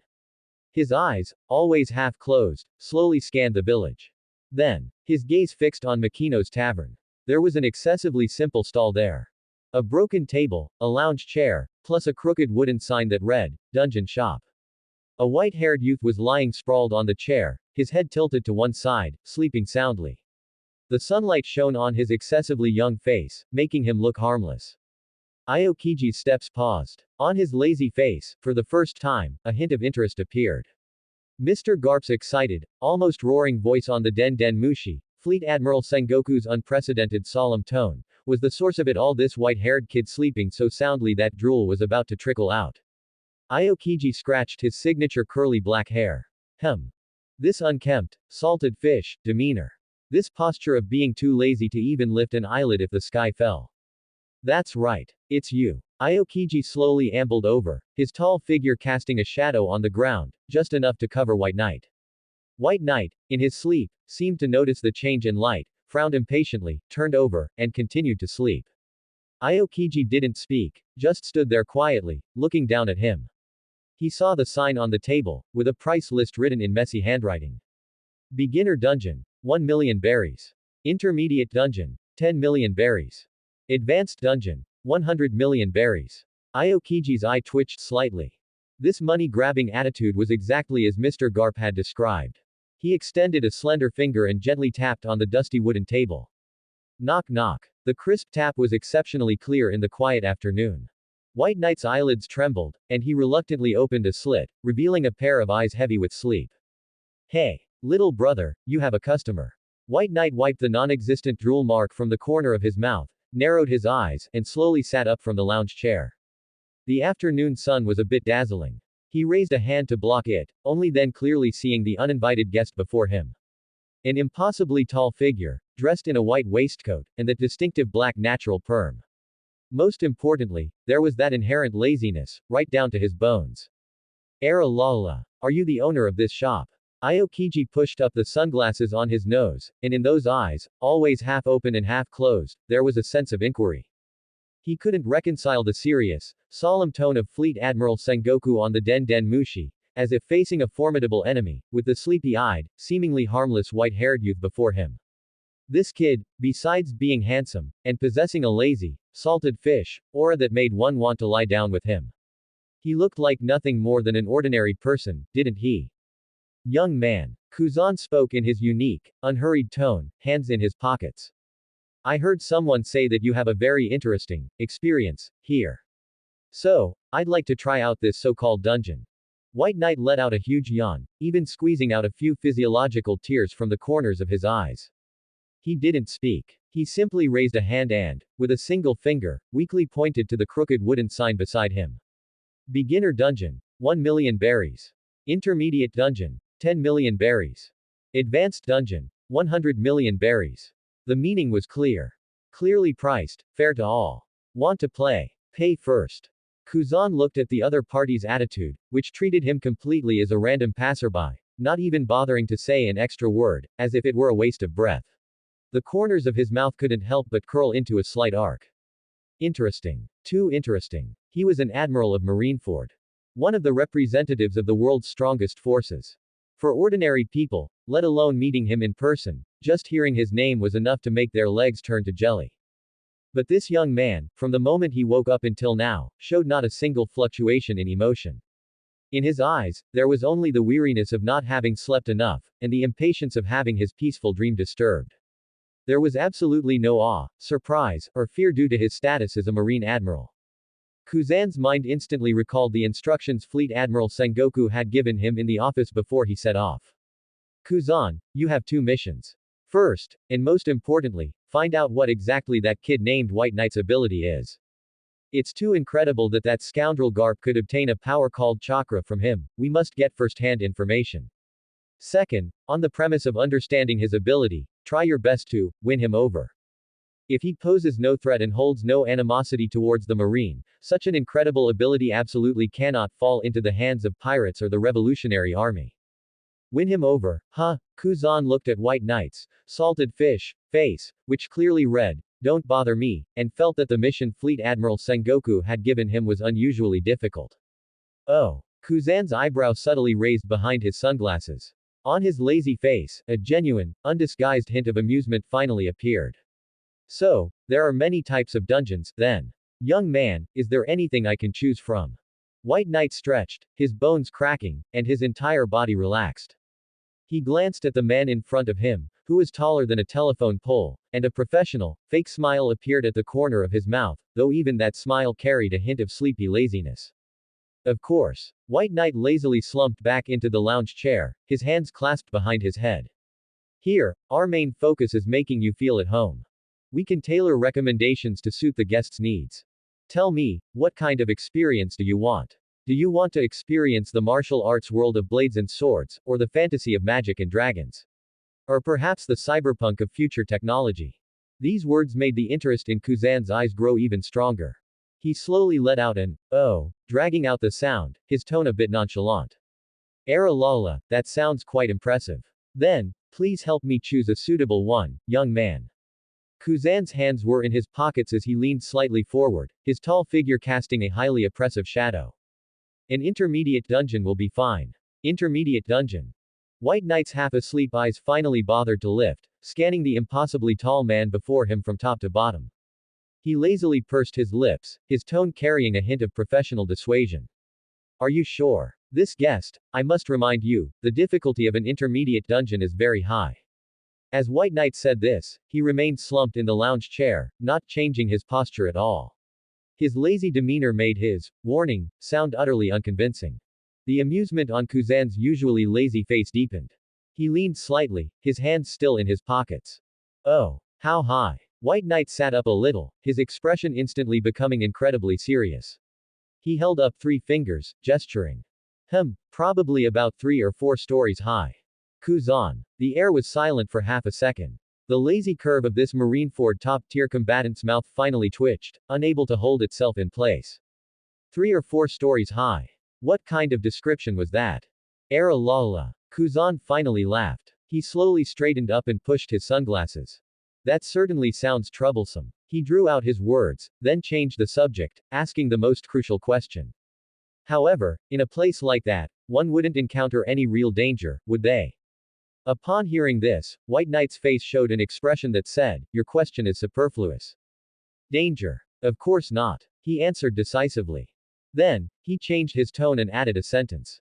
But, to say there's absolutely no danger, that's also impossible. This contradictory statement made Kuzan raise an eyebrow. White Knight extended a finger, shaking it weakly. In the dungeon, you can exit at any time. If you feel you can't win, or you don't want to play anymore, you can call for a stop at any time. The system will immediately teleport you out, it's very safe. Of course, he added, the ticket fee is non-refundable, and the clearance reward will naturally be lost. Kuzan nodded, that was understandable. What if? He continued to press, what if one doesn't manage to exit in time and dies inside? This was the core of the problem. An experience that could grant power. If the price was life, then its nature would be completely different. However, White Knight's answer was so light that Kuzan thought he had misheard. Death. He yawned, waving his hand indifferently. It doesn't matter. Dying inside doesn't matter either. White Knight continued, in a tone as if discussing everyday matters. Here, I also have dungeons available for the deceased to resurrect. At that time, have your relatives, friends, or colleagues and subordinates come with money to help you clear a resurrection dungeon. Wouldn't that bring you back? Resurrection of the dead. Kuzan was stunned. He froze in place. Even his hands, tucked into his pockets, unconsciously clenched. Resurrection. Rah. Kuzan's Adam's apple bobbed. He opened his mouth, but found his throat so dry that even his characteristic catchphrase came out with difficulty. He pushed up his sunglasses, and the eyes beneath the lenses, for the first time, were fully wide open. He stared intently at the still lazy white-haired youth on the reclining chair, every word squeezed out through gritted teeth. Something like this. Can it really be done? His tone no longer held its usual casualness and leisure, only an undisguised tension and solemnity. White Knight looked at him, at his eyes that could no longer remain half-closed, and a playful smile curved on his lips. Why can't it be done? He retorted, his tone infuriatingly matter-of-fact. As I said, my main goal here is to make guests feel at home. If a guest has a need, of course I'll try my best to fulfill it. Does resurrection sound like such a big deal? In my scope of business, it's just one of many paid services. These words, heard by Kuzan, were nothing short of a violent mental storm. He fell silent again. He carefully observed White Knight's expression, every subtle movement, trying to find even a hint of boasting or joking on that excessively handsome face. Nothing. Absolutely nothing. The other person's gaze was clear and frank, and that bone-deep laziness was not a pretense. He genuinely didn't take resurrection of the dead, something that could drive the world government mad, seriously at all. To him, it was truly just a business. A paid service, with a clear price tag. Who? Kuzan slowly exhaled a plume of white mist tinged with chilling cold, and the ambient air temperature seemed to drop a few degrees. His taut body finally relaxed again. He slowly straightened up, his hands returning to his pockets, and his signature lazy posture returned. However, anyone could feel that he was now completely different from a few minutes ago. Rah. He drew out the sound, his tone carrying an indescribable, complex emotion, like feeling, like awe, and like an extreme form of inquiry. Boss Bai Yi, you truly are omnipotent. Hearing this assessment, White Knight finally deigned to sit up a little on the reclining chair. He stretched, his bones cracking, and a brilliant, business-like smile appeared on his face. No, omnipotent is too exaggerated a word. He waved his hand, saying modestly. But, White Knight paused, his clear eyes meeting Kuzan's gaze, and he spoke clearly, word by word. Everything you can imagine, in theory, can be obtained in my instance. This Admiral of Marineford, a man who stood at the pinnacle of the world, for the first time felt that his proud ice devil fruit ability showed signs of being out of control. The ground beneath his feet, at some unknown point, had been covered with a thin layer of white frost. Kuzan was silent for a long time. His face, which always wore a lazy expression, was now as tense as a rock. Finally, he slowly exhaled a plume of white mist that condensed into ice crystals, and his taut body relaxed again. Rah. He drew out his characteristic long tone, slowly putting his hands back into his pockets and pushing up the sunglasses on his nose. It truly is amazing. He gazed at White Knight, and in the depths of his half-closed eyes, unprecedented waves surged.